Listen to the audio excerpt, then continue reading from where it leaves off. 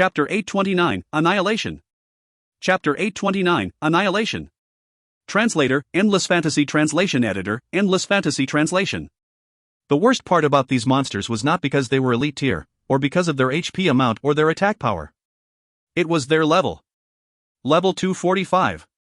Currently, there were only a few, maybe only more than 10 players who have managed to reach level 215.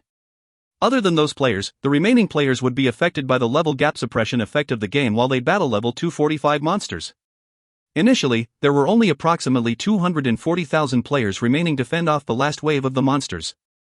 There would be tens of millions of monsters charging at them. Now that they would be restricted by the level gap suppression of the game, it seemed that the players were going to be slaughtered, big time. Meanwhile, the only good news about the current battle was that there would only be one wave of the monsters left. Previously, they had to engage 9 waves of endless hordes with merely enough time to get ready before the next wave comes. It would take more than just an hour to battle each of the waves. A while later, the system had finally revealed the number of players and the number of monsters to everyone. 238,793 vs 100,000. Thud. Thud. Thud. The demonic army was surrounding the players from all directions. The broken walls of the city were no longer capable of stopping the advancement of those demons.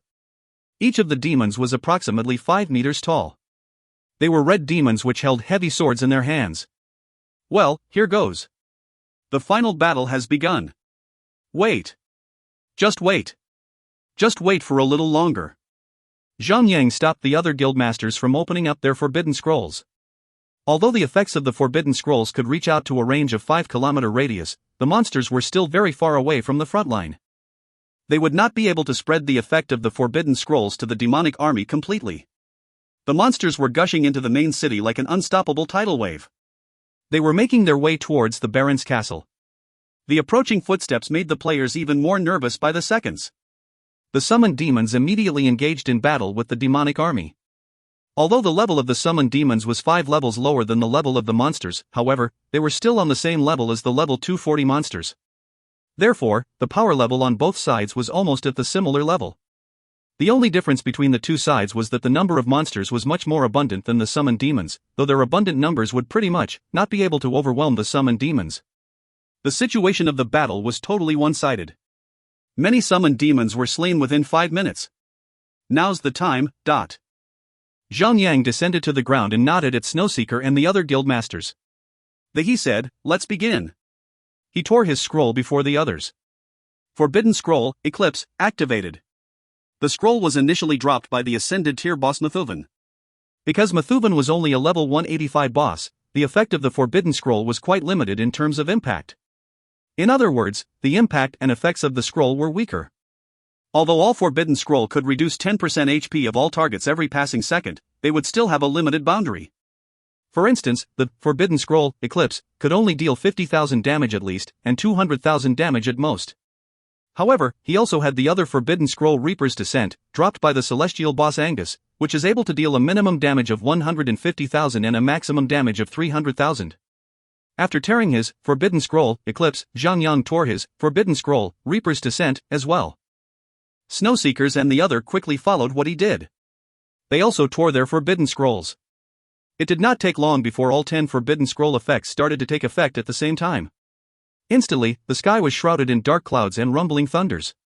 The lightning bolts were flashing violently as the entire area became bizarrely unfamiliar. Moonlight, frosty snows, boiling rocks had messed up the scenery of the entire area. Everything just went to hell all of a sudden. The Forbidden Scrolls were destructive as F***ck, indeed. They could cause so much destruction to all targets within the area of 5-kilometer radius, reducing 10% HP of all targets in each second, bypassing their defense. Furthermore, the effects would last for 30 seconds. No skill could ever match those effects. However, the weakness of these effects were actually obvious. Their maximum damage and minimum damage were limited. Even with the current strongest Forbidden Scroll, the user could only deal a maximum damage of 300,000 to all targets every second. In 30 seconds, the strongest scroll could deal a total of 9 million maximum damage to each target within its effective range. An elite tier monster with 100 million HP would not feel that much. However, even though one Forbidden Scroll cannot deal much damage to elite tier monsters, having 10 Forbidden Scrolls activated at the same time would definitely cause a horrific amount of damage. Although the maximum and minimum damage each forbidden scroll differed, 10 scrolls could still deal a total damage of 2,550,000 in each passing second. That was an extremely horrifying amount of damage for the players to look at. Those scrolls did not just cause that amount of damage to one elite tier monster but 10,000 of them. Upon hearing countless screams from the monsters, every single one of the demonic army had lost over 76,500,000 HP over the past 30 seconds, but each death emissary only had a total of 122,500,000 HP after all. They had lost over half of their HP over a short period of time.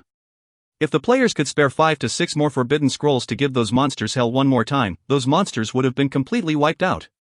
Unfortunately, the players had run out of forbidden scrolls.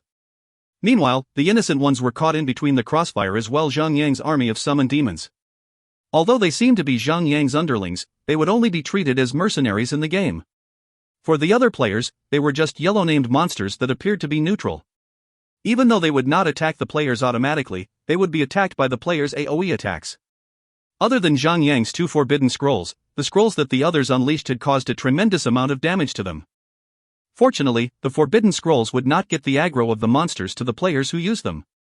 Or else, Snowseekers and the other guildmasters would have become the targets of the massive army of elite-tier monsters. Although the demonic army was heavily wounded, the players would have to finish the job. You degrading species! Submit to us and tremble underneath the feet of our master, our king. The death emissaries were slashing their weapons around while they were shouting. They were shouting as if they were singing a battle song in an attempt to raise their morale and dignity. Kill!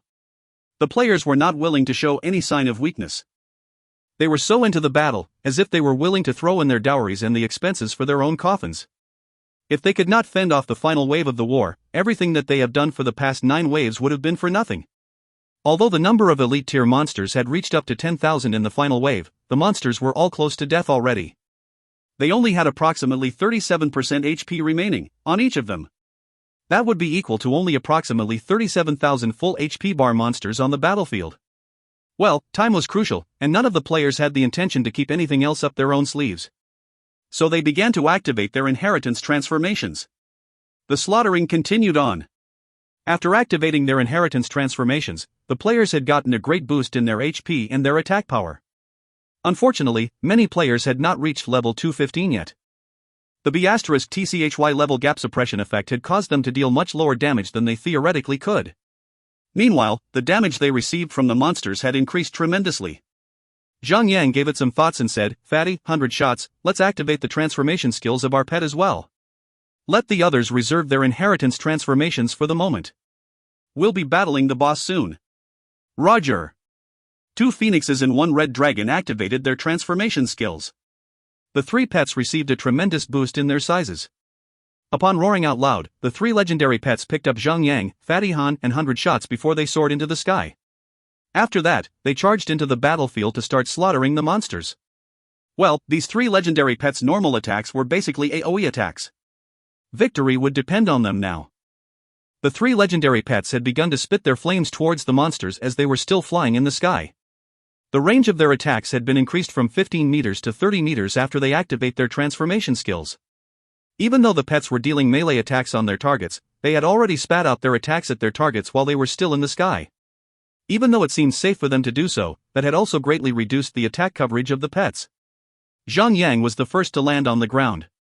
Without showing any mercy at all, Zhang Yang's Phoenix pet had caused 700,000 fire damage to all monsters within a conical area of 30 meters.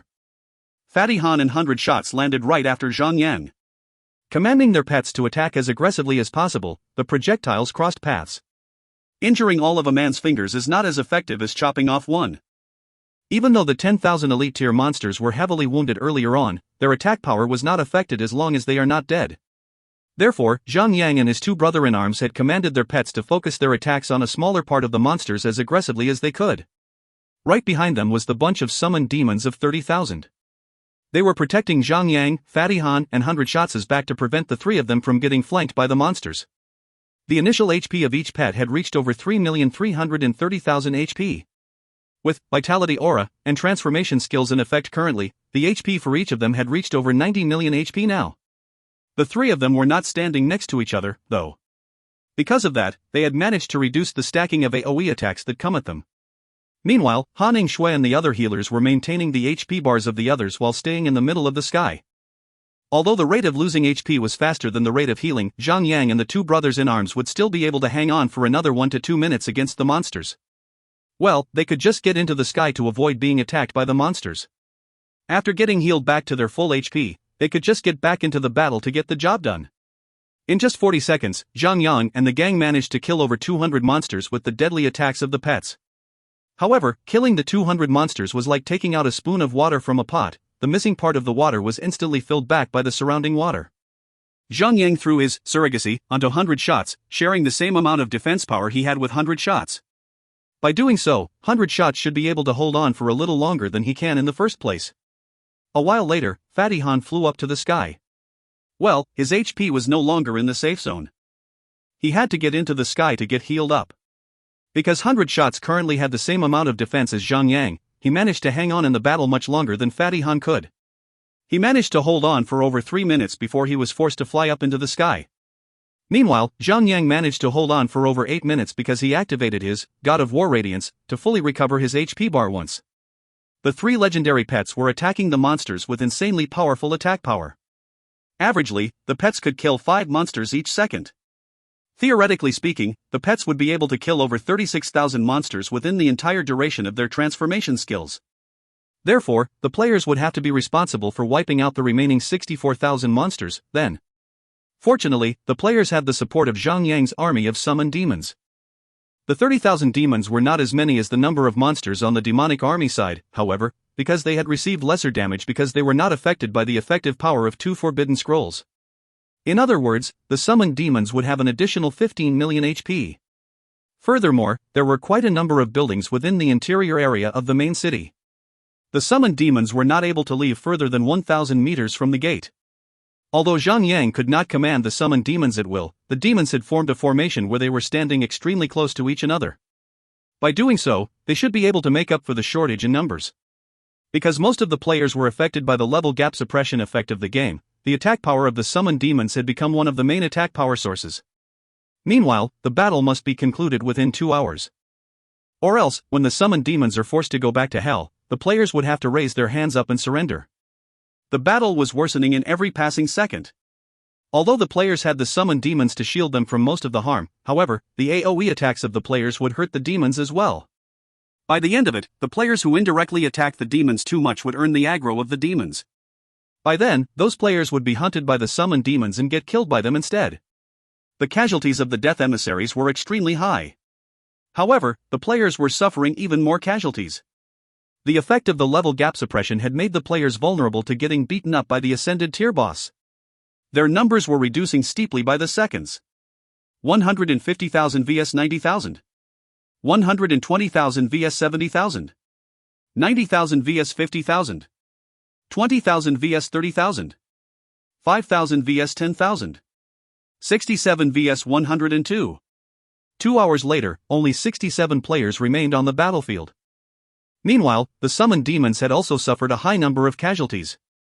For the demons that survived, it was mainly because they had run out of range and were teleported back to the location of the gate.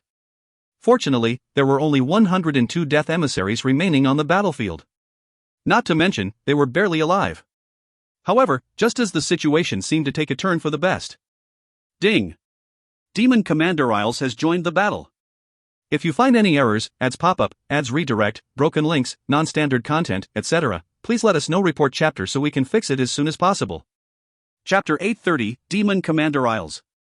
Chapter 830, Demon Commander Isles. Translator, Endless Fantasy Translation Editor, Endless Fantasy Translation. Right in the middle of the sky, a gigantic 4-winged demonic bat was flapping its 4 wings as it was making its way down to the battlefield.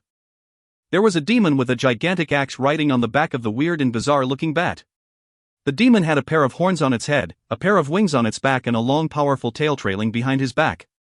The Demon Commander Isles, Ascended, Demon. Level, 245. HP, 12,250,000,000.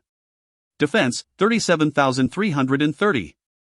Attack power, 370,948 to 450,948. Skills. Sky Slicer, consecutively slashes the target, dealing 100% basic melee attack. The monster will gain 100% additional damage for every passing second after that. Lasts for 10 seconds. Can be interrupted. Stormblades afflict all targets within the range of 300 meters with Force Strike, causing 100% melee attack of physical damage to all targets. Lasts for 30 seconds. Demonic Domain putrefies an area of 10 by 10 meters. All players who stay in the area for more than 3 seconds will be controlled by the boss until the battle ends or when the players are killed. The amount of damage dealt by the controlled players will all turn into Iles's HP. Starfall summons meteors and sends them down on an area of 10 by 10 meters, causing 450,000 fire damage to all targets within that area. Demonic Fusion fuses with any demon's soul and recovers 10% HP. Meanwhile, the fused demon will die immediately. Despairing Point imprisons one player. The player will not be able to move at all. However, the player will not receive any damage as well. No escape. Players will acquire this negative effect the moment they get 300 meters close to Iles. Players with this effect will die instantly regardless of HP remaining the moment the players get more than 300 meters away from the boss. Note, Iles is the powerful commander of Demon Lord Kenzak. He's renowned for his bravery and his thirst for battle. He has no fear of death. Doesn't he has his own wings? Why can't he just fly on his own, then? Why does he want to ride on the back of a poor ugly bat? Wei Yenair had always had a different ways of seeing things as they were. Zhang laughed out loud and said, he's just like someone I know. Well, she has 2 legs but she just wants to ride on her mount, though. Humph. What a douchebag. I shall chop his head off for being such a douche. Wei Yenair began to act for justice. The moment the transformation skills of the phoenixes were over, Zhang quickly activated his inheritance transformation. 2 translucent wings appeared on his back. After flapping those radiating wings, he flew straight at Iles and said, I'll delay the boss while you guys take out the remaining monsters as soon as you can. The HP bar of Iles was just too freaking long. One successful fusion with a demon soul would heal Iles by over 1,200,000,000 HP. That would be insane. Roger. Currently, there were only 67 players remaining on the battlefield.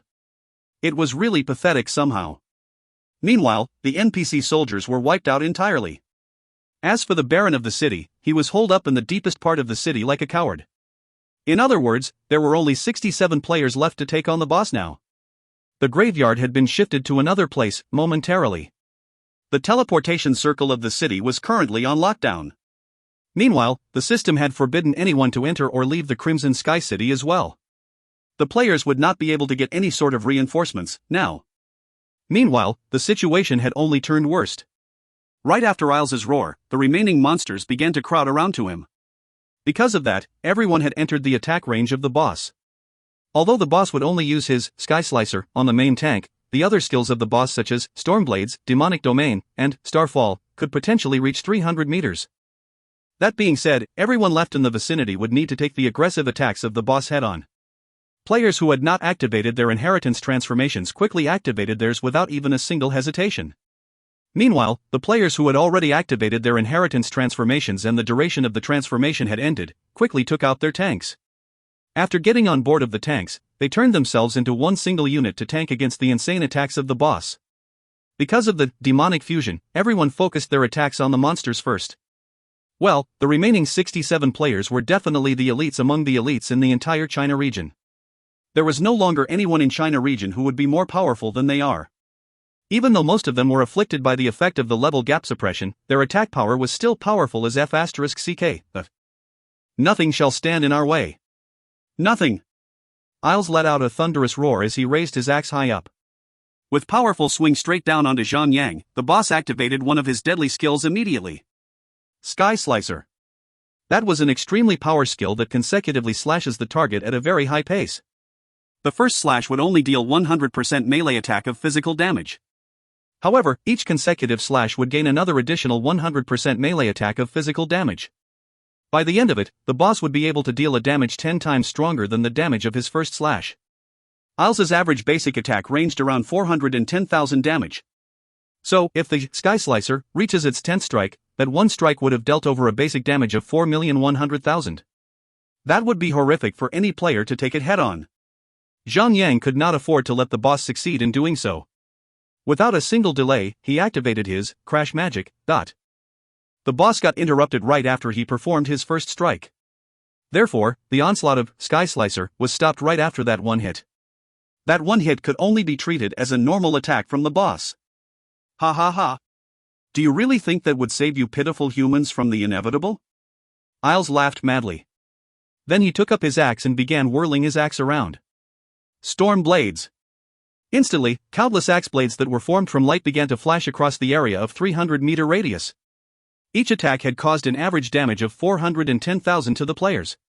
Well, among the 67 players, only about 10 of them had managed to reach level 215 at the moment. Due to the effect of the level gap suppression effect of the game, the players were forced to receive much more damage than they should be receiving in the first place. On average, some of them even received a minimum damage of 820,000, while some of them received a maximum damage of 2,100,000. Worse still, the boss did not just turn one round and stop there. He was continuously spinning with his sharp axe held out for over 30 seconds. Those 30 seconds was enough for the boss to deal a minimum damage of 12 million and a maximum damage of 63 million to each of the players. So, how were the players holding up then? The remaining healers had busted their asterisk Cs in healing everyone up. However, after that one wave of the boss's Stormblade, everyone was hurt so badly that they only had less than 50% HP remaining, even though they were tanking the boss's attacks in their transformed mode. As for those who did not have inheritance transformations, they managed to survive the attack by staying on board the tanks. Zhang did not hesitate at all. He immediately took out another Forbidden Scroll, tore it off and threw it at the boss. Forbidden Scroll, Stuttering Focus, Consumable. Use, causes the target to lose focus. There is a 10% rate that the target will become dejected once every 3 seconds. During the dejected period, the target will not be able to move at all. Lasts for 10 seconds. The effect of this magic can last for 10 hours or until the target dies. Cannot be removed. Required level, 200. Well, Zhang did not purposely hide the existence of this scroll from the others. The scroll could only affect one single unit. There was no way that the effect of the scroll could affect a large number of monsters. A forbidden scroll will forever stay a forbidden scroll. The effects of those goddamn scrolls would not be resisted by the bosses like how the effect of Glare of the Death God would be. Therefore, the effects of the scroll took a solid hold of the boss. Instantly, a white skull formed right on top of the boss. That skull was the indication, saying that the boss had been afflicted by the effect of the scroll, but theoretically speaking, Stuttering Focus could basically cause the boss to lose his battle power once every 30 seconds. Averagely, the damage that the boss could deal would be reduced by 1/3 of its initial capability to deal damage. However, that was not how you calculate the amount of damage dealt of the boss.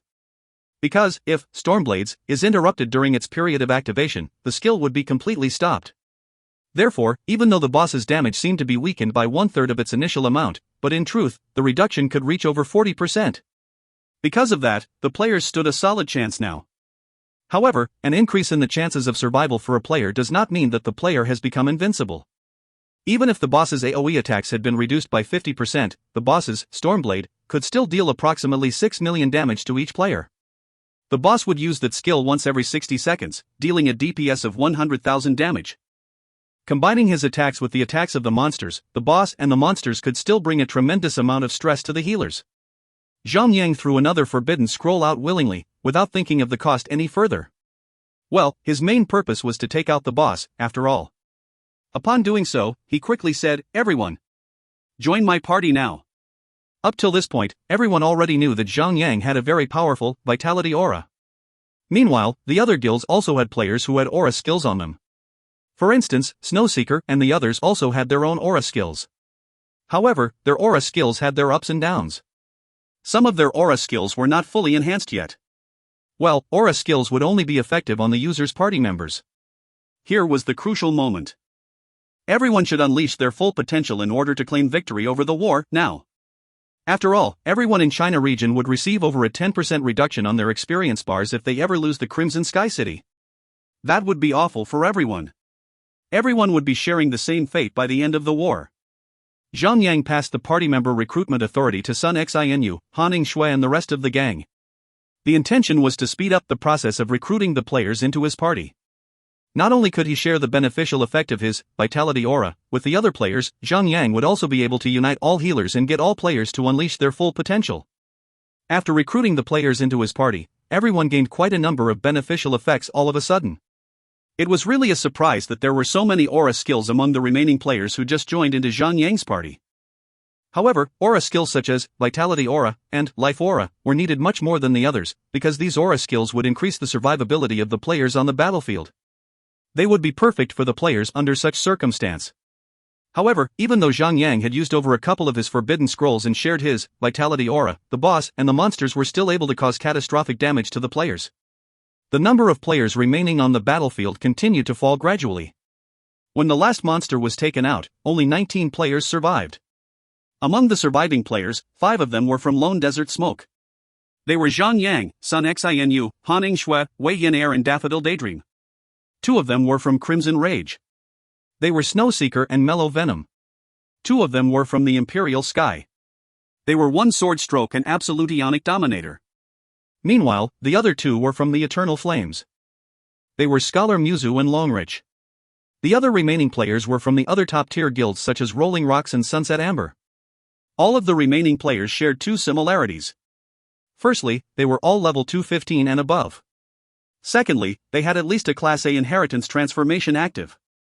Although the tanks could really boost the survival chance of the players without inheritance transformation, the tanks still had a limited maximum HP. After the bombardment of the boss's AoE attacks, the tanks were eventually destroyed one after another. Without the protection of the tanks, those players had to die. Well, some of them had used their inheritance transformations earlier on. So, their inheritance transformation ended much earlier than Zhang Yang and the other top-tier players. Meanwhile, these players also had to suffer at the hands of the level gap suppression effect of the game. Even though they managed to get some power up from the aura skills, they were still too weak to survive the onslaught of the boss. The boss still had 97% HP remaining. Meanwhile, there were only 19 players left to battle against the boss. If you find any errors, ads pop-up, ads redirect, broken links, non-standard content, etc., please let us know. Report chapter so we can fix it as soon as possible. Chapter 831, A Close Call. Chapter 831, A Close Call. Translator, Endless Fantasy Translation Editor, Endless Fantasy Translation. Well, it was most probably because Isles did not have demonic build to recover his HP. The players had not lost all hope yet. Well, if the boss could recover 1% HP once in every 30 seconds, the players should just kneel down and give up on the boss battle. The system must have predicted that only a few would be able to survive until the end of the 10th wave. So, they designed the boss to be less threatening than he should have been. Mortals, you have only one way out of this. Die before the great demon. Give up on your pointless struggles and become my slaves. Then, I'll let you live. Isles let out a series of strange and bizarre laughs. Then, he waved his axe and summoned countless meteors upon the players. They were bombarded so violently that they were jumping around up and down in an attempt to dodge the impacts of the meteors. You stinky, shameless, ugly horse. I'll take you out. Wei Yenair turned herself into a shroud of dark mist and floated over to the back of Isles.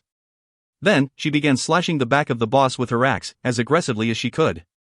The players were practically about level 215 and they also Class A inheritance transformations. However, because of the difference in the tiers of their equipment, their power level and their healing capability greatly differed. Even the Lone Desert Smoke was greatly affected by the Zhang Yang's incident earlier on, and they had not been active for the past 1 month. However, they were able to take out the 4 ascended tier bosses in Ambros. By doing that, they were able to acquire quite a number of powerful equipment to power themselves up. Each of them was almost done in collecting a full set of ascended tier equipment by now. More importantly, each of Zhang Yang's gang had a piece of celestial tier equipment on them. 1 piece of celestial tier equipment could match the power of 2 pieces of ascended tier equipment combined. That was not a joke. Therefore, in the aspect of dealing damage to the boss, the 4 DPS players from Lone Desert Smoke were considered the best among all players. In terms of healing, others could only admire the healing capacity of Han Shui with their jaws dropping. If Isles only had 1 skill, Stormblade, on him, with the support of Life Aura, the 3 healers with inheritance transformations activated should be able to maintain the HP bars of all remaining players. Unfortunately, Stormblade was not the only skill that Isles had. Demonic Domain and Starfall of the boss were forcing the players to run around like crazy chickens. Well, especially the Demonic Domain, the players would become the underlings of the boss if they ever get careless and set foot in the effective area of that skill. Because of that, the players had to move around, constantly. Because of that, the healers could not heal the others at their full capacity. However, the worst part would still be the boss's despairing point. Although the boss was chained down by the aggro system of the game, only the boss's normal attacks and Sky Slicer would be landing on Zhang Yang's body. However, the boss's despairing point was specially designed to take care of the healers. Even though that skill would not do any harm to the players, 60 seconds of imprisonment was annoying as f***ck. The worst part about this skill was that the skill could imprison players for over 60 seconds. However, the skill only had a cooldown of 30 seconds. In simpler words, there would always be two healers not being able to heal as they should. Well, that could spell the end of the battle for the players. The party had no way of preventing their numbers from falling again. 18. 17. 16. The good news out of it was that the boss had no skill that would allow him to recover his HP. Under the insanely powerful bombardment of the party, the boss's HP was reducing significantly as well. Now was the time for everyone to deal as much damage as they could, as if their lives were depending on it. As a matter of fact, their lives were indeed depending on that. Well, fortune favors the bold, after all. As the most powerful healer among the entire party, Han Ningshui had become the primary target of the boss's target to imprison. Because of that, her healing efficiency had dropped to third in place. After that, only did the boss switch his target to the other two healers. In other words, the boss would only aim the healer with the highest healing efficiency. No matter how good the performance of the first two healers turn out to be, they would be affected by the boss and become the third in place, making either one of the two healers be as bad as the performance of the healer in third place. Fortunately, the healers that survived up to this point were not weak at all. Only Han Ningshui, who had a Class S inheritance, could dominate all other healers in terms of healing. The standard of the other two healers was almost similar. Because of that, the party was able to function like it should be doing so in the first place. 90%, 80%, 70%. On the other hand, the HP bar of the boss continued to drop rapidly. How dare you go against the will of the demons? I shall crush you all into pieces. Isles would shout the same phrase whenever he is about to use his ultimate skill. As expected, after hearing the boss shouting that phrase, he would begin to whirl his weapon in circle in high speed, slicing the players with all those flashing shadows of his blades. Currently, Zhang no longer had his inheritance transformation activated. Furthermore, the Phoenix pet had died as well. So Zhang only had Felice, who had transformed herself into her Dragonhawk form to aid him in battle. Unfortunately, the current Felice only had a full set of holy tier equipment on her. She could only deal a DPS of approximately 250,000 damage. Well, her attack power was still too weak to be compared to Zhang. However, a DPS of approximately 250,000 damage was not considered low either. Felice could still deal over 1,800,000,000 damage to the boss within her 2-hour transformation period. That would be almost 10% HP of the boss. 14. 11. 10. Scholar Muzu made a grave mistake. He did not manage to get out of the demonic domain's effect in time. Instantly, he got controlled by the boss. After that, he began to attack one of the healers as fiercely as he could. Initially, the party was already short on healers to support them. Their HP bars were going up and down around 50%. With Scholar Muzu's sudden treachery, the party was hit so hard that they could not recover from the impact immediately. The healer was instantly killed by Scholar Muzu. Well, *T happens. By the time everyone reacted and killed Scholar Muzu, there were only 8 players left on the party. The world had just turned into King Storm. Only 2 healers remained. One was being imprisoned by the boss at the moment, leaving only one healer to heal the entire party. Currently, the party had basically lost their support from the healers. However, the players managed to realize that the boss had left a way for the players to survive. When there are only 2 healers left on the battlefield, the boss's despairing point would only affect one of them, giving the other healer an opportunity to heal the party. Well, that wouldn't make much difference as well. If Han Ningshui could focus on healing the party without getting interrupted by the boss's despairing point, she could just abandon healing some players and focus on healing only Zhang, Sun Xanu, Wei Yin and herself. She should be able to make sure the 4 of them stay alive for quite some time. However, the despairing point would only be used on the healer with the highest healing efficiency on the battlefield. By then, she would become the one who gets imprisoned by the boss, instead of the other healer. Zhang began to feel helpless. So he had no choice but to order Felice to turn herself into the Tree of Life. All of Felice's transformations would share the same global shared cooldown. So once she exits her Dragonhawk form, she would be abandoning her transformation. By doing so, he could not be able to turn herself into the strongest form of the Tree of Life. Well, it was an unfortunate thing though. It would mean something, even if she could heal them a little. Because the boss's despairing point only works on the players. Even if Felice joins in to heal, the boss's despairing point would remain the same. 1 hour later, the players were barely hanging on. The other healer had announced that she was out of MP. Meanwhile, the boss's HP had dropped to 20%. The most difficult time of the boss battle had begun. Puny living things, I have no time to expel you one by one. Just die together. Isles let out a battle cry that was filled with rage. He began whirl in circles like a tornado. After spinning for 2 rounds, the effect of the stuttering focus kicked in and forcefully stopped the boss from moving for 10 seconds. However, 10 seconds later, he began to spin with his axe again. Storm Blade. The boss's ultimate skill no longer had a cooldown now. Felice. Just heal you and me. No one else. Zhang Yang threw his surrogacy onto Sun Xinu. As for Han Shui, she was very much safe, thanks to the boss's despairing point. Roger, big brother. Felice nodded. Zhang Yang unleashed everything he had on him. God of War Battle Axe. God of War Shield, Rock Solid, Shield Wall. Using all those skills, he managed to maximize his survival throughout the battle. At the same time, he also activated his Tribulation to deflect the boss's attacks back at the boss. Arg. I'm about to die. Woo woo woo. Cousin sis. Save me. Wei Yenair had activated all her life-saving skills once. However, no one in the vicinity was capable of healing her back up. It did not take long before she was chopped into slices by the boss's Stormblade. Daffodil Daydream, killed in action. Snowseeker, killed in action. Sun Xinu, killed in action. Currently, Zhang Yang and Han Shui were the only 2 left alive on the battlefield. However, it would make no difference at all even if Han Shui is killed. Well, she had been suffering the despairing point all the time. The only time where she could contribute to the battle is during that one moment when she gets free. She could only throw a regeneration on Zhang Yang before she gets imprisoned again. However, Zhang Yang's defense was not weak at all, but firstly, his defense upon activating his inheritance transformation would reach up to 178,100. With the support from his God of War shield, he could gain another 20% passive damage immunity and 35,956 damage absorption.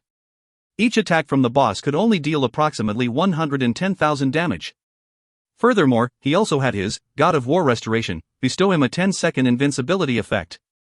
Well, his Rock Solid had also provided quite a decent increase to both his defense and damage immunity as well. Not to mention, he also had Shield Wall and Block that could be utilized in the boss battle. From all of the above, Zhang Yang's chances of survival in the boss battle would be terrifyingly high.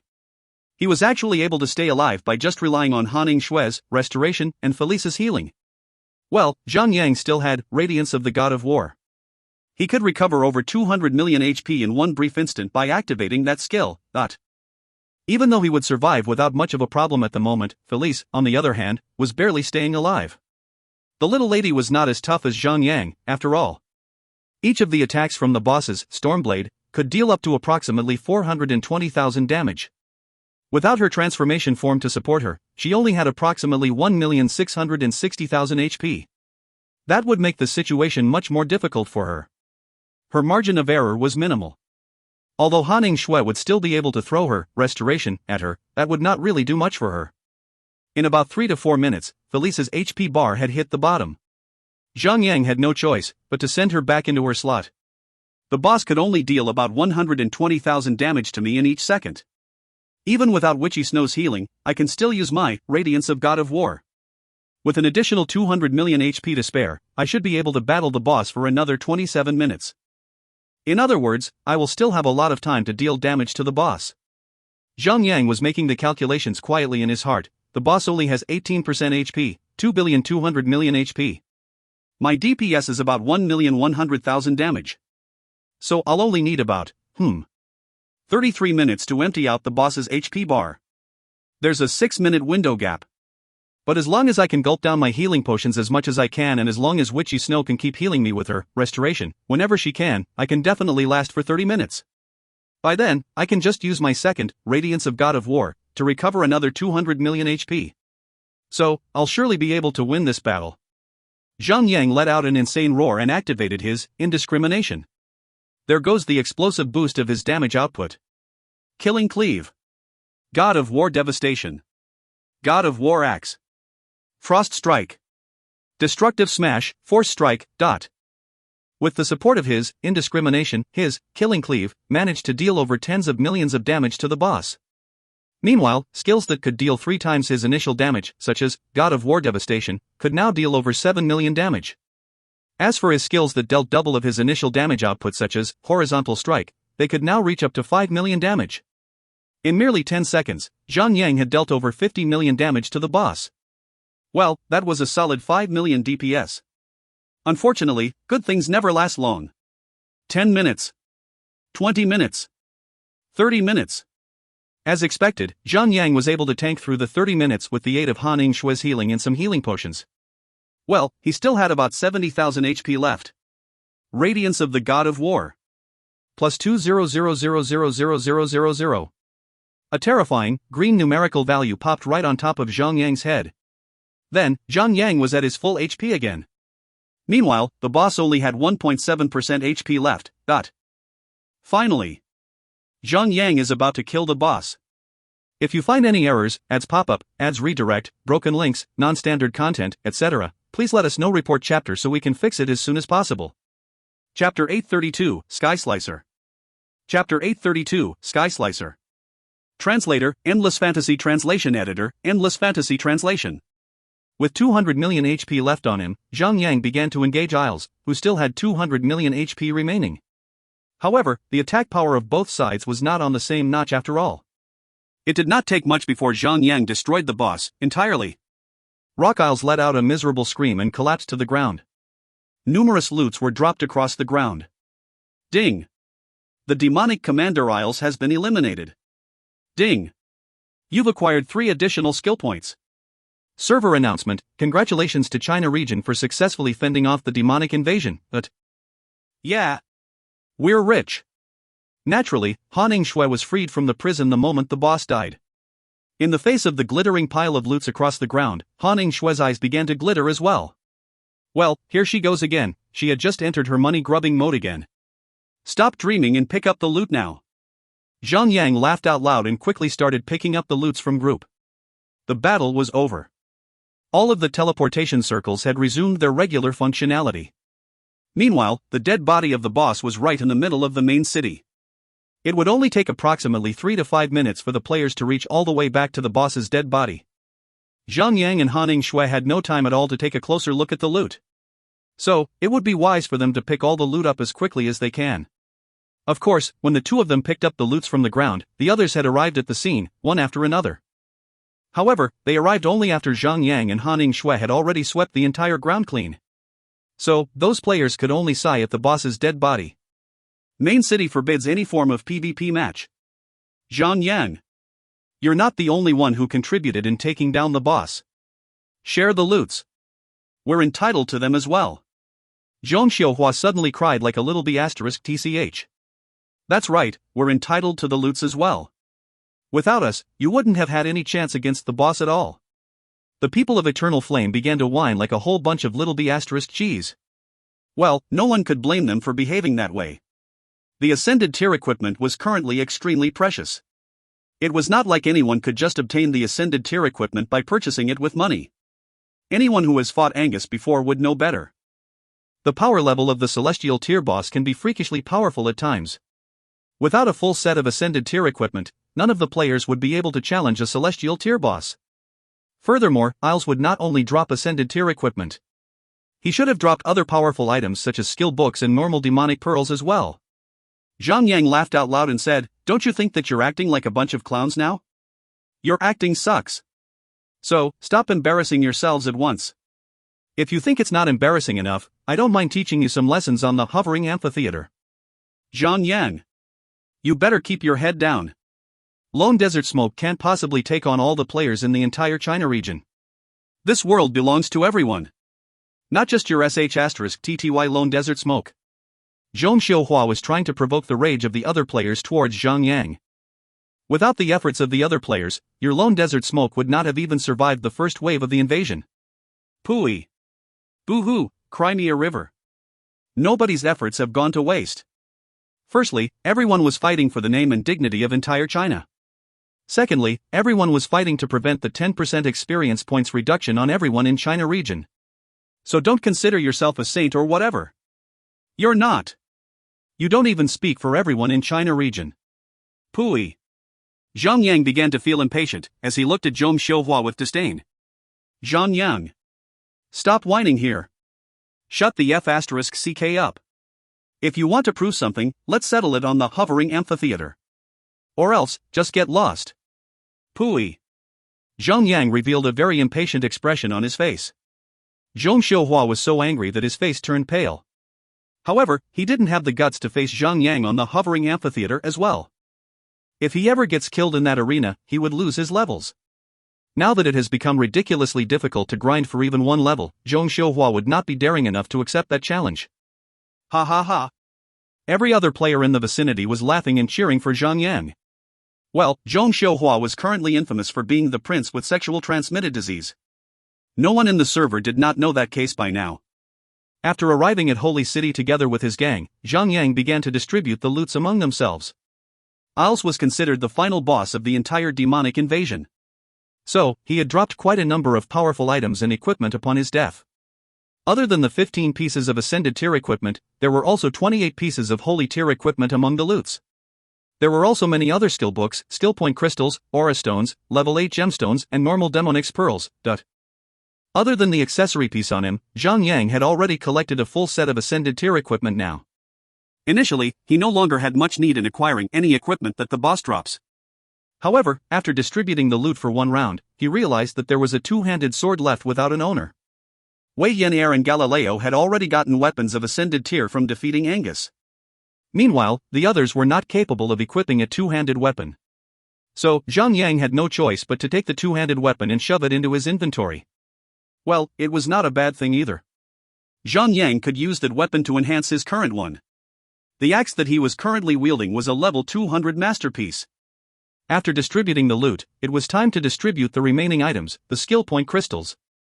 Because Zhang Yang just recently learned, rock solid, he would need more skill points in order to upgrade that skill.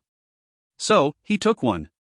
Including the +3 skill points that he has acquired from killing Isles and this skill point that he just acquired, he could level his skill up to level 8 now. After activating the skill, he now gained 120% additional defense and 24% passive damage immunity. Furthermore, Isles had also dropped 2 forbidden scrolls. Both of the forbidden scrolls were basically AoE types. One was named Absolute Zero, while the other was named Doomsday's Natural Disaster.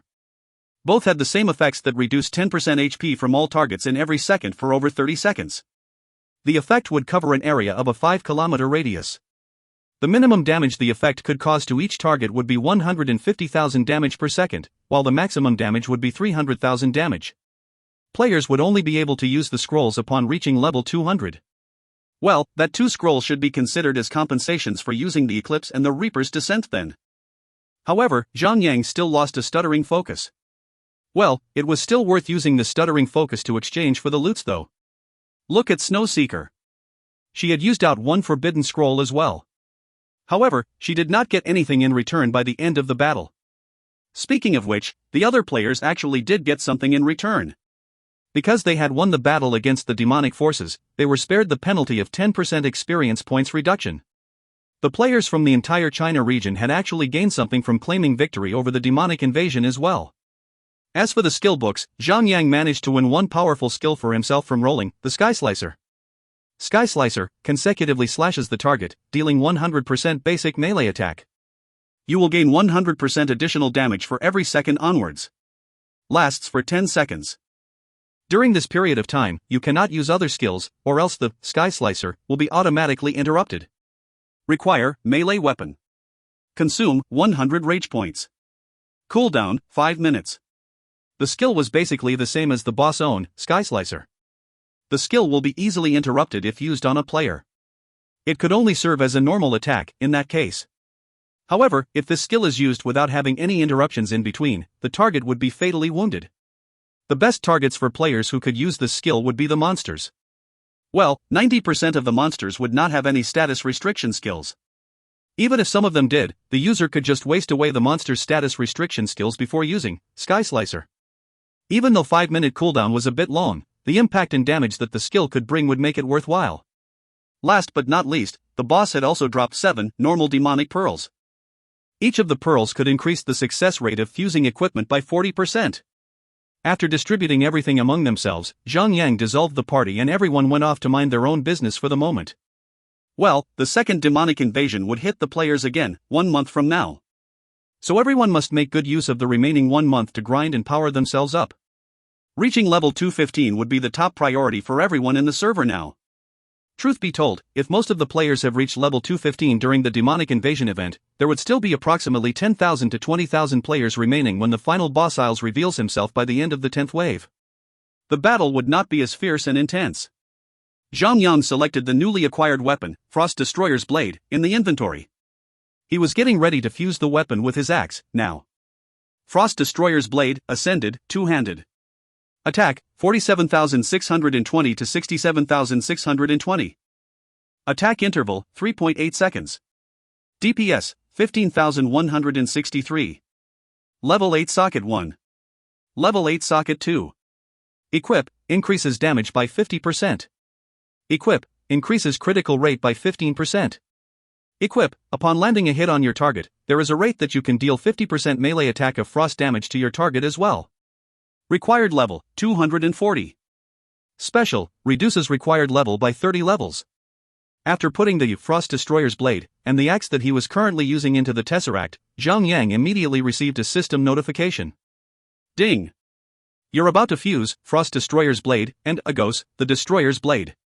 The rate of success for fusing a sword type and an axe type weapon is lower. There's an 80% success rate to acquire a sword type weapon upon completion. There's a 60% success rate to acquire an axe type weapon upon completion. You can select whether to fuse for a sword type weapon or an axe type weapon. Do you wish to proceed? The success rate for fusing two weapons of different types would be much lower. However, players could choose the weapon type desired. That's actually very convenient. Zhang inserted one normal demonic pearl, and he received another system notification in an instance. You've inserted normal demonic pearl X1. The success rate for both fusion types will be 100% and 100%. Do you wish to proceed?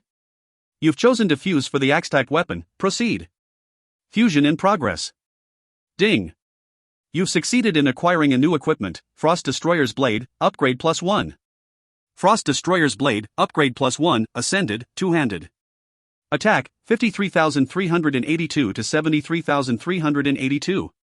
Attack interval, 3.8 seconds. DPS, 16,679. Level 8 Socket 1. Level 8 Socket 2. Equip, increases damage by 50%. Equip, increases critical rate by 15%. Equip, upon landing a hit on your target, there is a rate that you can deal 50% melee attack of frost damage to your target as well. Equip, upon hitting the target with normal attacks, there is a rate that you can deal a damage 8 times stronger than your initial attack. Required level, 240. Special, reduces required level by 30 levels. Unfortunately, if there were any other ascended tier axes to spare, Zhang could have used some demonic pearls to ensure a 100% successful rate in enhancing his axe up to a +4 upgrade. However, the rate of acquiring another 3 two-handed ascended tier axes would be much lower than the rate of acquiring one celestial tier axe. Instead of working on that, it would be wiser for Zhang to focus on getting celestial tier equipment. Well, there would be another 6 demonic invasions in the upcoming days. Players who managed to recover the main cities would become eligible to challenge the Demon Lord Kenzak, a celestial tier boss. If he is lucky, he might even get a chance to acquire a celestial tier weapon upon killing Kenzak. After the first demonic invasion, other than China region, the main cities of the other 6 main regions were conquered by the demonic forces. Well, it wasn't really a surprise, though. After all, the players had no prior information about the demonic forces and how powerful they were. If Zhang did not use his Gate of Hell, the China region could not have survived the 9th wave of the demonic invasion. Even if they could survive the 9th wave, they would be wiped out entirely by the 10th wave of the invasion forces. Of course, the players would be able to improve themselves to another level during the coming month. If the levels of the monsters do not change, the number of players affected by the level gap suppression effect of the game would be reduced a lot. So, if they could hold on until the 10th wave, they would have high hopes of winning by the end of the demonic invasion. If you find any errors, ads pop up, ads redirect, broken links, non-standard content, etc., please let us know. Report chapter so we can fix it as soon as possible. Chapter 833, Staying in the Lead.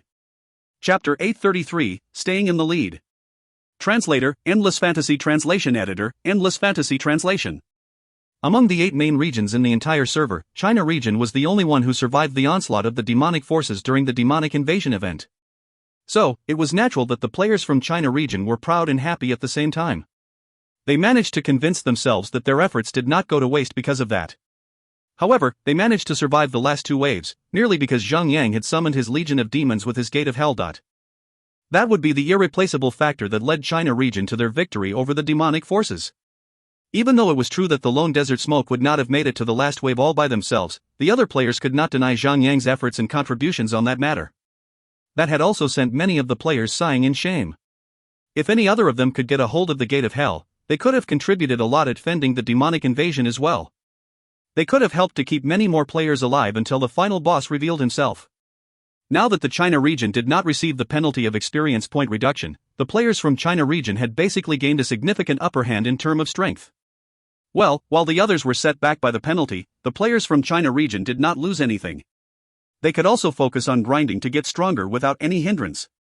The negative effect would stay until the players managed to complete all 7 demonic invasion events before the NPC armies strike back at the demonic forces. Only then would the players be able to take back their lands and cities, one after another, with the help of the NPC army. Well, each successful retaking of a city would recover 10% of the player's rate of experience points. Like the monster attack event, the NPC army would act once every month. If the 7 main cities fall tragically by the end of the event, players would need to wait for 7 months before the speed of them earning experience points recover its initial speed. Of course, it did not mean that players cannot launch strike-back conquests to take back their main cities during that period of time. However, players could still heal their HP and MP and resurrect players when they were defending their main cities in between every wave. The players even got some help from the NPCs. If they still couldn't fend off against the demonic invasions, it would be insane to even think about striking back at the demonic forces. Obviously, the only way to reclaim the lost cities and lands would be to borrow aid from the NPCs. Well, the system had stated clearly that the players would only be eligible to challenge the Celestial Tier boss after all main cities of all main regions are reclaimed. Even though the Celestial Tier boss Kenzak was obviously placed there, the players would have to follow the system's ruling. However, players were still too weak to get into level 240, 270 maps at the current stage of the game. Obviously, the system had designed it to prevent players from attempting to bring down the boss. Well, maybe when all of the main cities are reclaimed, the NPCs will open up a portal and let the players through into the lair of Kenzak. By then, the players should be able to challenge the Celestial Tier boss. Or, the system could just drag Kenzak out of his hiding lair into the public and kick everyone's *SS. Well, how the events would unfold totally depended on the game company. Their idea could just change at the next moment. Although 30 days was not a short period, it was nearly 10 days in reality. That amount of time would be sufficient for the players to grind 1 level, at least.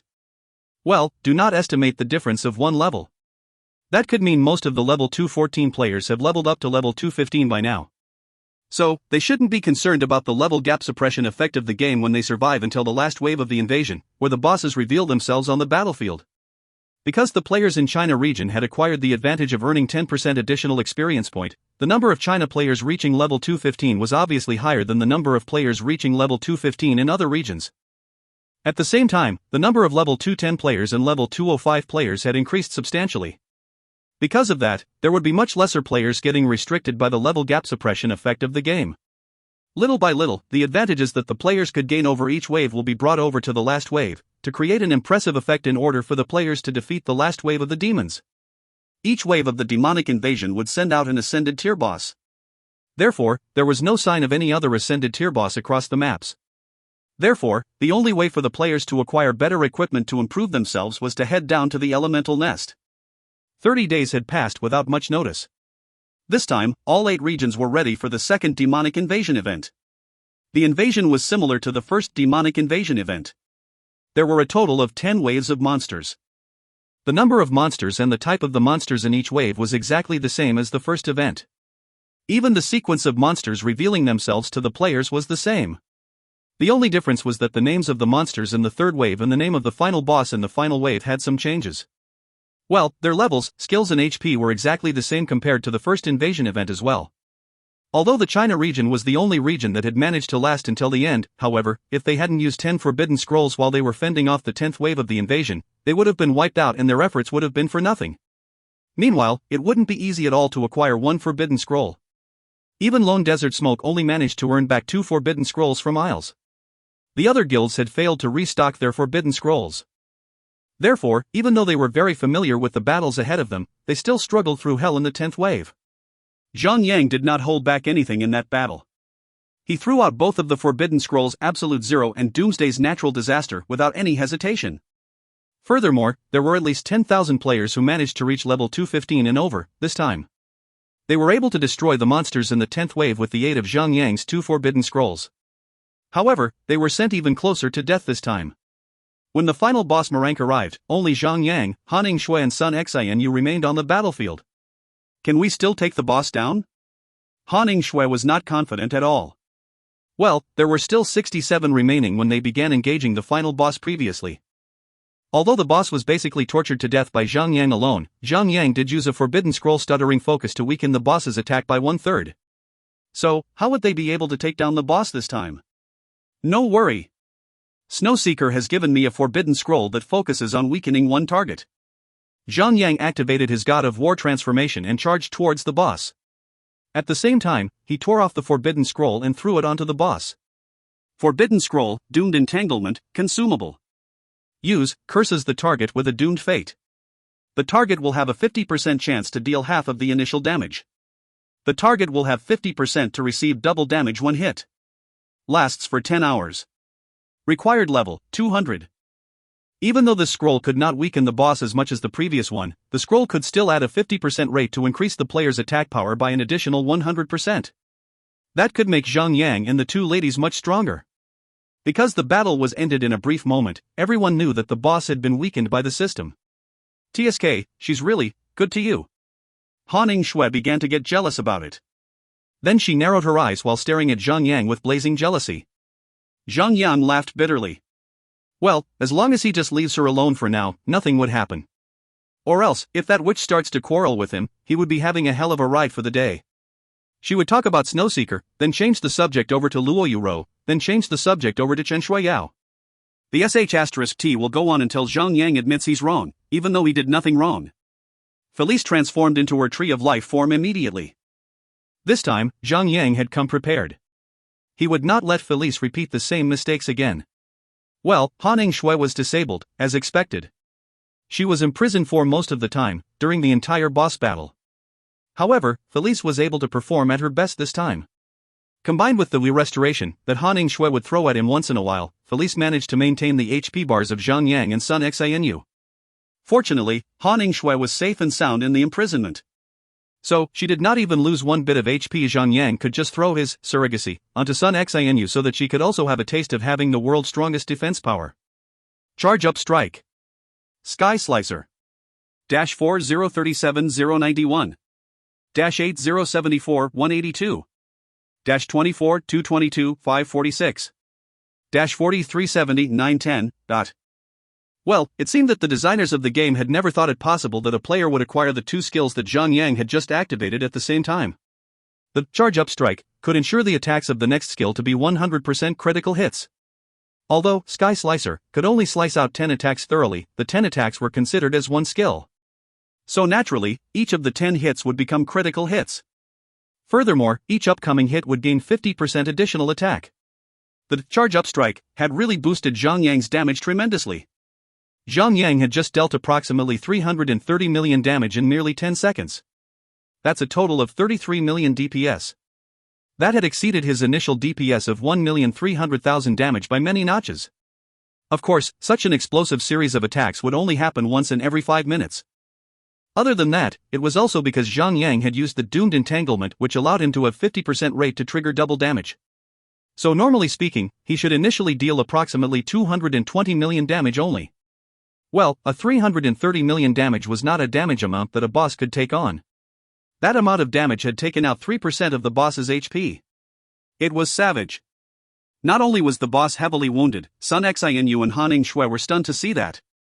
Well, the skill could only be so powerful when Zhang Yang is the one using it. The boss was very unfortunate, though. Even though the boss also had the same skill, he was interrupted by Zhang Yang after he managed to strike once with the skill. The difference was just huge. If the target of Zhang Yang was a player, the player would just cry in misery and die. Even though there were only 2 players left on the battlefield to deal damage to the boss, but both players were players with Class S inheritance. Their damage outputs were terrifyingly high. Each of their DPS had exceeded 1 million damage now. Theoretically, they would only need approximately 80 minutes to take out the boss. Furthermore, Zhang Yang could deal a series of explosive attacks once every 5 minutes. That had really reduced the time needed to slay the boss. About 1 hour later, the boss let out a pathetic roar and died. Well, the boss was F***ed up hard by Zhang Yang and Sun Xanu with ease. Unfortunately, the boss did not drop the skill book, Sky Slicer, this time around. Wei Yan'er was extremely disappointed because of that. She pouted and sulked at the sidelines. Well, the China region managed to keep their main city this time as well. The players had received 20% additional experience points whenever they were earning EXP. Because of that, they gained an absolute advantage over the other regions when it comes to grinding. Another 30 days had passed. The third demonic invasion had arrived. After experiencing the invasion for over 2 times, the players have become very familiar with the layout and design of the demonic forces waves.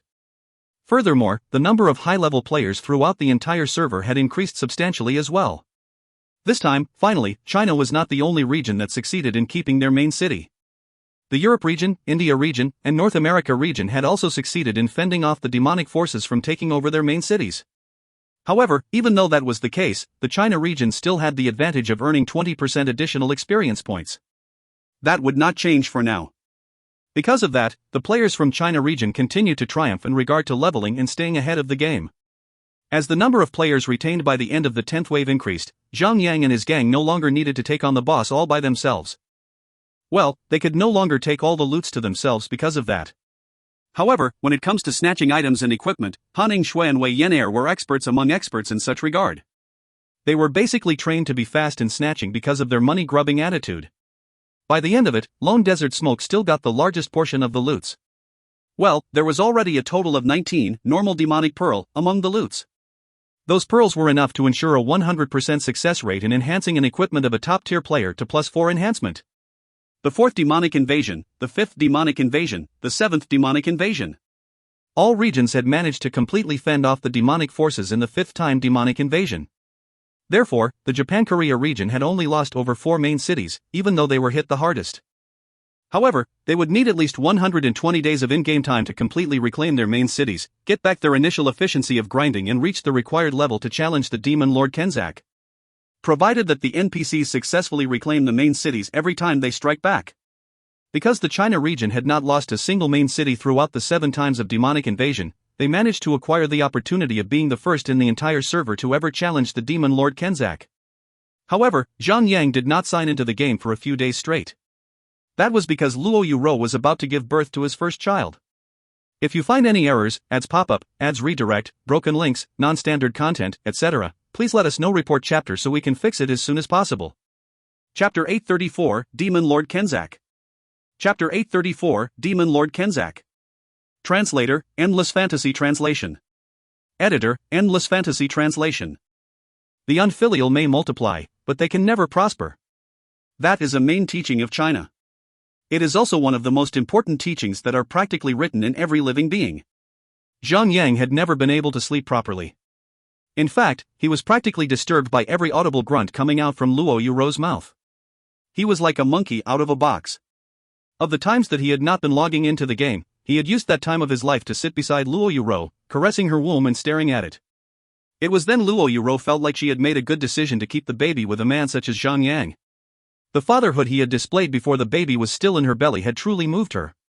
Despite the doctor's advice, Luo Yuro had opted for natural delivery instead of using any sort of drug use or surgical means. After 4 hours of excruciating pain, Luo Yuro endured each painful contraction of her womb and managed to deliver the baby, safe and sound. Zhang Yang, who was jumping about wildly like a tiger in rage, outside the waiting room could not handle his rage. Every single time he heard Luo Yuro crying in pain, he could storm towards the delivery room, only to be stopped by more than 10 security guards. Even they were already on the verge of letting him go due to his unnatural strength. How could Zhang Yang be calm when his wife was practically giving birth to his child? After Luo Yuro's voice died down suddenly, followed by the loud cry of a newborn child, Zhang Yang calmed down as if someone had shot him with an elephant's tranquilizer. Zhang Yang walked like a zombie towards the delivery room when the guards were finally called off. A female nurse walked towards Zhang Yang with a baby, wrapped in white towel. Congratulations. It's a baby girl. Zhang Yang took the baby girl into his arms and said to the nurse with tears flowing down. No. She's a princess. She's my princess. Despite everything he owned, all the wealth, and all the fame, he felt remorseful that he could not provide much more for his little princess. The little life that was less than a kilogram lay in Zhang Yang's arms, squeezing his hand as she sucked Zhang Yang's thumb. At that moment, even if Lu Wei was standing in front of him, Zhang Yang would have felt that all the hatred inside of him was washed away. He felt peace, after a long time. The serenity in the air lasted only for a jiffy when the little girl barged into the waiting room and cried. Let me see her. Let me see my niece. Zhang Yang could not muster any anger in him and smiled. He kneeled down and passed the fragile little life into the little girl's arms. Wei Yenaer took the little babe and rocked her slowly in her skinny arms. Like magic, the little girl was calmed down almost immediately. She poked her fair little fingers on the baby's soft cheeks and laughed. Looks like everything is fine, said Han Yngshui. When she came into the hospital, she was feeling a little annoyed. The fact that someone else had given birth to Zhang Yang's baby and she could not be the one.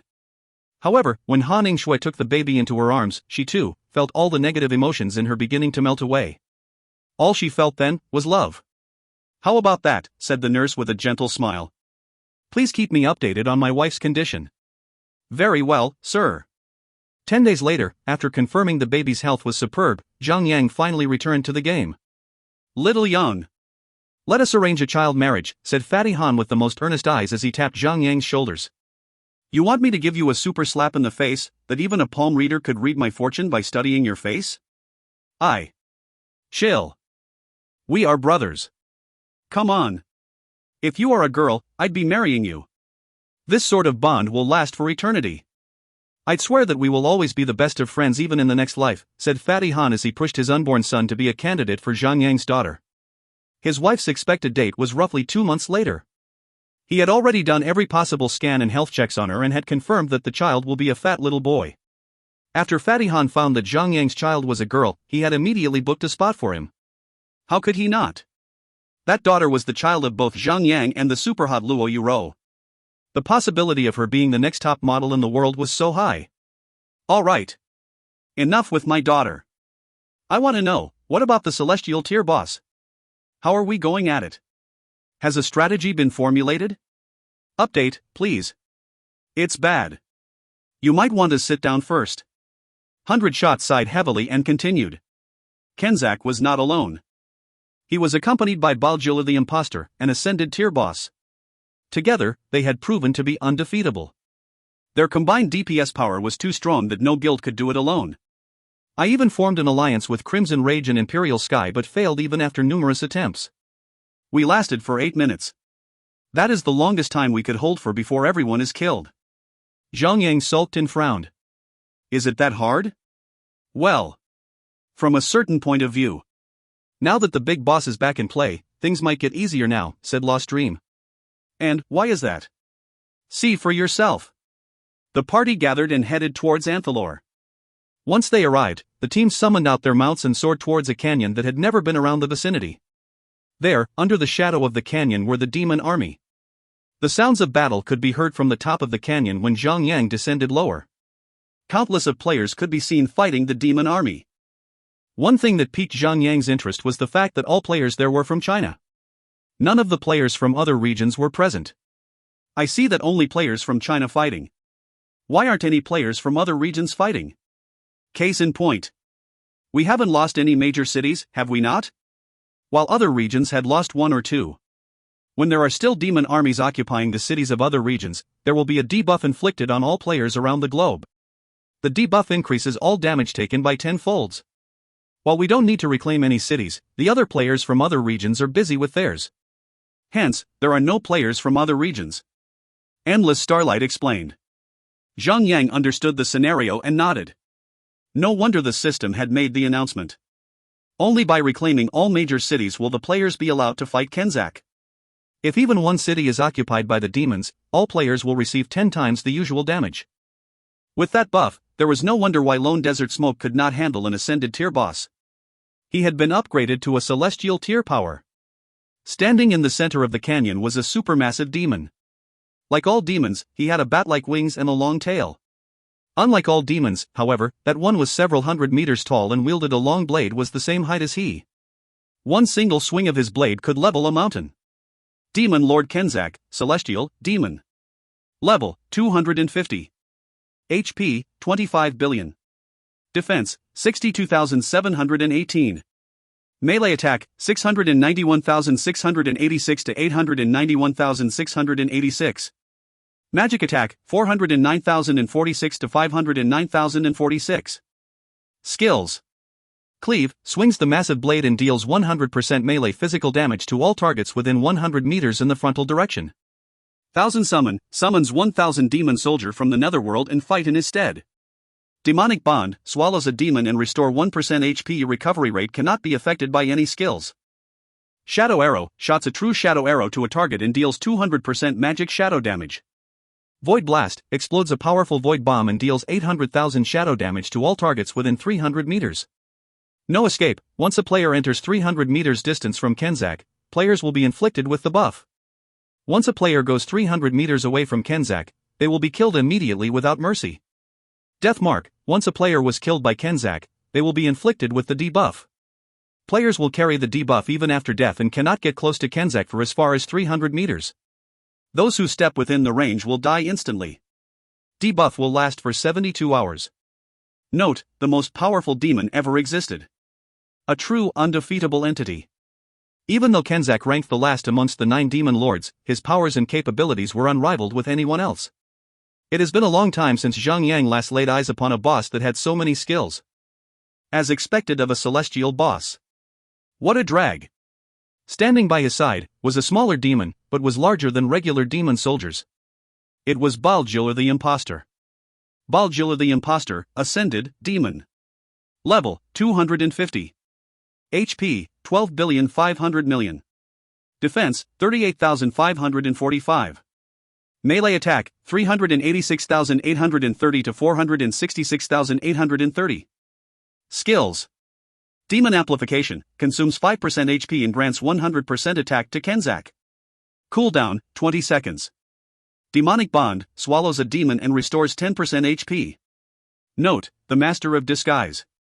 The God of Trickery and Deception. Loyal to only the Demon Lord Kenzak. Compared to the Celestial tier boss, Baldur the Imposter was nothing but a punching bag. Besides his regular attacks, there were not many offensive skills. However, the problem was his supporting skills. With Baldur the Imposter by Kenzak's side, his presence was a powerful catalyst that could greatly improve Kenzak's prowess.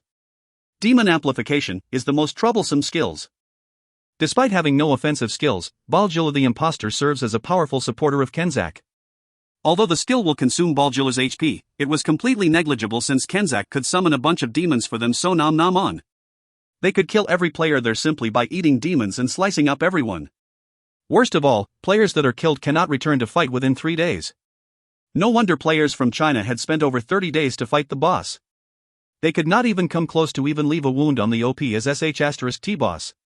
The power level was too much for them. The most obvious choice would be to first kill Baldur the Imposter. After that, players would have to eliminate all the summoned demons out to prevent Kenzak from restoring his health.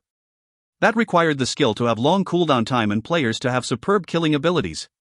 Despite having a long HP bar, Baldur the Imposter would not last long if players coordinate to kill all the demons summoned. That, and they would have to last for 20 uses of Demon Amplification. 20 uses of the skill will consume 100% of his HP, killing himself. How long are the boss skills cooldown? I want to know each and every one of them, said Zhang. Alright. Demonic Bond, 5 seconds once. Void Blast, 2 seconds once. Demon Amplification, 30 seconds once. The summoning skill had a minute-long cooldown. Despite having such a long cooldown time, players would wipe out all the summoned demon in a flash. At most, the boss could only use Demonic Bond once. That was under the assumption that all the players around were strong and cooperative. If they were neither, the boss might be able to restore his HP more than once. If they are unable to kill Baldur the Imposter with haste, Kenzak would receive his buff and cause the mass killing of all players around. Everyone knew that defeating the boss was without hope, yet they were still charging in aimlessly. The reason was as plain as daylight. They were all enticed by the celestial loot. I see what you mean on why I could turn the tables around. You were all waiting for my skill, the gates of hell. Right on, said Lost Dream, which led to everyone else to nod in unison. Zhang Yang was not afraid of the boss having summoning skills. In fact, after gaining the skill, Gates of Hell, he welcomes them with open arms. When the boss summons monsters, especially lower tier ones, his skills would allow him to summon a similar level elite tier demon for every target killed. Zhang Yang started calculating the battle and smiled confidently. I think we might have a shot at winning. An elite tier monster would have at least 100 million HP. Hence, even though the celestial tier boss was strong, he would take close to 2 minutes to kill a single elite tier monster. Another factor that contributed to their winning was Kenzak's size. Each elite tier of that level would have a certain level of attack power. Coupled with his massive size, all the demons summoned by Zhang Yang could surround Kenzak easily, and the numbers of them that could attack would be higher than 100. In the 2 minutes it takes for one demon to die, the demons could dish out a considerably high amount of damage. Zhang Yang began to discuss the battle plans. Then, there were many of other unknown guilds that had tried their own luck at the boss. However, despite all sort of battle plans and strategies being implemented, they could not defeat the boss. Those that chose to kill Baljor first managed to survive until Kenzak had over 60% HP left. Those that chose to ignore Baljor could not go any lower than 95% HP. Zhang Yang waited until the guilds who failed left the canyon. Then, most of the players had left and were only grinding normally outside of the canyon. Before Zhang Yang's return to the game, Lone Desert Smoke had sortied their own attack forces not too long ago. All of them were bearing the debuff on them and had to wait for one more day to disappear. Lone Desert Smoke was not the only guild that was bearing the mark. In fact, almost all of China's players had the mark on them as well. Since the time taken for them to re-attempt to kill the boss was 3 days, so they could not spare any time wasted on other things. Once the mark expires, they will return to the canyon again and fight for their chance to defeat the boss, with or without a miracle.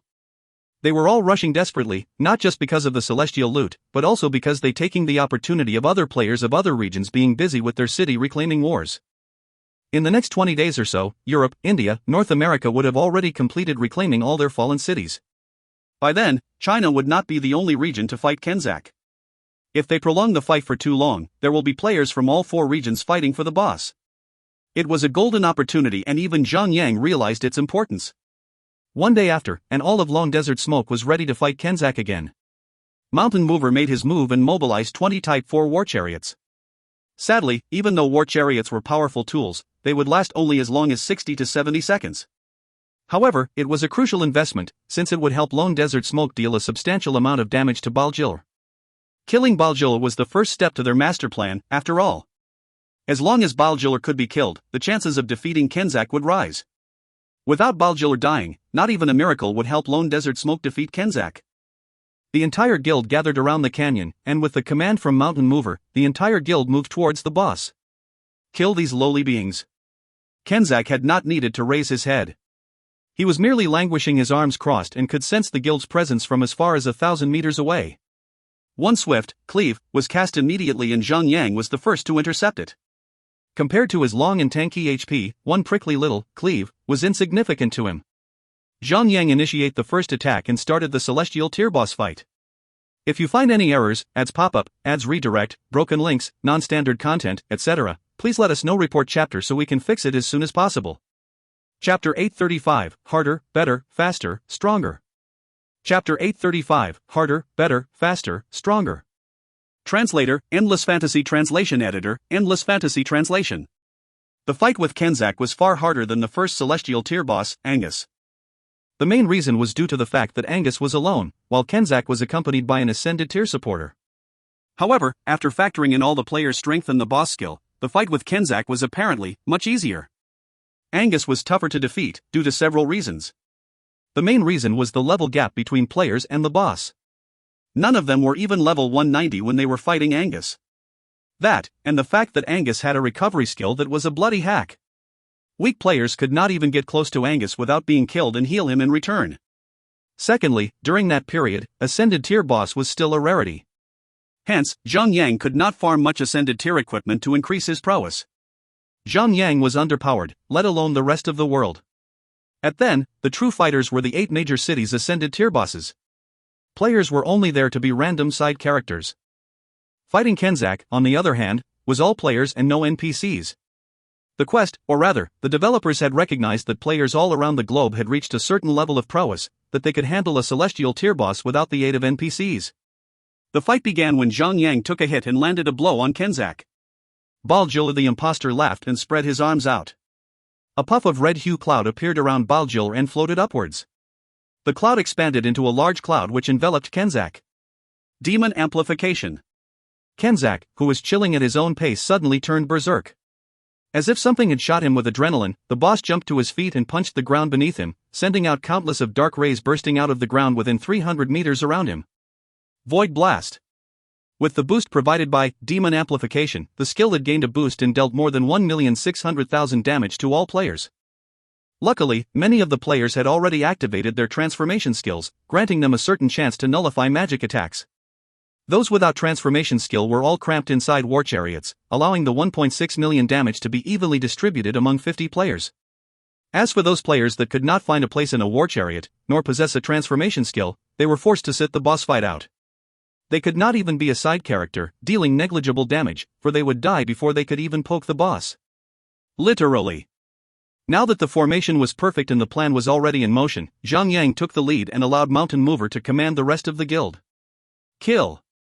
Zhang soared to the sky with his radiant wings spread out like a lighthouse in the dark ocean, guiding players to attack Baljil. Before he attacked Baljil, he had first landed a barrage of attacks on Kenzak. After filling up his rage gauge, he turned to Baljil and launched an array of skills. Charge Up Strike. Sky Slicer. -4, 397, 691. -8, 795, 382.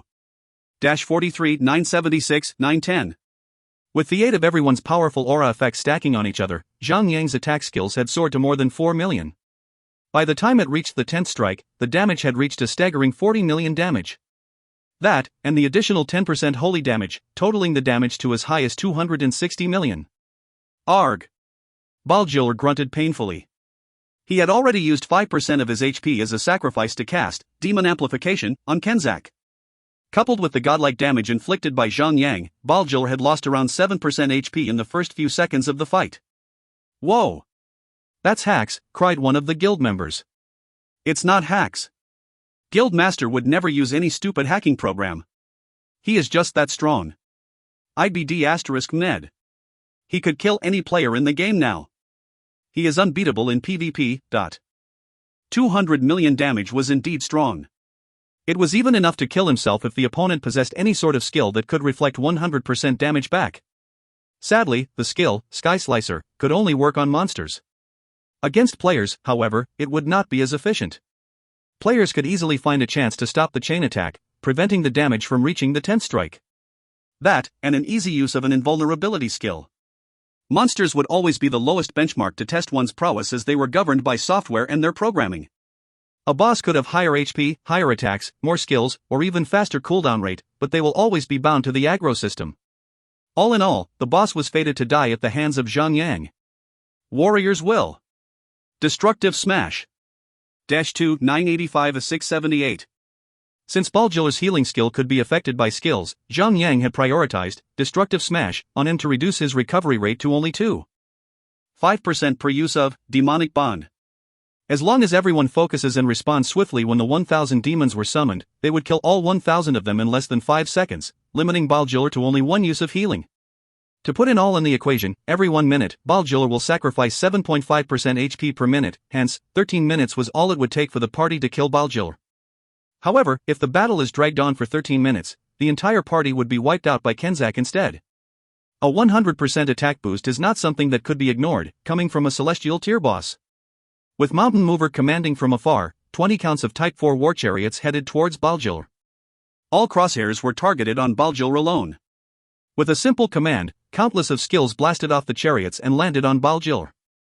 Everyone, including Zhang and his party, threw out all their skills with the sole aim of killing off Baljil as fast as they could.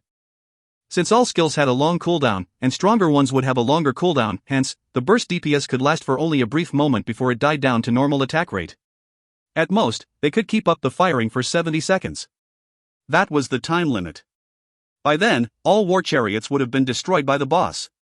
Without the war chariot HP sharing system, players without transformation skills would not last for long. In fact, in less than 2 hits of Void Blast, they would die off easily. Foolish men. The great demon race is not weak like the likes of you. Kenzak spoke with a deep husky voice.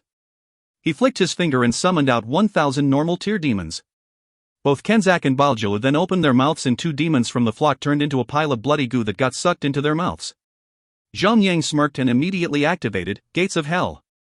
A pair of large twin doors appeared from the ground with chains dangling from the side. Zhang summoned the gates not too far from Kenzak and left it there as he rushed over to the summoned demons to give them a good, horizontal sweep to their face. All that faced him were immediately turned into ashes. Their souls seeped out of their burned corpses and flew towards the Gates of Hell.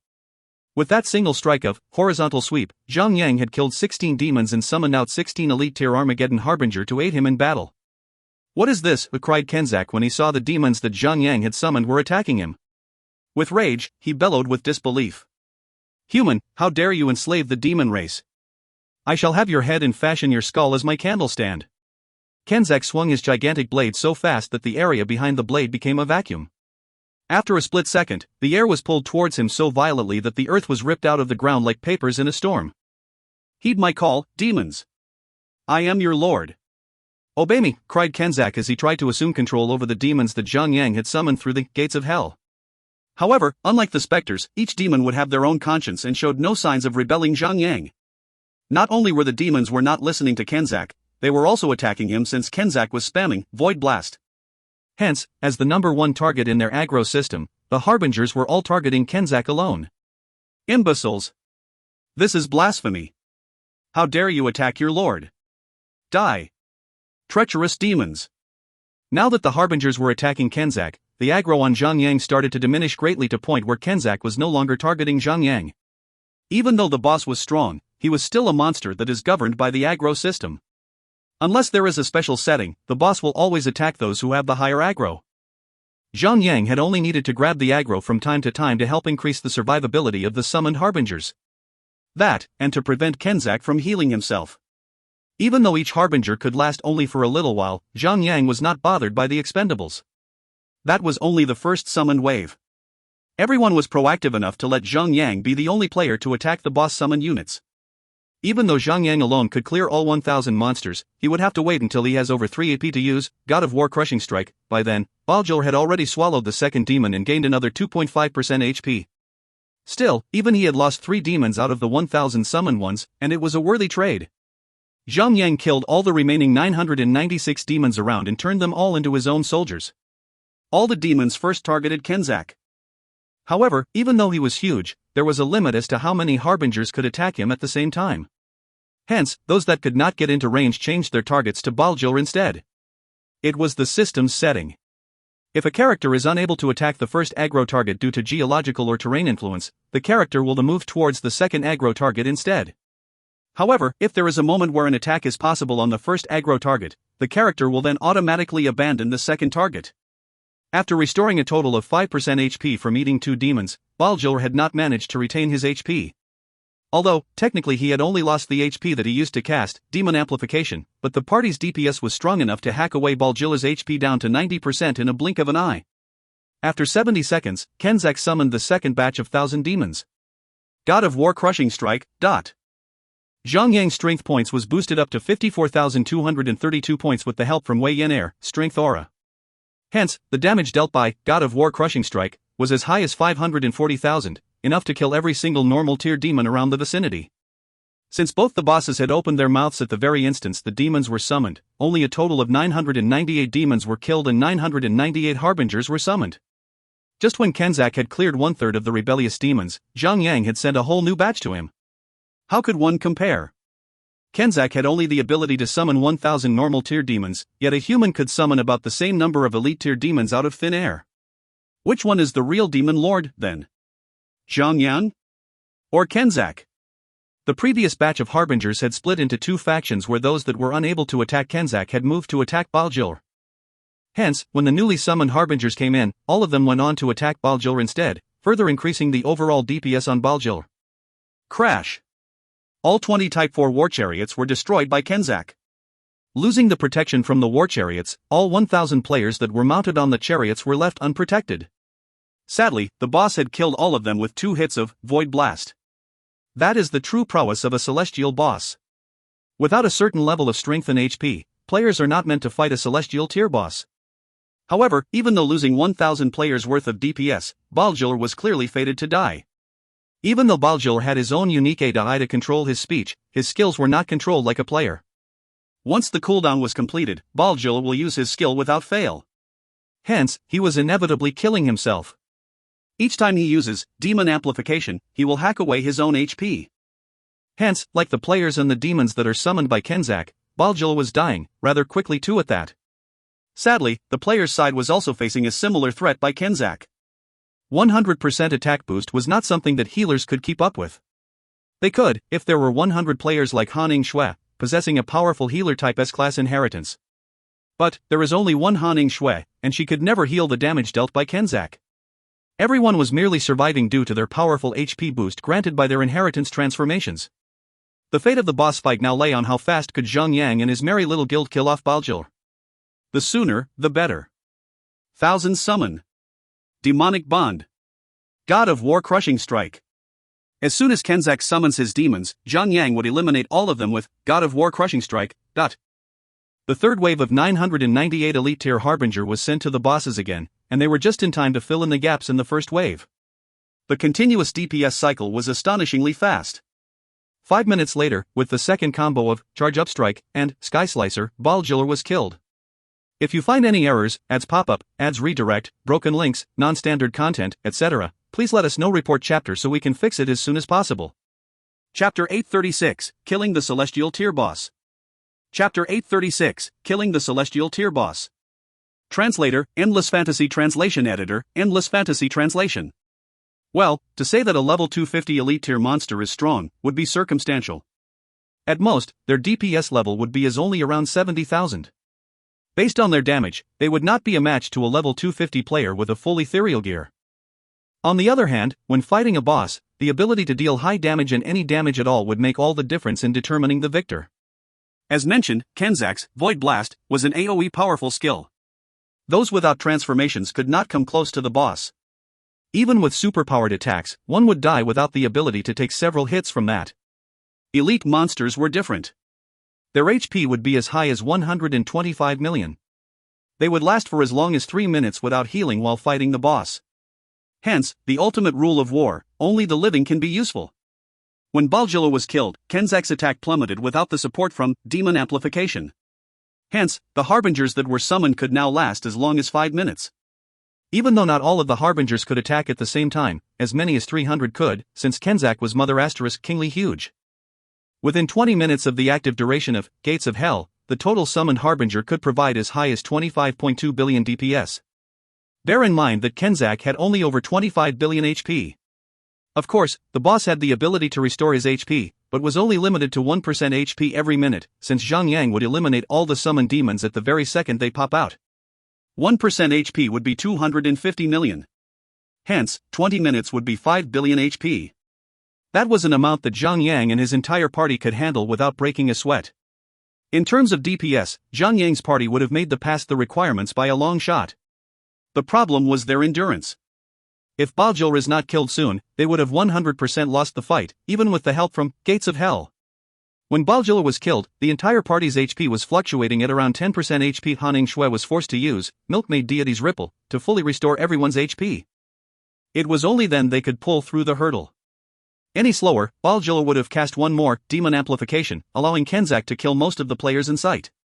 After Haning Shui's massive milk splatters, other healers were able to out their best to heal everyone else. Since none of the summoned harbingers could last longer than 5 minutes, Zhang was targeted when the front ones were killed by Kenzak. Chains of skills were blasted on him, followed by the AoE Void Blast, causing Zhang to take extreme damage. Just as the AoE skills were strong, the single target skills were even deadlier. Kenzak was a rare kind of boss that had both magic and physical attack abilities. His skills, Shadow Arrow and Cleave, did not share the same cooldown. Hence, when the boss could use Cleave with his right hand, he could also blast out Shadow Arrow with his right. Both of the skills had only 2 seconds of cooldown. Coupled with Void Blast, the total DPS of Kenzak on Zhang was around 1 million. It was almost the same or even stronger than Zhang's own DPS. A boss' strength would not come from a single target skill, but his AoE skills. The more allies you bring, the deadlier the boss would be. However, even if the boss is super strong, 1 million DPS would take 200 seconds to kill Zhang Yang. With Han Shui's super jugs and the other healers around, it would take much longer than 200 seconds to kill Zhang Yang. Is it just me, or that we are really going to win this fight? Hell yeah! What a day, just when I just popped my cherry with my girlfriend, we are going to kill a celestial tier boss as well. What a day! Ha ha ha. Is it a girl, or a blow-up doll that I saw in your purchase history from Amazon Prime? Shut up. Even though they had all fought Angus before, it did not count as the first kill record since most of the damage was on the NPCs instead of players. Even though Zhang Yang was there all the time to attack, he did not manage to get the first kill achievement. Things were different then, even though he had the help from the summoned Harbinger, they were all but the product of his summoning skills. They were all considered to be an attacking character, branching out of Zhang Yang. It would seem that Lone Desert Smoke was going for the kill. While they were getting close to it by the minute, the other players from other 7 regions were too busy with their own matters. There were almost no players around the canyon then, but they were not wasting time sitting down idly. Initially, they all thought that Lone Desert Smoke was going to be just another guild that was bound to fail the fight. In fact, for the past month, players in the forum had been on a heated discussion about which guild in the world could be the first to kill Kenzak. Before Lone Desert Smoke stepped into the ring, all guilds that had ever challenged Kenzak had failed with absolute certainty. When Lone Desert Smoke had managed to kill off Baljil, players that were observing the fight had realized that Lone Desert Smoke did have a chance to kill Kenzak. Without delay, they had immediately summoned all their friends and guild maters to gather at the canyon. Even though they would never have the privilege to loot the boss drops, they could at least deal a speck of damage to the boss to have their name recorded along with the first kill achievement. It was a feat that could be bragged about in the future. Imagine picking up chicks and showing them your name along with other players that were involved in killing the first celestial boss. Sadly, it was just a pipe dream. As mentioned before, without the HP boost from transformation skills, there was no hope for random players to approach the boss without dying first. Losing the powerful attack buff, Kenzak had also lost the tide of war, even though his own basic damage was strong. On Zhang Yang's side, however, they had the best equipment sets in the entire game. Even his party members were equipped with at least one article of celestial tier equipment. The rest were all equipped with ascended tier equipment and had the overall DPS of a warring nation. As such, in less than 10 minutes, Kenzak had lost over 49% HP. This is not going well for us. Lone Desert Smoke might take the first kill. Call all professional players in the guild. We might stand a chance. No. All of our strong players had just fought the boss yesterday and failed. They would have to wait for 2 more days until the mark expires. What are you saying? Are you telling me to sit down here helplessly as Lone Desert Smoke takes the first ever celestial tier boss first kill? Do you have any other bright ideas? A minor dispute began amongst the other bystanders. However, no matter how many plans they could chug out, they had no way of countering Void Blast without a War Chariot or transformation skill. Come 1 or 1 million, their fate would still be the same. 40%, 30%, 20%. By then, Kenzak had reached both the berserk state and the vulnerable state. With rage, his attack speed rose. As a demon lord, he was surrounded by his own kind and was about to be killed by humans. The boss skill spamming rate was increased to 1 second at a time. However, that was the limit. It was not possible for the skill to have a higher speed. As such, the entire guild survivability had dropped once more to when the boss had the attack buff.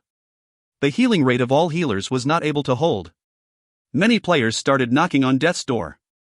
Luckily, the summoned Harbinger were rather tanky enough to last for 2.5 minutes. Since the boss own summoned demons were useless, to begin with, Zhang Yang alone had no problems killing the boss. The cycle of Harbingers being killed and replaced at the front line would last until the boss dies. As time passed by the seconds, more and more players were killed.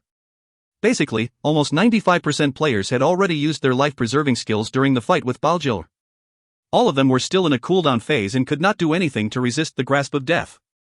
From a few hundred transformed Lone Desert Smoke players, they were all left with less than 30 players now.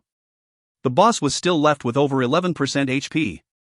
Zhang Yang frowned and immediately unleashed Shadow Clone and consumed an amateur firepower transmuted grade 10 potion. Charge up strike. Sky Slicer.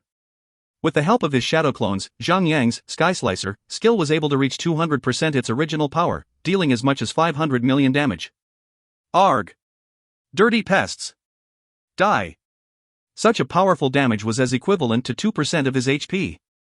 Like all beings that are close to death, the boss started to attack without restraint. All skills had only a 1-second interval rate, and that was a rather fatal threat to Zhang Yang then. Fearing the worst, Zhang Yang cried at the top of his lungs. Do not slow down. Focus on attacking and attacking alone. The rest of the core party members nodded their heads and stopped trying to evade skills.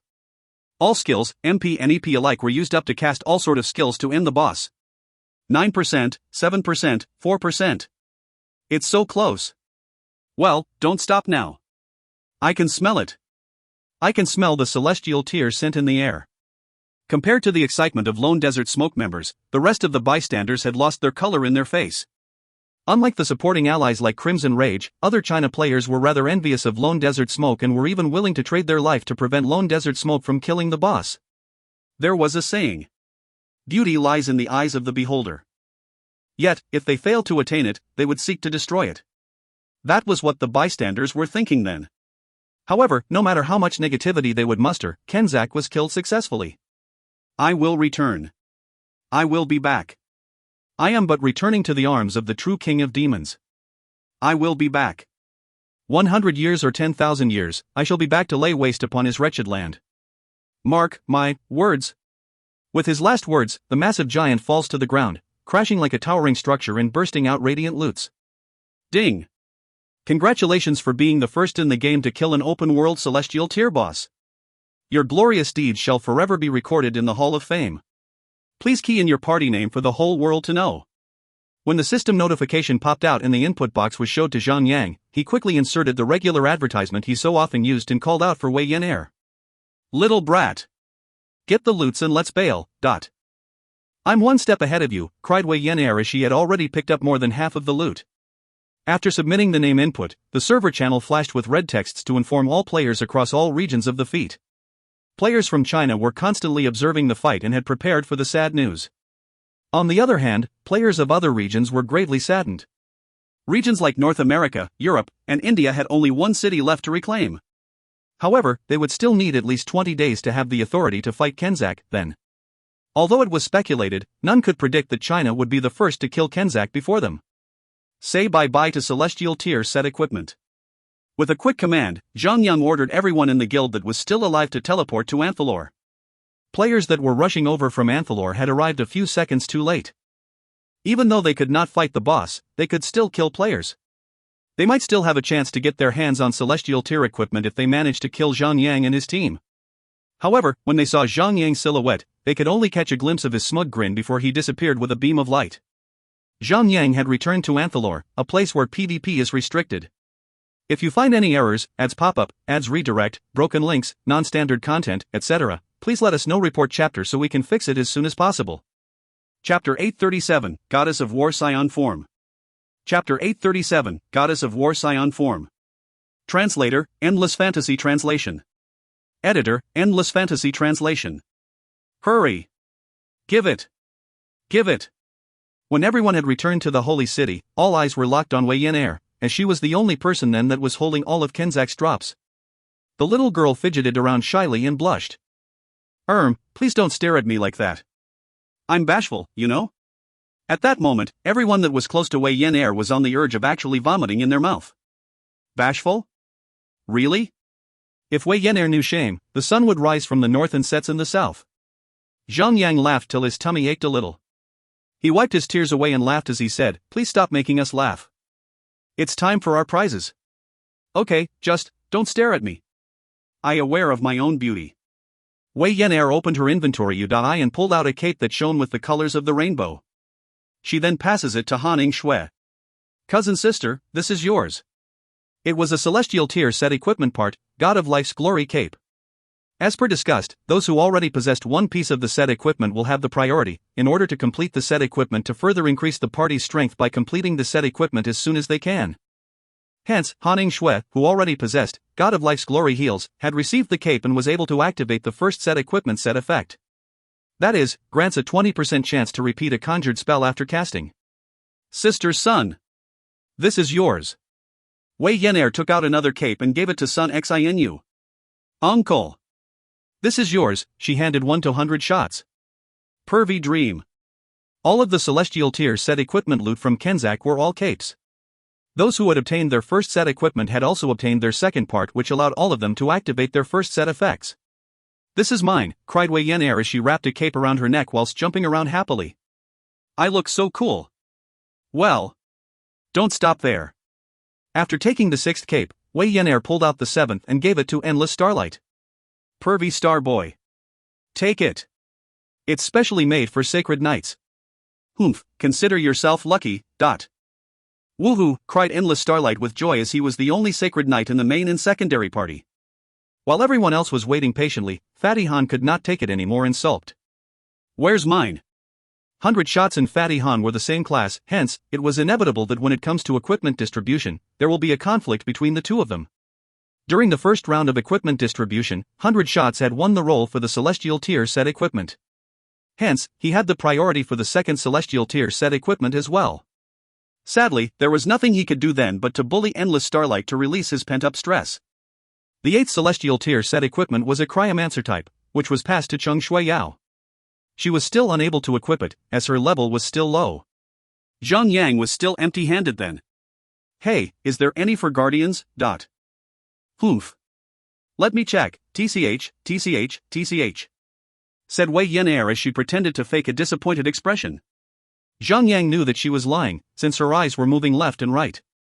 If she is playing poker, she would have lost the game in the first round. Zhang Yang decided to humor the little girl and walked away from her with his head down. As such, the little girl felt happy that she had succeeded at tricking Zhang Yang by fooling him. She laughed, tapped his shoulders and gave him a cape. "Ha ha! You stupid brother-in-law! This little lady has just bamboozled you." Zhang Yang took the cape and faked a grateful face before having the cap identified, immediately on the spot. It would make no difference for him to have the cape identified by an NPC or the scroll, since the price would be the same.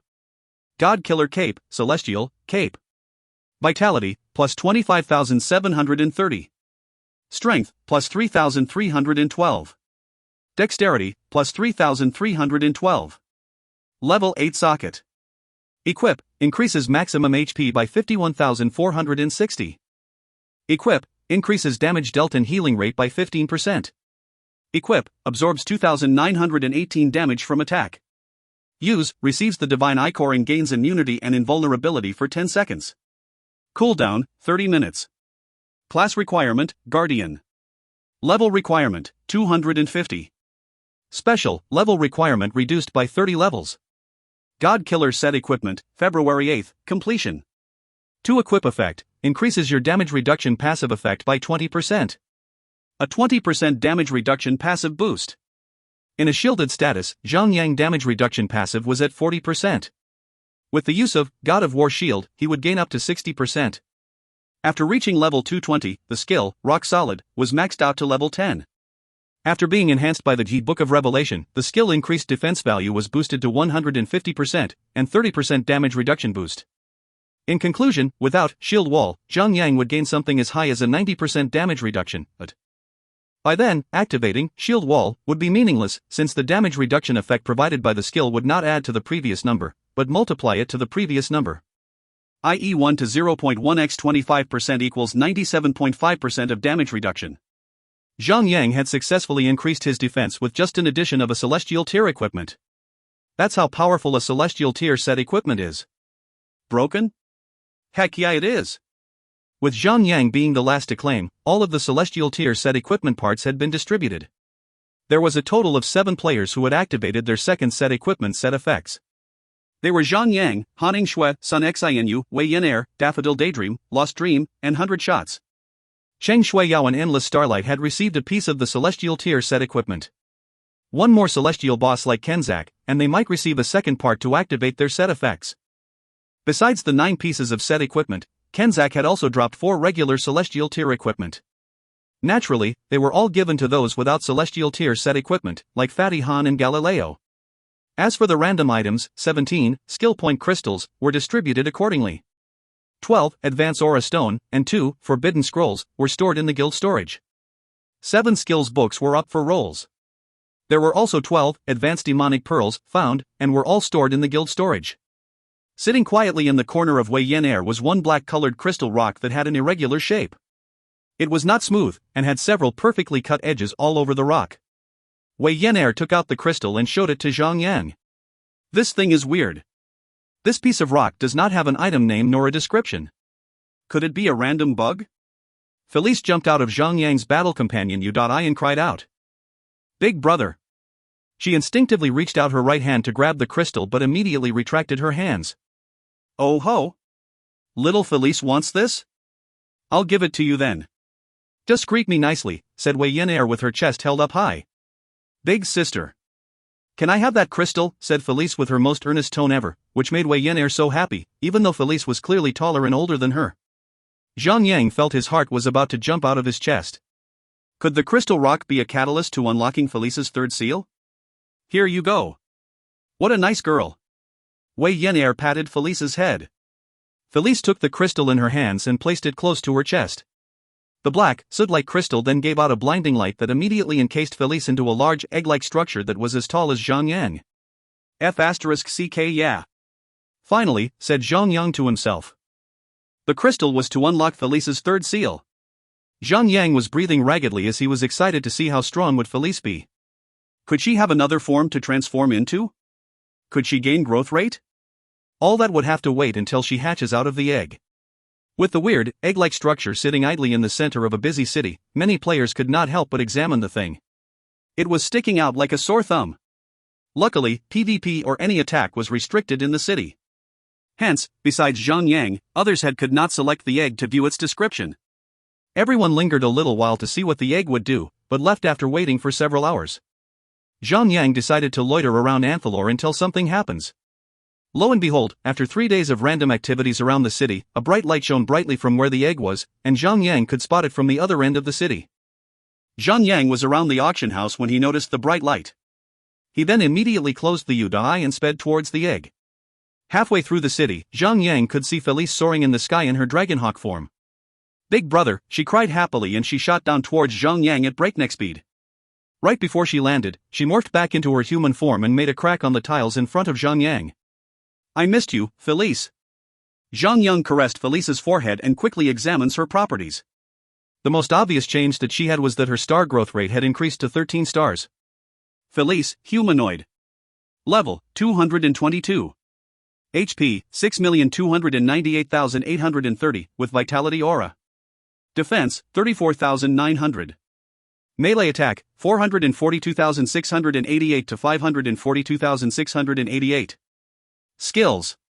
Blazing Dragon Spear, deals 200% melee fire damage to a target. Requirement, melee weapon. Cooldown, 1 second. Cost, 50 energy. Dragon Spear Barrage, deals 300% melee physical damage to a target and had a 30% chance to stun for 5 seconds. Effective on boss monsters with lower success rate. Requirement, melee weapon. Cooldown, 1 minute. Cost, 50 energy.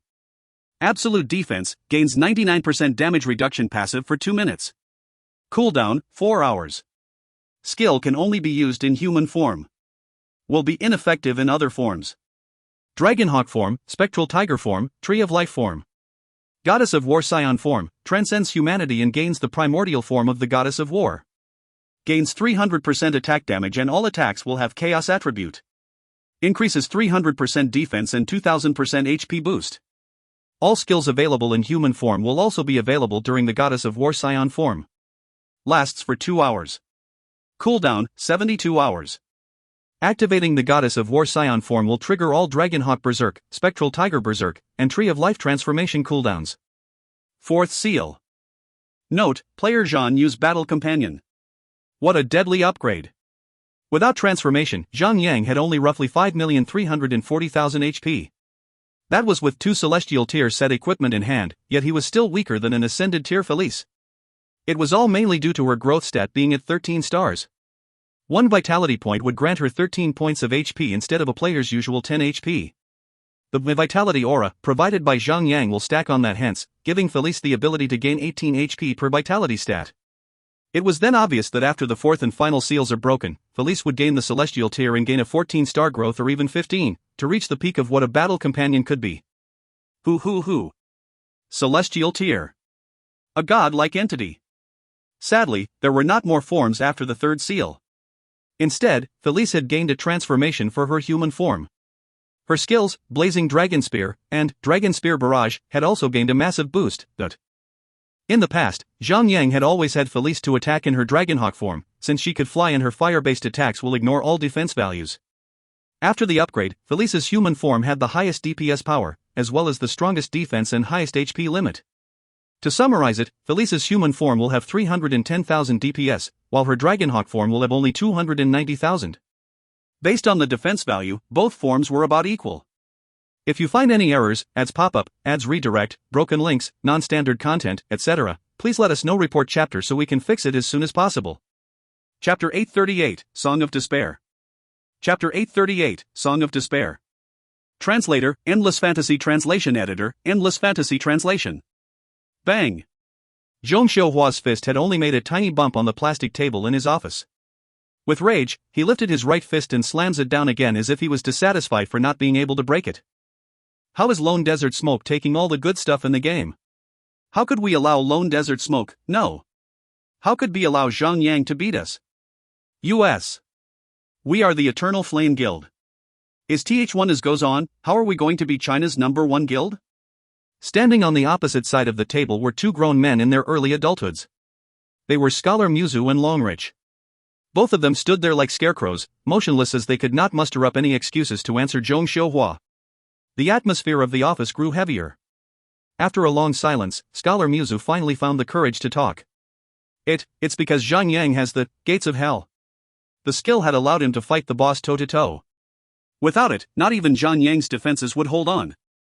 Tell me something that I don't know. Zhang Xiuhua screamed. What am I hiring you for when all you do is give me excuses? Both Longrich and Scholar Muzu clenched their fists. For the past few days, Eternal Flame finances had dried up. Zhang Xiuhua had not been issuing his regular member's salary for more than a month. Still, if not for his princely social and politics status, the entire guild would have long been abandoned and disbanded. When a guild is built using the attraction of money, it would be greatly impacted when the money stops coming in. Once the promised wages are delayed, people will start taking actions. One more month and the guild will eventually be empty, no matter how prominent the guild master may be. Technically, in their current predicament, Eternal Flame still stood amongst the top 5 guilds in China. With that standing, there should be companies seeking to be their sponsors.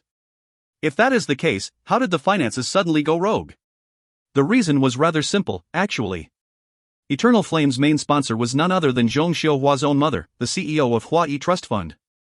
Since the entire cooperation was facing problems in the real world, the sponsored monetary funds were cut off.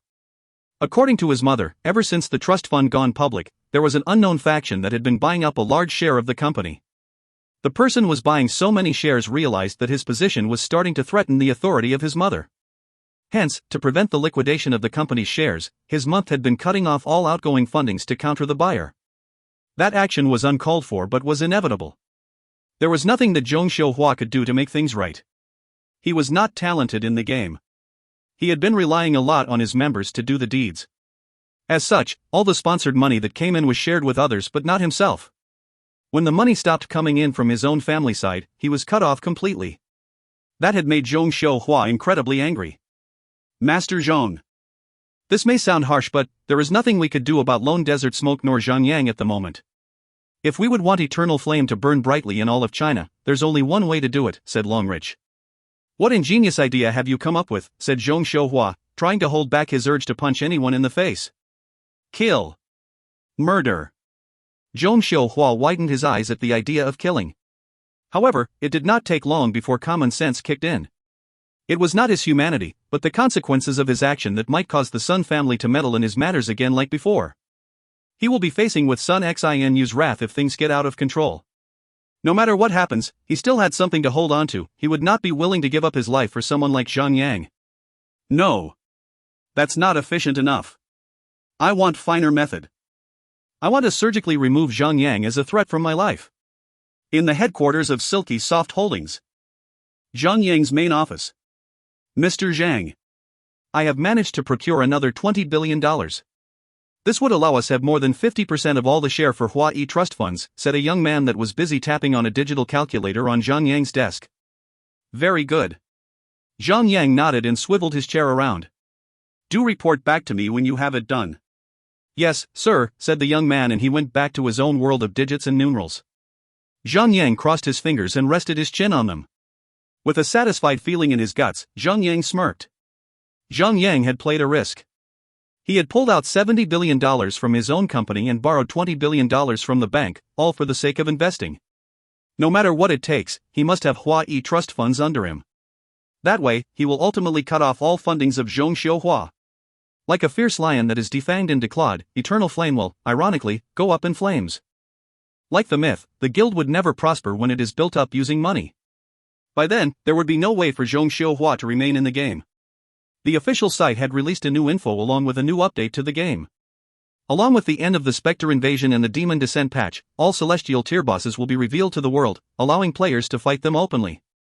Unlike the bosses of other races, the 9 Demon Lord and the 7 Spectre Kings were revealed to the world.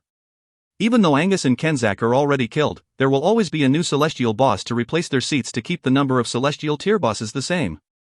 After a Celestial boss was killed, the game system would take up to 30 days, real-time, to respawn a new one. Those still roaming in the game will have no changes applied to them. On the other hand, the newly spawned boss will have its difficulty and level adjusted according to the average player's level. However, the system had not released any more information on that matter. So far, there were 16 Celestial tier boss in the entire game. There were 8 roaming in the level 270, level 300 map, 6 in the level 240, level 270 map, 1 in the level 210, level 240 map, and 1 in the level 150, level 180 map. One of them, that had been alive for as long as the game started, had been doing extremely well. The Witch King of the Undead, Mardovich. He had been having his fun time killing countless players. Zhang Yang was only around level 220 and the boss that was most suitable for him will be in the level 210, level 240 map. It was better to fight a boss that is within their level radius than fight a boss that is a killer wolf under a sheepskin. The most important rule to fight any boss is to never be outside the level range. That being said, now that the developers had openly revealed all the bosses' locations, clearly they would not be an easy target. Zhang Yang got back home, did a little adult recreational fun time with the ladies, and logged back into the game. His first target to slay was the Demon Lord Regalia. His location, a valley. By then, there were already many players that were ready in the game, waiting for the rest of the Lone Desert Smoke main party members to assemble. While Lone Desert Smoke was still making their preparations for the attack, other guild master feared that they might not have a shot at digging the gold mine. Hence, even though other guilds were not as prepared, they had already set off to the valley. The battle was already ongoing when Zhang Yang and his attack squad arrived. When he did, he saw one massive guild trying to fight, but they were all killed in less than 10 seconds. Astonished at the boss prowess, Zhang Yang was determined to find a weakness that he could exploit. Demon Lord Regalia, Celestial, Demon. Level, 240. HP, 24 billion. Defense, 60,865. Melee attack, 662,803 to 862,803. Magic attack, 401,779 to 481,779. Skills. Force Strike, deals 100% melee physical attack. 50% chance to strike an additional attack. Demonic Soul, unleash pools of demonic souls within 300 meters around the caster. Players that made contact with the pool will be converted into Regalia's servant. Fiery Blast, deals 200% magic fire attack that will explode and deals 500,000 additional fire damage to all targets within 10 meters of the initial target. Tornado Cleave, deals 100% melee physical attack to all targets within 300 meters. Demonic Constitution, restores 1% HP every 30 seconds. Recovery rate will not be affected by any skills or effect. No escape, after entering 300 meters to Regalia, players cannot leave 300 meters from Regalia or will be subjected to instant death. Death Mark, inflicted on death after being killed by Regalia. Players with the debuff cannot enter within 300 meters of Regalia or they will be subjected to instant death. Effect lasts for 72 hours. Song of Despair, sings a song of despair around 300 meters around Regalia. Initial damage of 1 million chaos damage will be inflicted and will gain a stacking damage of 1 million every second. Lasts for 30 seconds. Note, a demon lord that stands out amongst the rest of the demon lords. Regalia is a demon that kills all that encounters him to hide his presence. No one knows how strong he is. Caution would be an understatement when one approaches him. Zhang Yang finally understood why all the players that had charged in earlier than he did were killed after 10 seconds. It was the doing of the skill, Song of Despair. After simple calculations, the total damage that could be dealt was as high as 465 million. That's a skill that was even stronger than any forbidden scroll in the entire game. No one, not even Zhang Yang, could survive with his transformation. With such a skill in his skill list, Regalia will undoubtedly be the strongest god amongst all gods. The chances of winning was an absolute zero. However, the developers will never make a boss or a quest that can never be solved. However, to counter the boss, Song of Despair, and kill the boss, all players in the world must have full Celestial tier set equipment in the highest class inheritance, along with the strongest battle mount to win. Such a requirement would be absurd. Hence, unless there is a method to nullify or weaken the skill, Song of Despair will be treated as a bug that makes the boss undefeatable. Holy mother of all crap in my *SS. How are we supposed to fight that, said Fatty Han. Everyone else shared the same thoughts and was prepared to make their way back to the holy city. Zhang Yang, on the other hand, had been busy trying to find a way to defeat him. When his sea of thoughts failed him, he turned to the outside world, scouting around any possible points of interest that may help. Suddenly, he saw something and shot down to the ground. Hiya! Where are you going? Cried Wei Yan Air. Zhang Yang ignored her and continued downward and finally landed in front of a small dwarf NPC. Saligos, normal, humanoid. Level, 240. Note, even though Saligos is a dwarf, there was an unexplainable power emitting from him. This place is not for the weak-hearted. Why are you here? I must urge you to leave for your own safety, said Zhang Yang. Saligos frowned and began to spat at Zhang Yang. I am here for the like of you weaklings. He then calmed down and explained, Regalia's strength is currently too strong for anyone, he holds part of the Death God's power. If you try to fight him now, you will be killed. Wei Yan had managed to catch up with Zhang Yang, along with the rest of the main party members. However, there was someone else along with them. Dusk Phoenix came down and winked seductively at Zhang Yang, Hourglass Figure came down and blatantly ignored Zhang Yang. And there were more other random players that Zhang Yang recognized as part of the elites. It was then made clear to him that he was not the only smart one that were trying to find a way to solve the boss' extreme difficulty. To defeat Regalia, you must find the Staff of Primordial Life. That magic staff will be your only hope that could purge the Death God's power from him. Every word that came out of his mouth seems to be emitting a powerful shockwave that made the ground crack and the dust falling off Zhang Yang's armor. Even the valley was vibrating from his sheer power. The moment he had finished his speech, the dwarf glowed in a bright light. Zhang Yang noticed a large shadow that flew over him and noticed a large blue dragon had flown away. The Staff of Primordial Life. Obviously, the Staff of Primordial Life was meant to remove the skill, Song of Despair, from the boss list. That, or have it greatly weakened so that players could stand a chance to defeat him. At then, Zhang Yang had an epiphany. I need you guys to handle this. I've got something urgent that needs to be done as soon as possible. Zhang Yang shot to the sky immediately, before anyone had any chance to say a word. If you find any errors, ads pop-up, ads redirect, broken links, non-standard content, etc., please let us know. Report chapter so we can fix it as soon as possible. Chapter 839, The Fallen Wind Ranger. Chapter 839, The Fallen Wind Ranger. Translator, Endless Fantasy Translation Editor, Endless Fantasy Translation. Back when Zhang Yang was still roaming the beginner's village as a fresh young greenhorn, he had already accepted a main story quest about the Demon Lord and the Fallen Wind Ranger Kalina. However, due to the outrageous quest requirements, he had prolonged the quest until he was level 100 to gather the required items. After that, he had accepted the quest, Quell Thy Anger, where he was given a quest item to use on Kalina to finish the quest. It may sound simple, but would a celestial tier demon boss let you touch her *SS? Back then, before the killing of Kenzak, the system had not revealed the location of Kalina, and that was why Zhang Yang had completely forgotten about her. However, when he saw the information about the 9 demon lords and the 7 specter kings, he took note of Kalina and was ready to resume his quest. Kalina was residing in the level 240, level 270 map of Lanhana. Technically, a player would be required to be around level 240 to have the capabilities to fight the boss. Any lower, and he would be in trouble thanks to the level suppression system. Not even a full set of celestial tier set equipment could save him. Zhang Yang was different, his quest did not require him to kill Kalina. Instead, he was only required to poke Kalina, and he would succeed. He might take some time to complete the mission, but since defeating Regalia would require the Primordial Staff of Life, which will require some time before it can be found, Zhang Yang could take his time finishing the quest. Zhang Yang flew along the route and reached the Lanhana map. There, all the monsters were at least level 240, and more than half of them were higher than level 250. The moment Zhang Yang set foot on the map, his level 222 pathetic, underleveled character had drawn in as many monsters like a bleeding bait in a shark's den. Zhang Yang opted for the flight and fight technique. If he could not outrun the monsters, he would fight them. As long as he has the Phoenix pet and the powerful Felice by his side, he could easily defeat most of the monsters there even though they were elite tier. That might take up some time, though. As such, after fighting and running his way through the map, Zhang Yang had arrived at the lair of Kalina, the ghastly forest. As an elf, Kalina would surely pick a lair that is situated in a densely growing forest. After she was demonized, her choice of habitat remained the same. The only thing that had changed was the fact that her demonic aura would taint the environment and turn the entire atmosphere around the forest somewhat gloomy. Without the help of the navigation minimap, anyone would be lost in that forest. Zhang Yang entered the forest and could no longer fly around. Every short distance, tree branches would block the way and force the phoenix to descend. Hence, Zhang Yang decided to travel by foot, which was ultimately faster than flying.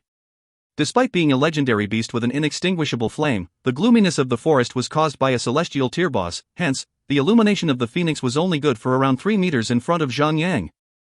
Surely enough, if the phoenix could reach level 230 soon, it would be upgraded to a celestial tier beast. By then, it would and should be on par with a celestial tier boss. Sure.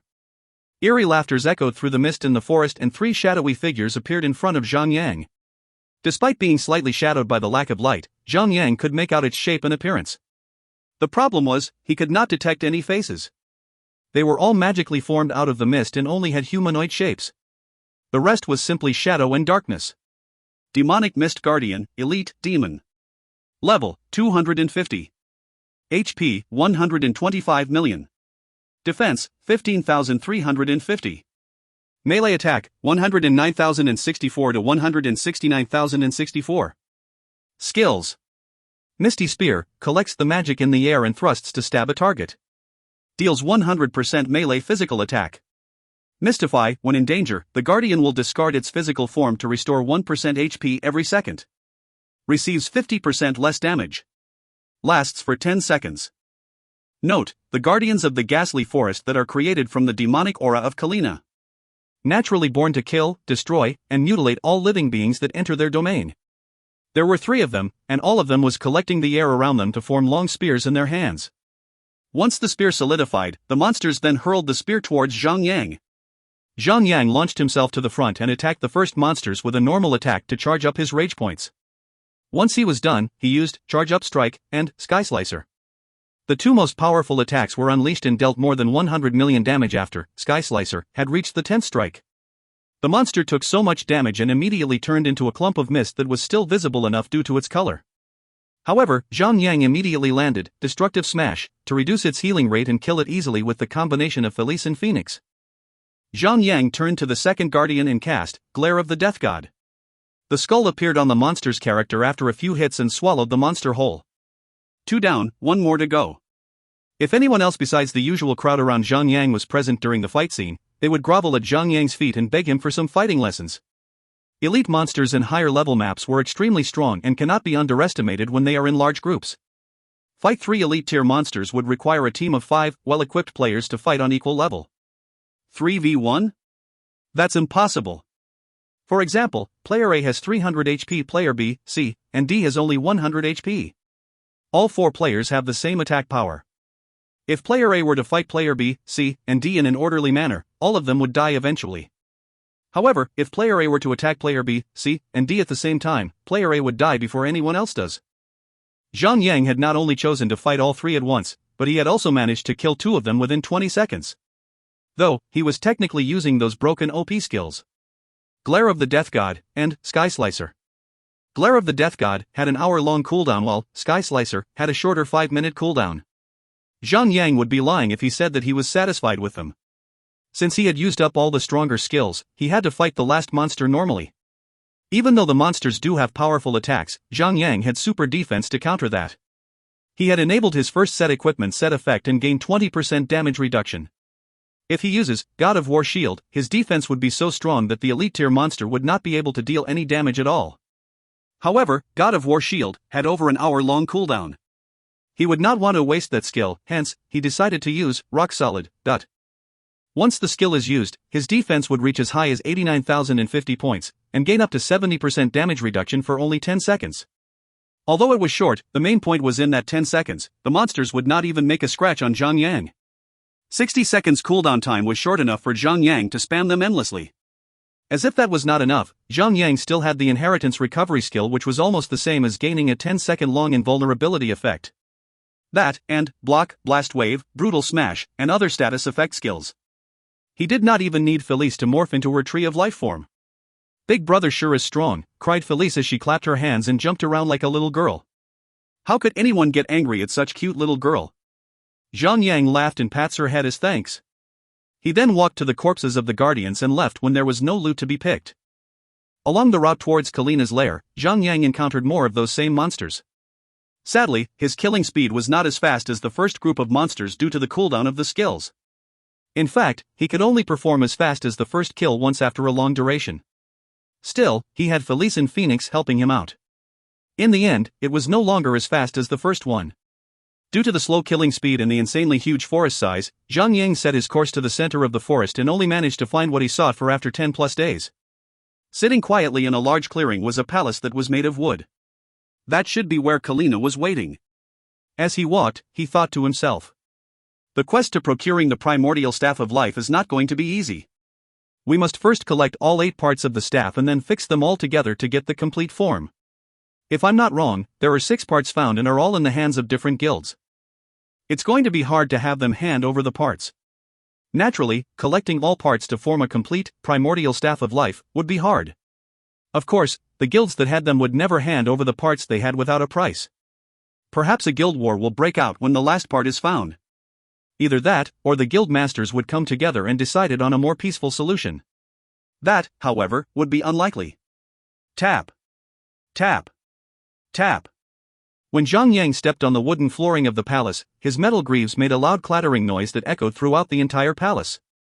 Zhang Yang frantically unequipped his greaves and tiptoed his way around the palace.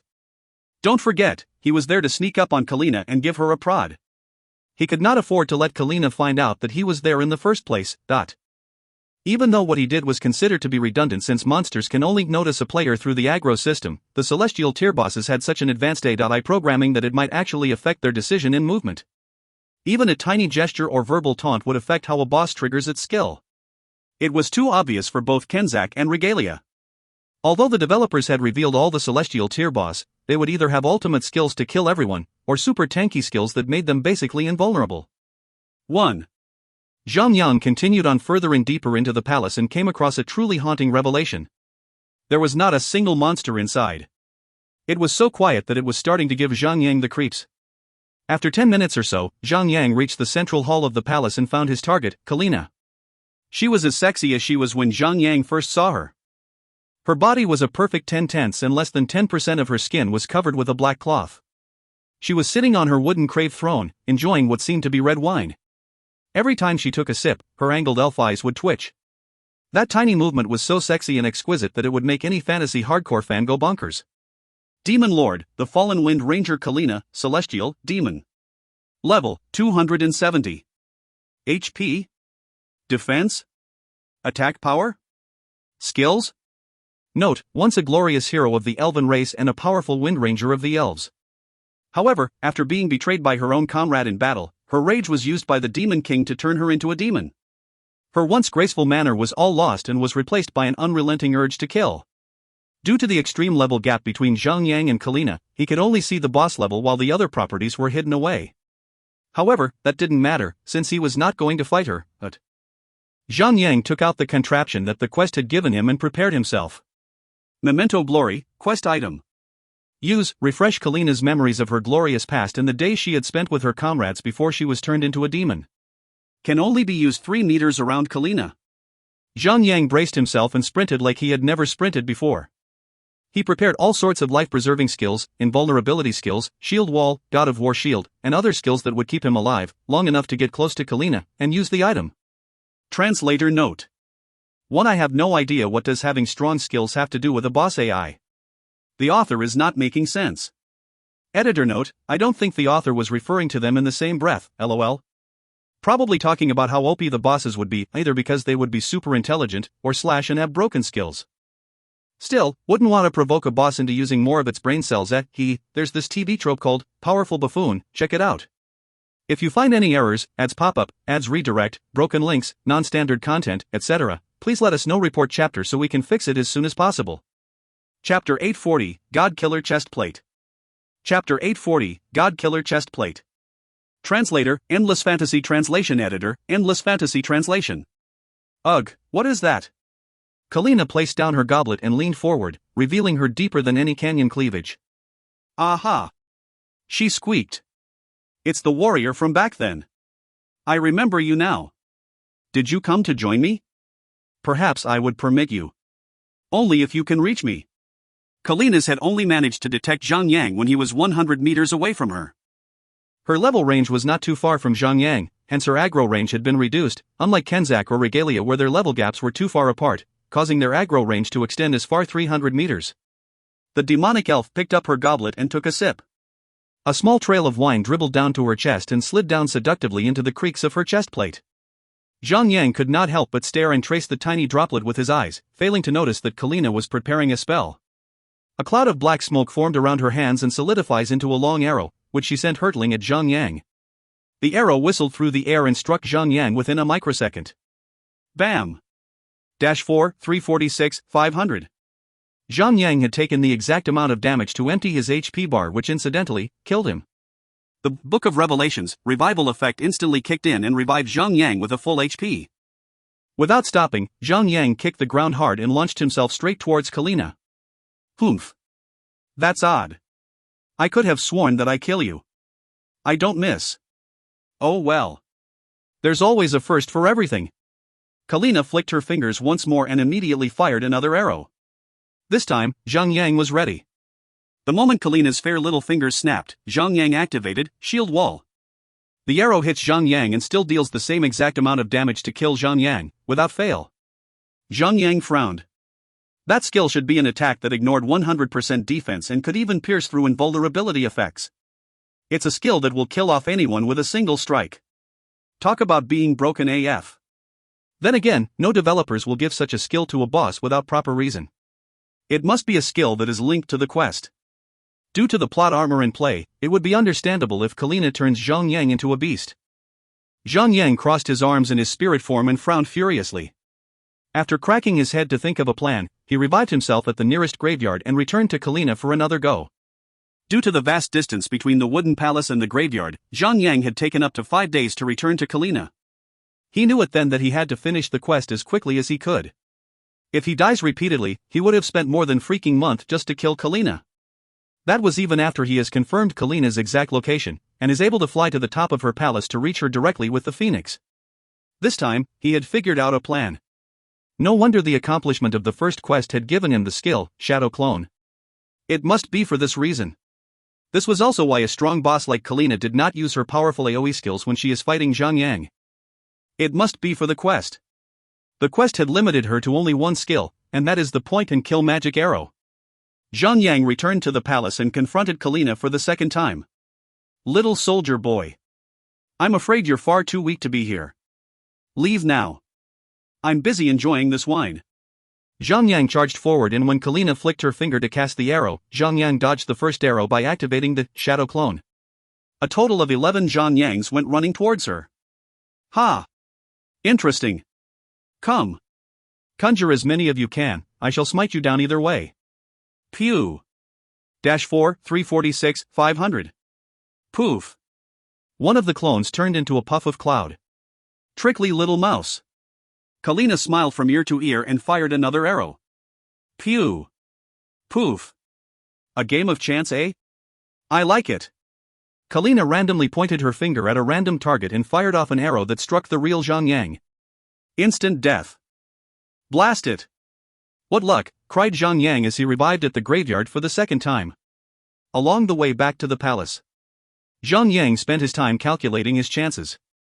Based on the boss attack pattern, the rate of fire, and the speed at which he ran, Zhang Yang would have to be extremely lucky 10 times in a row in order to be the last standing Zhang Yang to be in range of Kalina to use the device.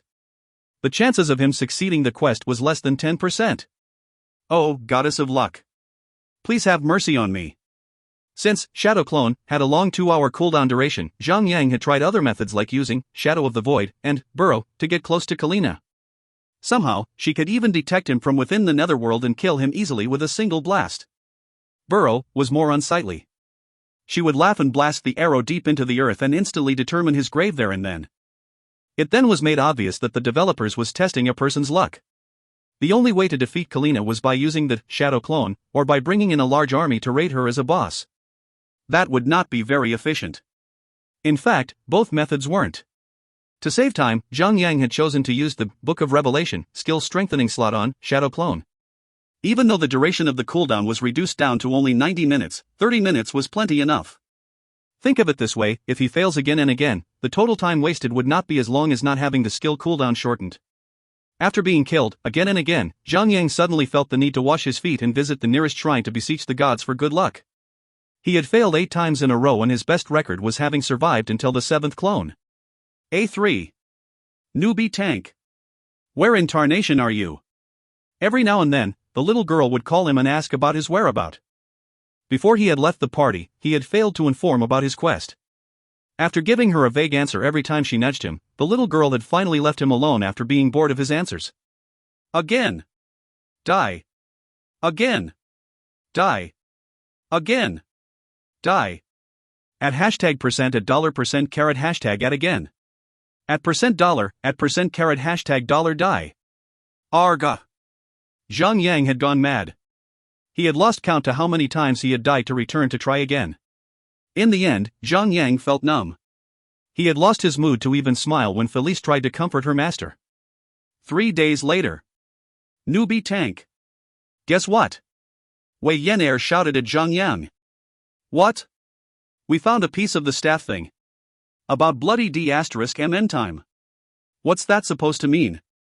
Well. I mean it's time to contact the other guild masters to discuss the next step.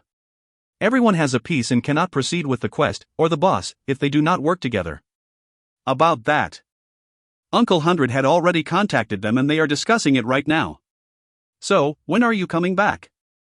I'm not sure myself.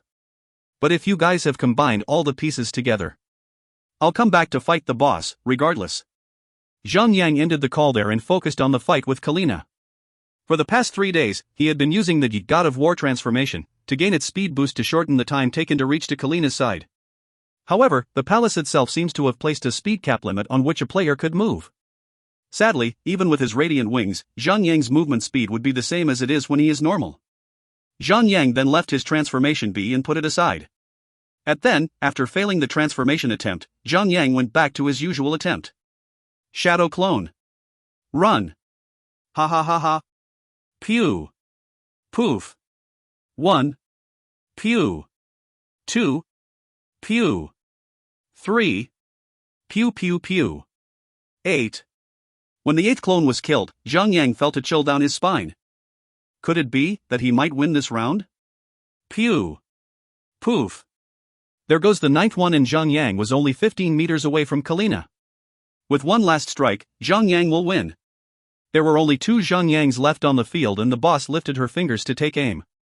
At that moment, time seems to slow down for Zhang and he could feel his guts tightening up, surprised that he was not vomiting.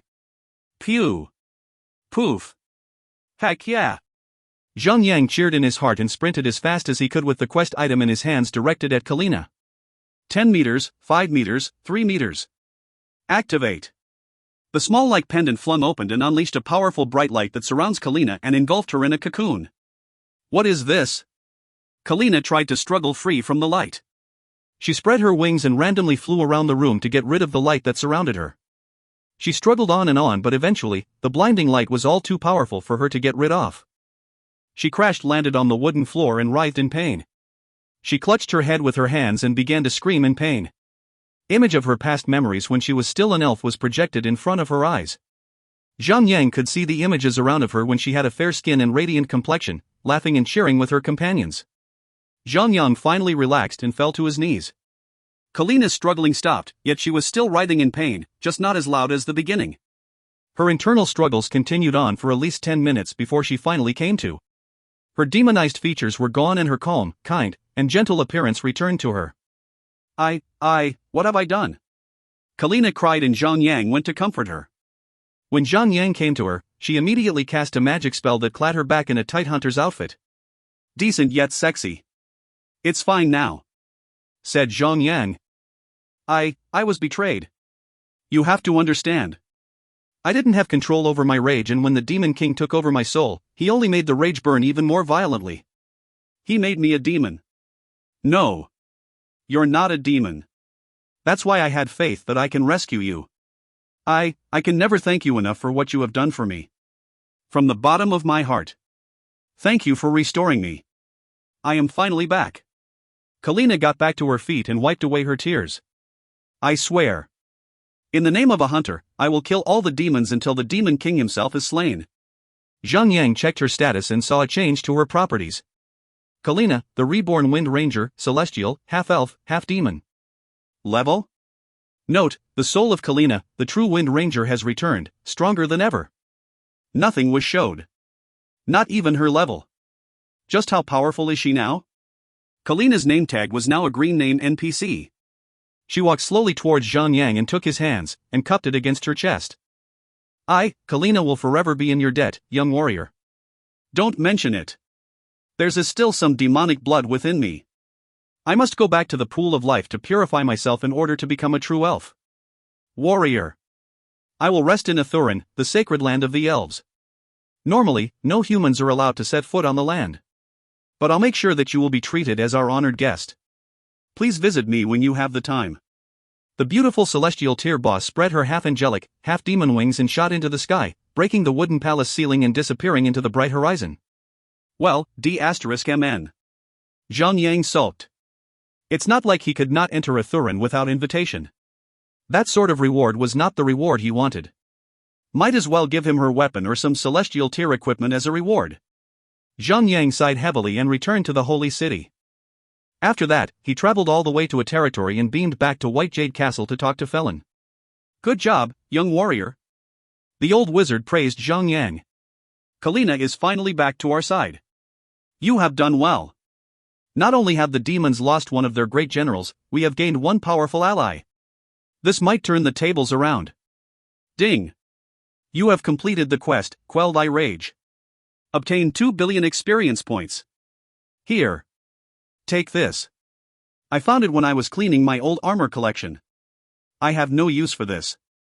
Felon gave Zhang Yang a radiant chestplate to Zhang Yang. Nonchalantly, Zhang Yang took the chestplate and inspected it. A celestial set equipment. God Killer chestplate, celestial, heavy armor. Defense, plus 2,560. Vitality, plus 102,919. Strength, plus 13,249. Dexterity, plus 5,468. Level 8 Socket 1.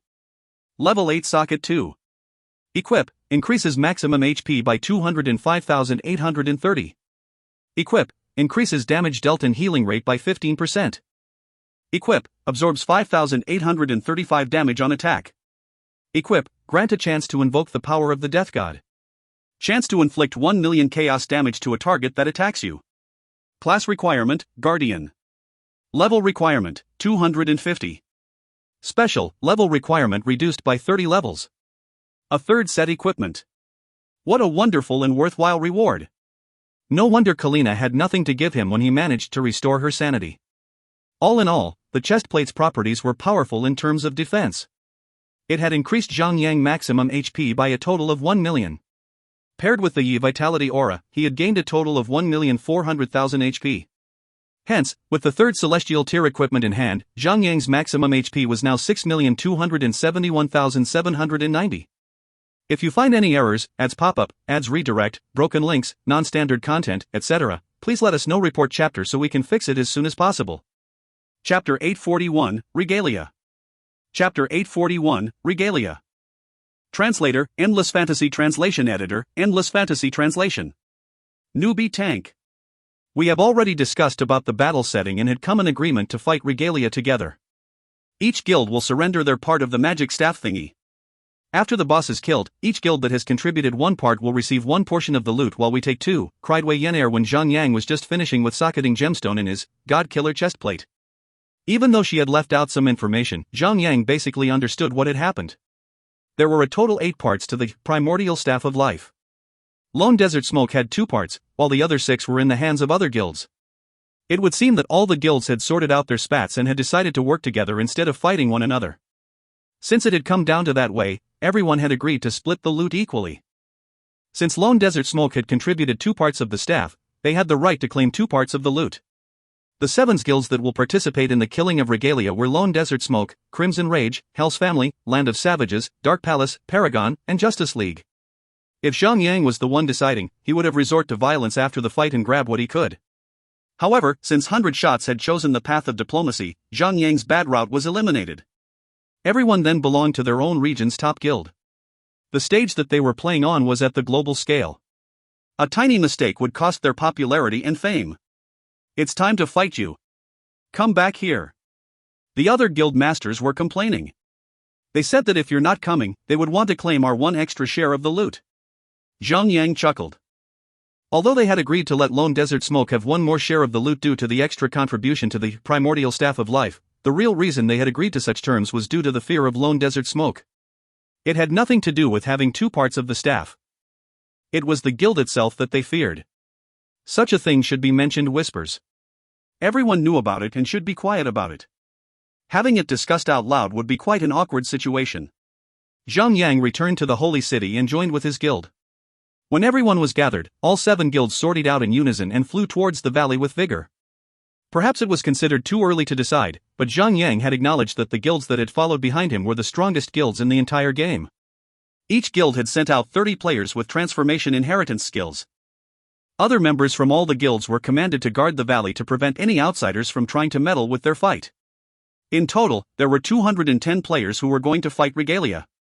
Even though the number was far too low, if everyone's prowess is not made up, killing the boss would be easy and fast. Having too many players would not be beneficial, since the boss had the skills to convert players into his own slaves.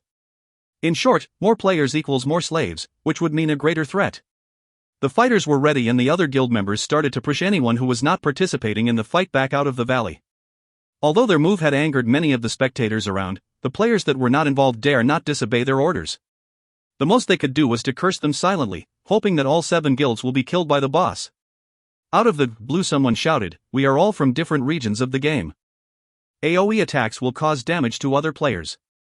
Hence, unless it's necessary, skills like Tornado Cleave and Horizontal Sweep, anyone who dares to use any AoE skills at all shall be killed on the spot." Zhang tried to search for the source of the voice but failed, for there were too many players around. I agree. We should not harm each other until the entire ordeal is over. When this is done and the dust settles, we can go back to becoming enemies. How about that? It's about time I hear something nice. I'll play along with your game. No AoE skills in it? Gotcha loud and clear, boss. Zhang cringed at a player who was talking like a cowboy. If there's nothing else, let's just start the fight now.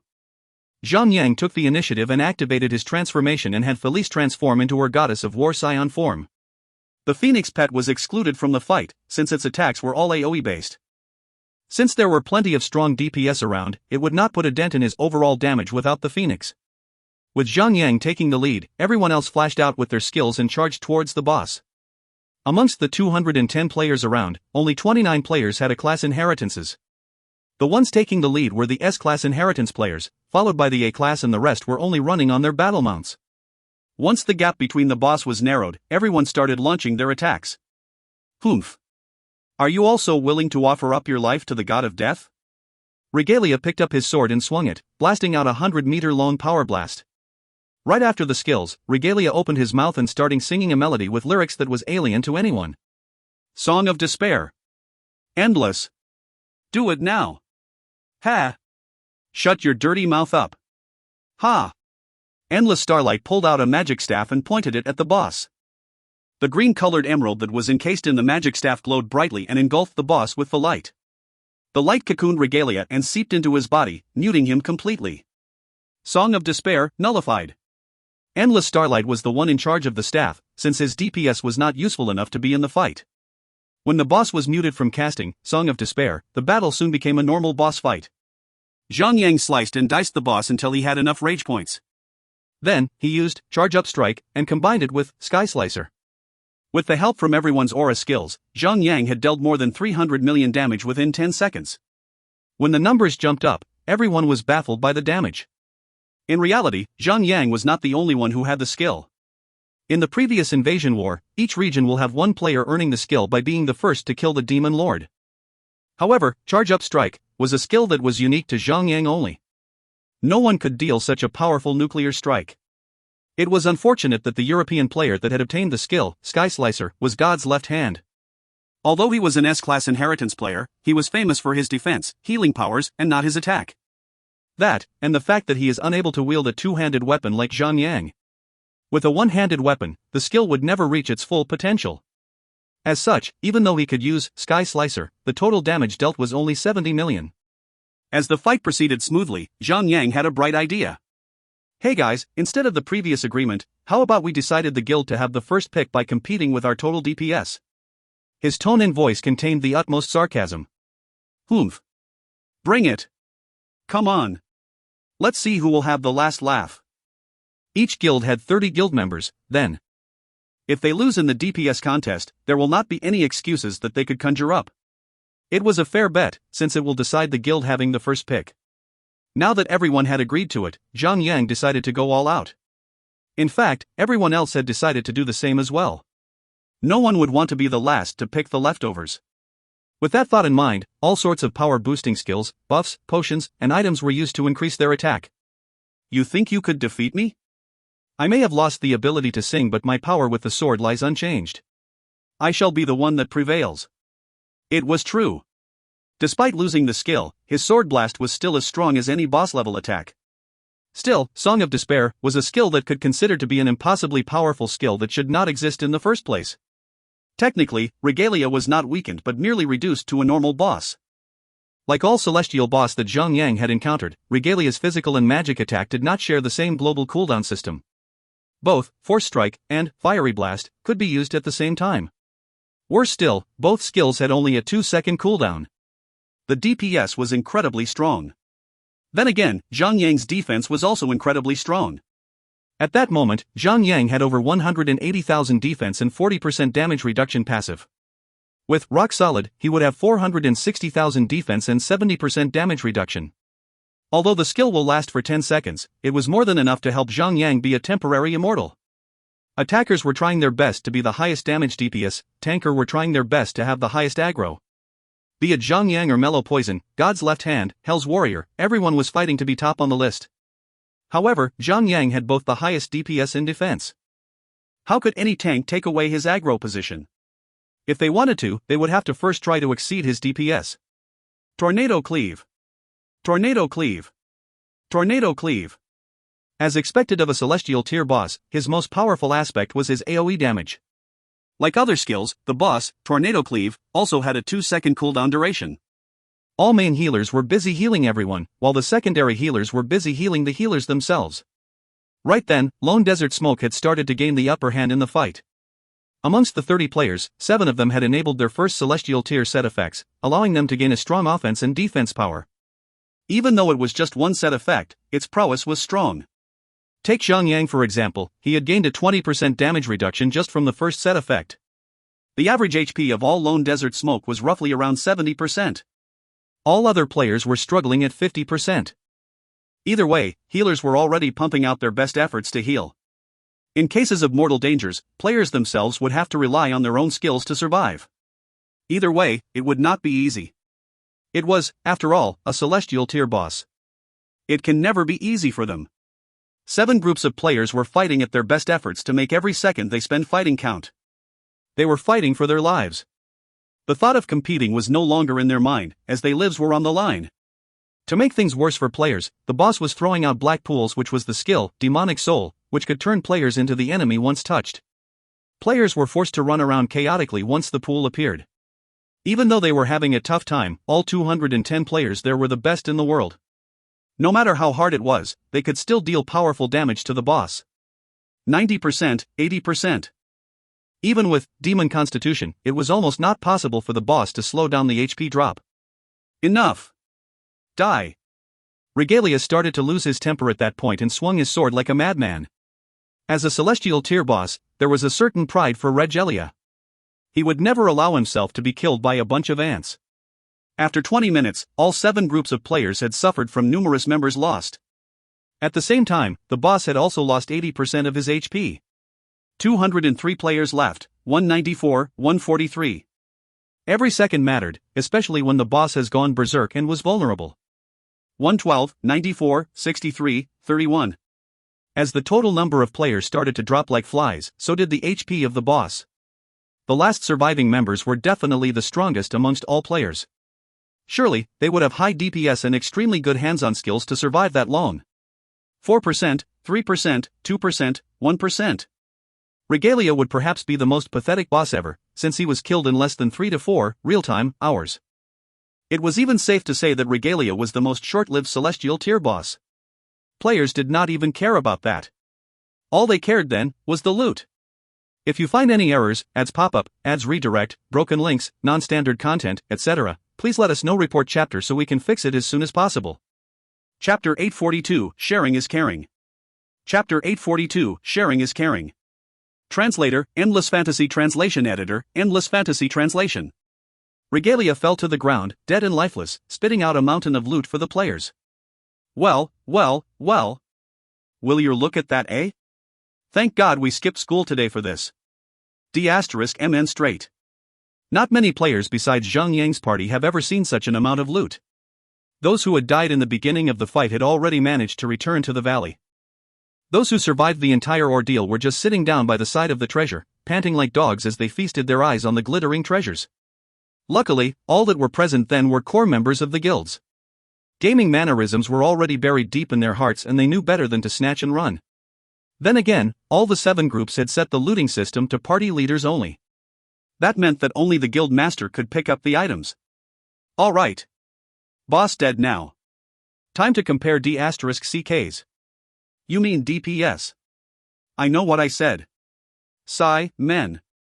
All 7 party leaders posted out their own party total damage dealt to the boss and compared.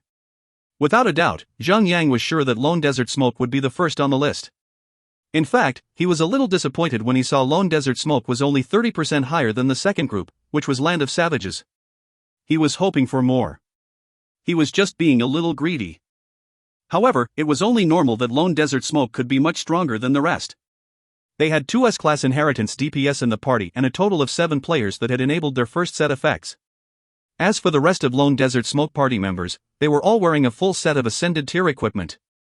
There was no one in the party still wearing a Holy tier equipment excluding accessories. With Lone Desert Smoke being the only party that had a large gap between their total damage dealt, the rest of the group had only a tiny 5% gap in between them. There was no argument that they could make to deny Lone Desert Smoke their first pick for the loot. Zhang Yang walked nonchalantly towards the pile of loot and started rummaging through the loot to check the items. There was a total of 9 Celestial set equipment and all of them were gloves. There were 5 more regular Celestial tier equipment, 11, Advanced Demonic Pearl, 21, Level 8 Gemstone, 7 Skill Books, and 9, Skill Point Crystal. Zhang Yang thought for a while and turned to his party. Guys. I have 3 set equipment right now and I will pick the Guardian set equipment. Will that be okay with you guys? What are you talking about? Go ahead. I'm surprised you'd even ask. Guild Master. You don't have to be modest with us. Please take the equipment and have a half your set effects activated. With that achievement, you could lead us to glory. Guild Master. Don't mind any of us. Go for it. Screw you newbie tank. Why you'd get to UFFMMM. Fatty Han walked in and muffled Wei Yen Air's little mouth. The scene of which looked like a fat guy was about to kidnap a little girl. Everyone laughed and persuaded Zhang Yang to go for his choice. In fact, besides the little girl who was only being playful, everyone else was supporting Zhang Yang's selfish actions.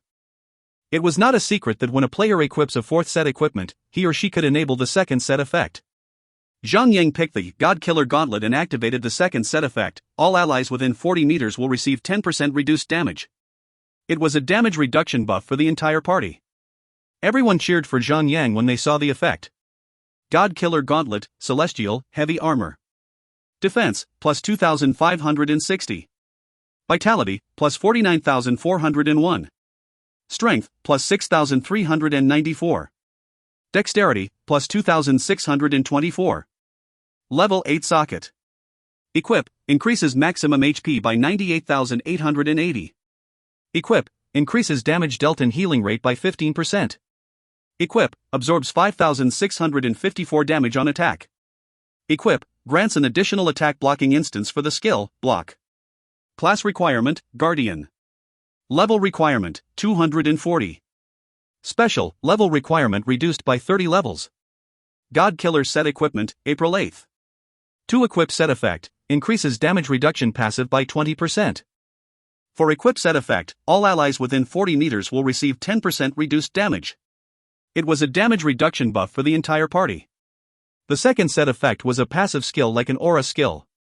When Zhang Yang equipped the gauntlet, a faint golden glow appeared around Zhang Yang and formed a barely visible shield that covered 40 meters around him. Although it was nice to have a protective aura effect, it was incredibly unfortunate for Zhang Yang that the skill did not affect him. Other guild members were stunned when they saw the effect Zhang Yang gave off when he equipped the gauntlet. Without any doubt in their mind, they knew that Zhang Yang had managed to activate his second set effect. Even though they were not the ones with the God Killer set, they knew that it was and could guess that it was an aura effect. My darling, love.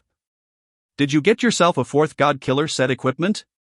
Dusk Phoenix literally cried out with her utmost lustful voice. Everyone else that was present gave her weird looks while the rest of the Hell's Family Guild members' nostrils were flaring up. Shoo! It's a secret. Everyone knew that there could only be 3 Celestial Tier set equipment since only 3 Celestial Tier bosses have been killed. So, how could they explain Zhang Yang managing to conjure up a 4th Celestial Tier equipment? It did not make any sense. Everyone was madly thinking about for a second but suppressed the urge to know as they went back to the pile of loot to continue the looting process. Hourglass Figure stepped forward and when she first touched the Celestial Tier equipment, she could not help but smile in ecstasy. It took her a while to move away from the pile with a sniper's set equipment glove in her hands.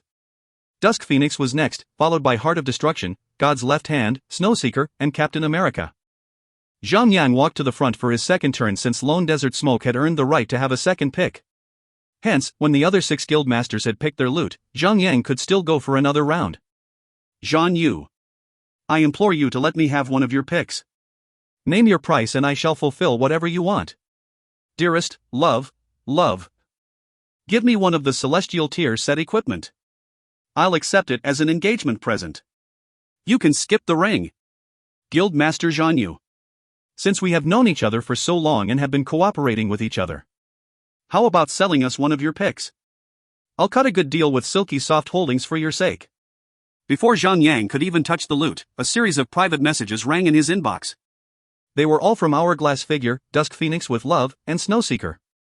Zhang Yang felt extremely awkward but quickly shook his head and gestured no to every one of them with a sad face. He went ahead and picked 2 equipment, which was a Defender and a Beastmaster set equipment. Amongst the set equipment, while everyone else only had 1, Lone Desert Smoke was extremely lucky to claim 3. Besides the guild masters, other guilds members were extremely jealous and angry at Lone Desert Smoke. As such, the remaining 5 regular Celestial Tier equipment was split up according to the guild masters' turns. Hence, Zhang Yang had not managed to haul any of them.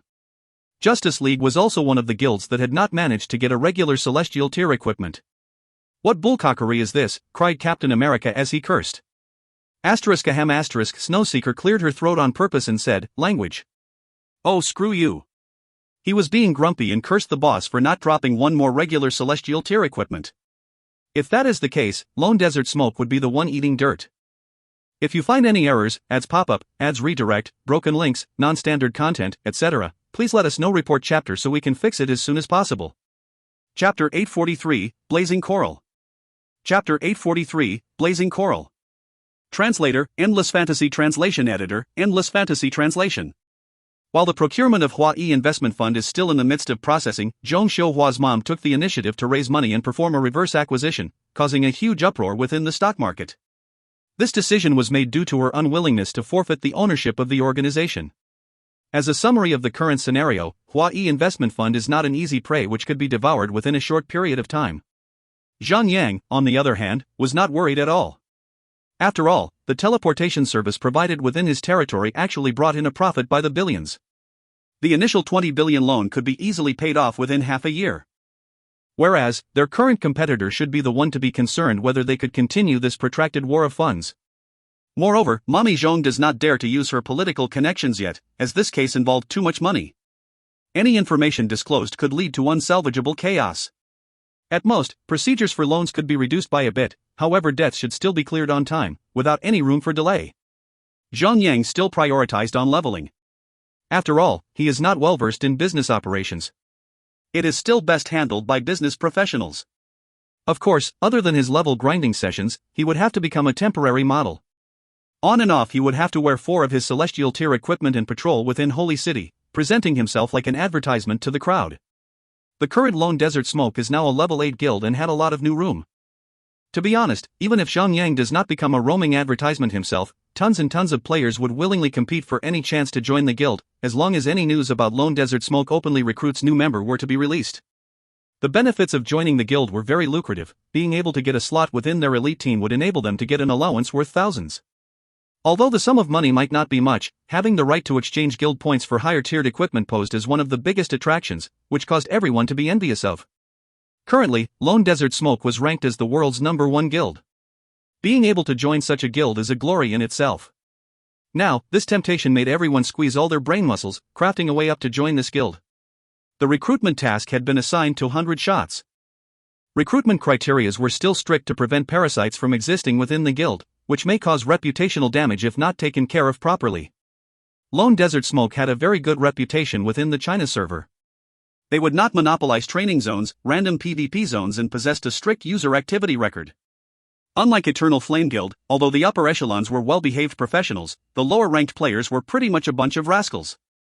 On and off, there would be cases of the strong bullying the weak happening within their guild. Somewhere far away in the Holy City. Splash!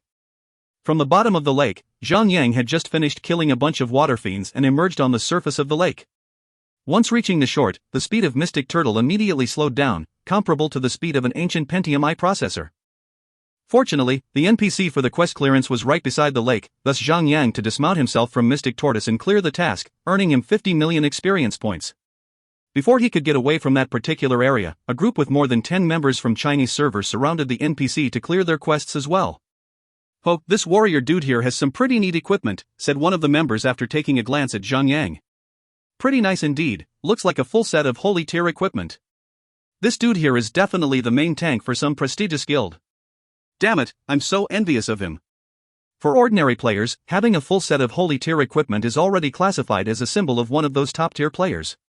As for ascended and celestial tier equipment, they can never imagine the possibility beyond that. One of the knights moved towards Zhang and asked, "Fellow warrior, could you help us tank a boss?" "It is a holy tier boss. We would give you the rights to pick a loot from the boss first." Zhang chuckled a bit. Considering his current strength, even without initiating a transformation he could solo kill a holy tier boss easily. Even for a holy tier boss, as long as they do not have HP regeneration skills, Zhang was confident enough to fight them alone after using his inheritance transformation skill.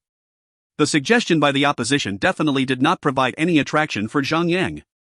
Before he voiced out his rejection, he noticed a female hunter within the group.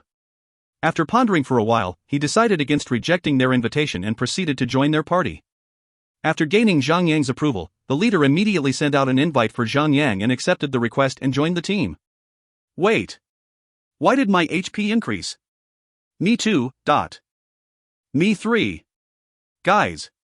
It's at least a 30% boost.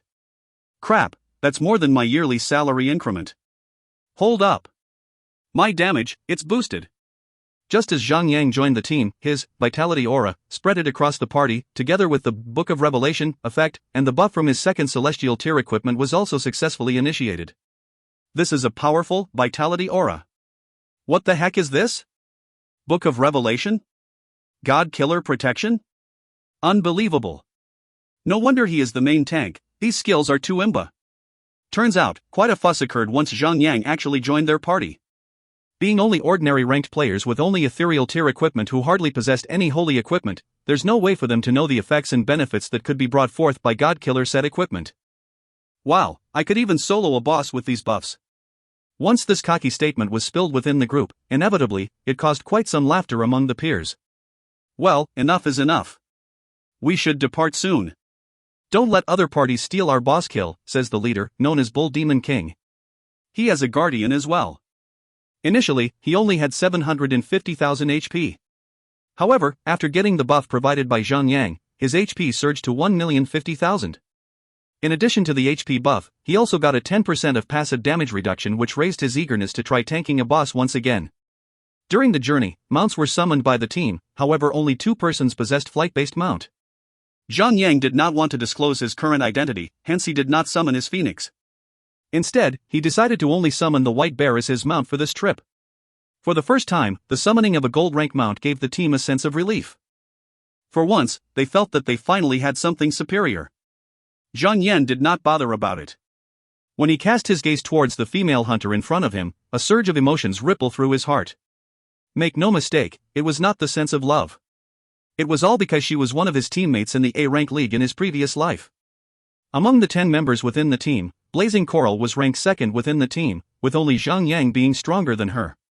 She was also one of the main reasons and contributors which allowed the team to compete up to the A-rank league. As per implied by her name Blazing Coral, she was a hottie in real life. Due to the fact that there are offline ranked matches for A-rank league, Zhang Yan was able to meet with Blazing Coral quite often and had quite a good relationship. Despite not being a married person, Blazing Coral had a very lovey-dovey boyfriend, and both of them had a pure relationship. Zhang Yang's feelings for her only capped at friendship. Nothing more, nothing less. It was precisely because of their previous friendship did Zhang Yang agree to join the party, offering help for Blazing Coral. After traveling for approximately 10 minutes, they reached a dense forest and encountered the boss. The boss was a huge tiger, with colorful stripes covering its whole body. The length of the tail measured more than 3 meters long, and a pair of canine teeth displaying the might of a sharp blade. Its mighty features and size emphasized the image of the king among all beasts. Saber-toothed Tiger King Mengfei, Holy Beast. Level, 230. HP, 2,300,000,000. Defense, 22,500. Melee attack, 185,530 to 265,530. Skills. Tiger Pounce activates a quick attack, causing 100% melee physical damage to all targets within 30 meters. Bite deals 150% melee physical damage to a target. Note, the beast is not to be underestimated. There was a reason why it was a king of all tigers. For a player who only have ethereal tier equipment, a holy tier boss will be quite a challenge to them. If a certain player possesses a strong skill, then it might give them an edge against the boss. However, ordinary players could hardly obtain an OP skill. Hence, Saber-toothed Tiger King Mengfei became a high wall for the team to overcome. Warrior, you only need to sustain the buff for us. We will take care of the boss. Worry not of your promised share of the loot, said Bull Demon King. With the Vitality Aura buff, 10% damage mitigation and 50% damage increase, he is very confident at taking down the boss. Zhang Yan smiled casually. After all, he only helped the team because of Fire Coral. He could care less about how the other people behaved and thought of the situation.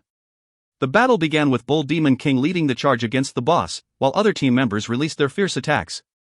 With the increase of a 40% vitality and 10% damage mitigation, the pressure and precision in terms of sustaining the healing process among team members had greatly been eased, allowing more room for errors during the fight.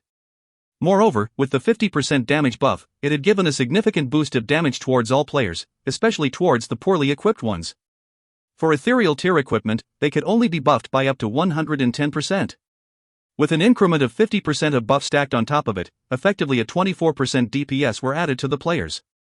Of course, for Zhang Yang who had a 300% damage bonus which came from all sorts of effects, he would only enjoy a 12.5% overall damage increment from the buff itself. Under normal circumstances, King Devil Cow's party would never be able to deal with this boss. However, with the 3 buffs provided to the team, they could easily suppress the boss. With the constant healing provided by the healers, the team's overall HP pool was able to remain within a safe zone all the time. Haha. This is awesome. Saw my crit there? That's 370,000 crit damage I dealt there. I wish I could have these buffs forever, that'll be great. While fighting, everyone cried out in excitement and joy whilst enjoying the boost Zhang Yang provided. Zhang Yang noticed that the party was a very random party. While there was a total of 17 members within the party, all of them belonged to 9 different guilds. There was even 3 of them who were guildless at the moment, including Blazing Coral. Perhaps I should invite her. Zhang Yang thought to himself. In his previous life, Blazing Coral had only mingled within a small guild as well. The only reason that she was able to team up with Zhang Yang was all because they had met quite a few times in the C-rank leagues. Both parties were not able to advance further due to lacking strong party members. When the both of them actually joined forces together, they breezed over the B-rank league and was able to advance further towards A-rank league despite only being able to be placed within the lower tier of A-rank league. Zhang Yang had full respects of Blazing Coral's capability as a player. In fact, if it was not for the issue of not having stronger equipment, she would be even stronger than Lost Dream. She would definitely have an A-rank prowess with good equipment in hand. After thinking about it for a while, he decided to send out an invite for Blazing Coral after the boss session. After all, she did not have a guild, which will not cause any form of conflict. Holy tier bosses are weak, to begin with. Thus, after approximately half an hour of hack and slashing, the boss finally held his last and perished on the battlefield. Loot was scattered around the field after its defeat. If you find any errors, ads pop up, ads redirect, broken links, non-standard content, etc., please let us know. Report chapter so we can fix it as soon as possible. Chapter 844, Returning a Favor with Enmity. Chapter 844, Returning a Favor with Enmity. Translator, Endless Fantasy Translation Editor, Endless Fantasy Translation. Because the party was in leader distribution mode, everyone could only look at the loot and drool. They had to wait for the Bull Demon King to distribute the loots. Bull Demon King turned his eyes around and passed an ethereal tier equipment over to Zhang Yang. Then he said, "Warrior, this is the payment that I have promised you." Huh? Did he just strike his own head with the stone that he tried to bear? Zhang Yang thought to himself quietly. Immediately, he understood something. His powerful damage output had triggered some jealousy among the others. So those people would, of course, want to provoke Zhang Yang now. The first one to attack would become a red-named player. Red-named players would be killed on the spot. That also would grant an additional 20% chance of dropping an item or equipment when the player is killed. What an insidious bastard. At first, Zhang Yang did not even have any desire for any of the loot. However, the situation was like lending his hand out to help an old lady, only for the old lady to hold on to him and accuse him of pushing her down to the ground. Of course, he was infuriated now. However, this Bull Demon King would have never thought that he was currently robbing the number one player in the entire server. A man whose heart is not content is like a snake that is trying to swallow an elephant.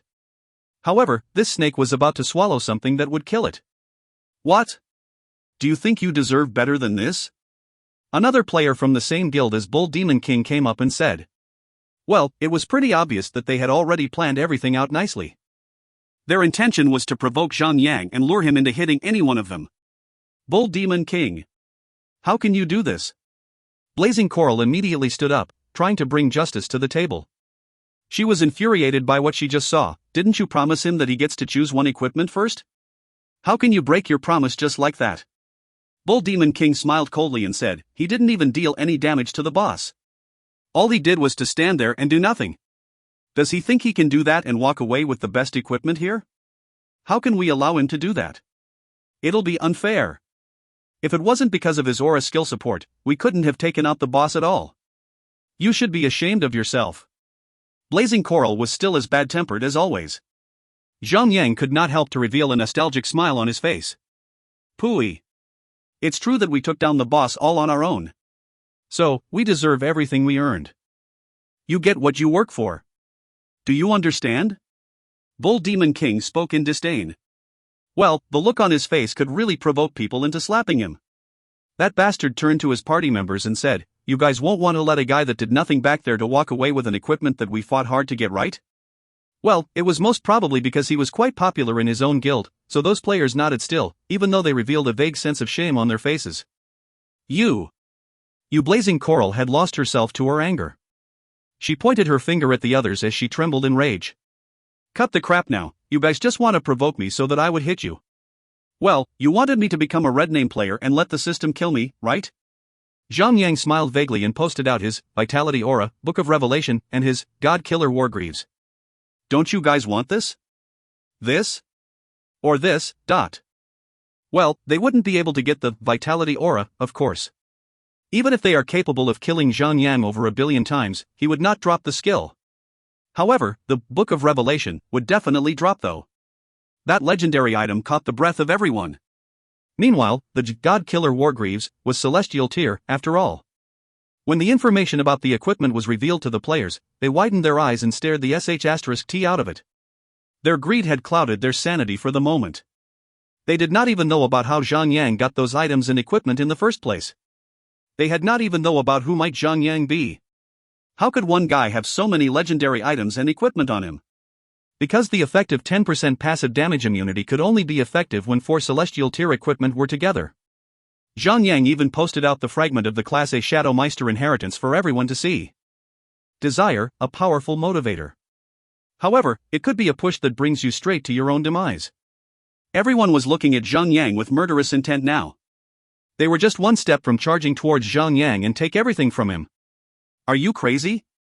How can you show them all that? Blazing Coral widened her eyes, looking at Zhang Yang, and screamed aloud. Well, she actually thought that Zhang Yang was just some spoilt rich kid who had spent tons of money to purchase all those equipment. She thought that Zhang Yang was just trying to show off how rich he was. Blazing Coral, move aside. Or we'll have to kill you as well. Bull Demon King said coldly. Upon seeing Zhang Yang's celestial tier equipment in his Book of Revelation, he could no longer hold his greed from overwhelming his desire. I'll rather die than be on the same party as you are. Pooey. Blazing Coral chose to leave the party. Zhang Yang had also left the party. Instantly, Bull Demon King and his party members no longer had the support of Zhang Yang's vitality aura. The 50% additional damage and the other effects had faded away from them as well. Well, the situation was like a beggar suddenly acquiring $1 billion check. However, before he could go to the bank to claim the money, the check was already stolen by others. In another way to say it, it was like falling from the sky straight down to the ground. These players continued to look at Zhang Yang with murderous intent and greed. Zhang Yang invited Blazing Coral to join his party. She did not hesitate a bit before she chose to join. Zhang Yang waved his hand and cast his surrogacy onto Blazing Coral. That was also why he had invited her into his party. That skill could only be used on one's own party members, after all. With Zhang Yang's current insanely high defense, even if Blazing Coral is surrounded by all those players, it would take quite a while before they could kill her. By doing that, Zhang Yang would have nothing left to worry about. Felice. Zhang Yang waved his hand again and summoned Felice out from her battle companion slot. The Dragon Lady came out and glared at Bull Demon King and his goons with rage. Big brother. They're too mean. Leave your equipment and items behind. We shall let you live. It's not easy to level up these days. It's not necessary for you to die here over nothing. Bull Demon King was still acting like an asterisk shoal. He seemed to be asking Zhang Yang to spare those things for him and his goons. They really thought that Zhang Yang was a spoilt rich kid who could just buy all that again. Well, he had no idea how stupid he sounded to Zhang Yang. Well, even if the player turns red name, the player would not drop equipment or item for sure. Furthermore, Zhang Yang had over a full set of powerful equipment and he had quite a number of items in his inventory. They would have to kill Zhang Yang over 100 times before they could get everything off Zhang Yang. Zhang Yang laughed out loud and made a gesture with his finger. Cut the crap and come at me now. Kill. Other than the 4 healers, the others had come up to Zhang Yang and had him surrounded. Then they began to launch their attacks at Zhang Yang as aggressive as they could. -0. -7 221. -0. -11 022. -7 83. Tens of damage values popped up on top of Zhang Yang at the same time. However, some attacks could not even penetrate Zhang Yang's defense though. The highest damage that Zhang Yang received was about 11,000 damage. Well, that amount of damage was so insignificant to Zhang Yang's long *SS HP bar of 6,680,000 HP. He did not even feel an itch. With Felice turning into the Tree of Life, she could easily heal Zhang Yang back to maximum HP by throwing a few Bloom of Life at him. This guy is a monster. How can his HP stay still even after we hit so hard? It's not staying still actually. Look closer. I think his HP bar is just too freaking long. The players finally realized that Zhang Yang had over 4 pieces of celestial tier equipment. So it made perfect sense that his HP bar would be so freaking long. Fear not. He's just a tanker. He doesn't have the attack power to kill us. Healers, make sure you do your job. We just have to treat him like a boss. We've even taken out a holy tier boss before. There's no reason for us to fear a tanker without any attack power. Truth be told, Bull Demon King was decently skilled himself. Well, at least he managed to reassure the others into battling Zhang Yang. No attack power? Zhang Yang smiled a little and swung lazily at a thief right beside him. -672 122. A player with a full set of ethereal tier equipment would only have approximately 500,000 HP. Of course, the player would not be able to survive Zhang Yang's attack. Immediately, the thief let out a miserable scream and died on the spot. Zhang Yang stood up with his axe and laughed. So how about now? Everyone revealed a sense of horror on their faces. What kind of monster is this? Not only is his defense was as high as F***CK, his attack power is also insanely high. This is madness. They were roaring in anger, complaining about Zhang Yang's absolute power while they continued to throw their skills onto Zhang Yang. Sparks were seen across the surface of Zhang Yang's armor as the weapons clanged against his armor. Zhang Yang just stood there quietly, allowing the others to attack him with their insanely vigorous attacks. Well, it was quite satisfying to do such a thing, once in a while. Zhang Yang was thinking quietly to himself while he was looking at the others in disdain. Well, although those players were attacking him as madly as they could not even move him by a tiny bit. 5 minutes later, Zhang Yang did not even move a muscle. He was just standing there doing nothing. However, his HP bar was still hovering about at 98%. The results of that had really gave the others an intense chill up their spines. They could not help but stop their pointless attacks. So, have you guys had enough? Zhang Yang smiled vaguely. I guess, it's my turn then. Horizontal strike. A series of damage values that exceeded millions popped right on top of 9 players. The 9 of them instantly collapsed onto the ground and died. Well, Bull Demon King was a tanker with slightly thicker skin. So he managed to survive that wave of attack with a low HP bar. The other 4 healers and 5 hunters got away for the moment because they were standing at the rear. Summoning Phoenix Pet. Felice. Little fiery. I'll leave the rest to you. Felice let out a roar and charged towards the players together with Phoenix Pet. You're Zhang Yu. Upon seeing the Phoenix Pet, everyone had finally knew Zhang Yang's identity. Unfortunately, everything was too late now. Let the slaughtering begin. Kill. Kill. Kill. Zhang Yang felt no remorse for taking on this kind of people. Phoenix Pet and Felice were both ascended tier now. Each of them only needed 2 normal strikes to take out 1 player. It did not take long before the tens of them were slaughtered up. Bull Demon King could not believe his own eyes after witnessing everything that just happened right before his eyes. His eyes were widened up as his body collapsed to the ground. If he could have known earlier about Zhang Yang's identity, he would have used everything he had to butter Zhang Yang up instead of robbing him. Well, an attempt to repay a generous act with enmity had backfired. Now, he has tasted his own medicine. Blazing Coral was stunned to see what happened as well. Then she said, "You're the real Zhang Yu?" He. Zhang Yang revealed his personal information to the girl.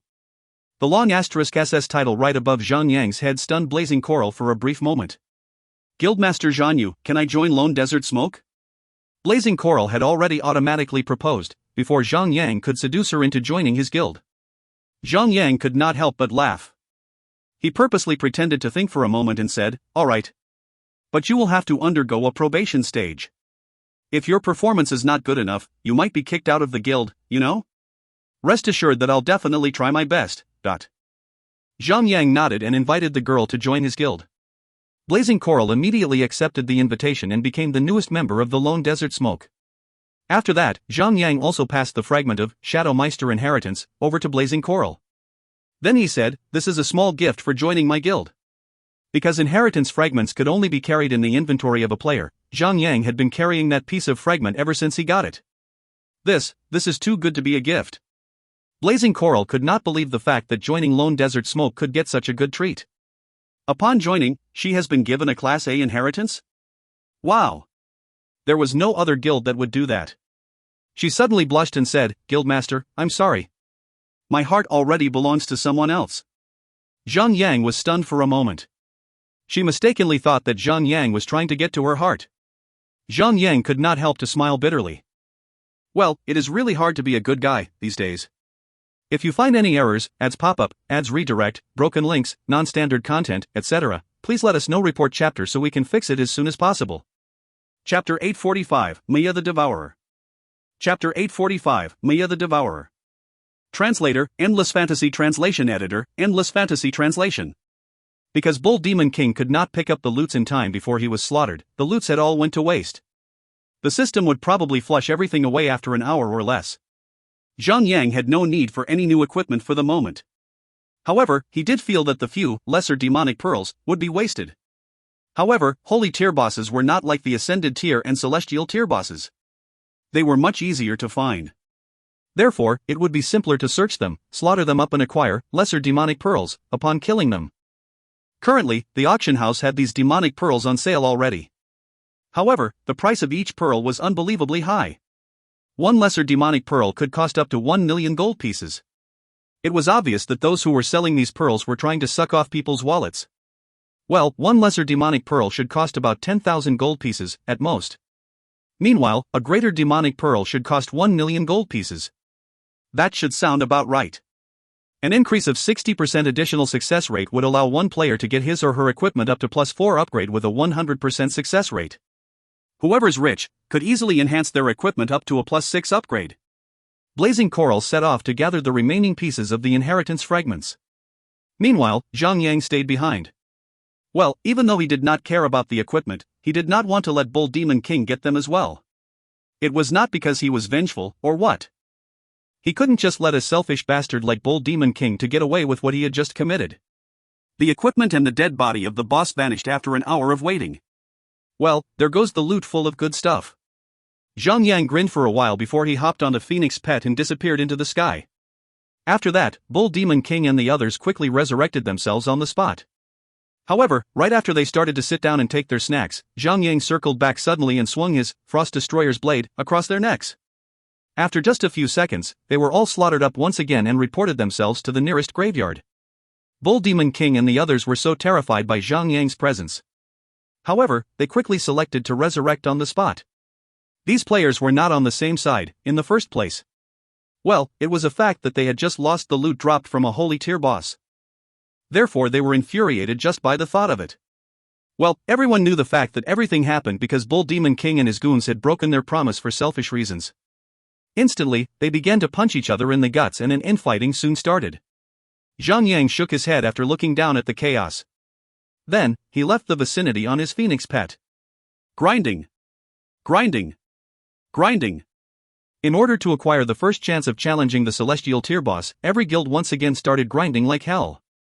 All of the parties from top-tier guilds were busting their asterisk Cs, trying to grind as effectively as possible. Their main intention was to reach level 230 as soon as they are able to. By doing that, they could remove the restriction of the level gap suppression before challenging the 4th Celestial Tier boss in the game.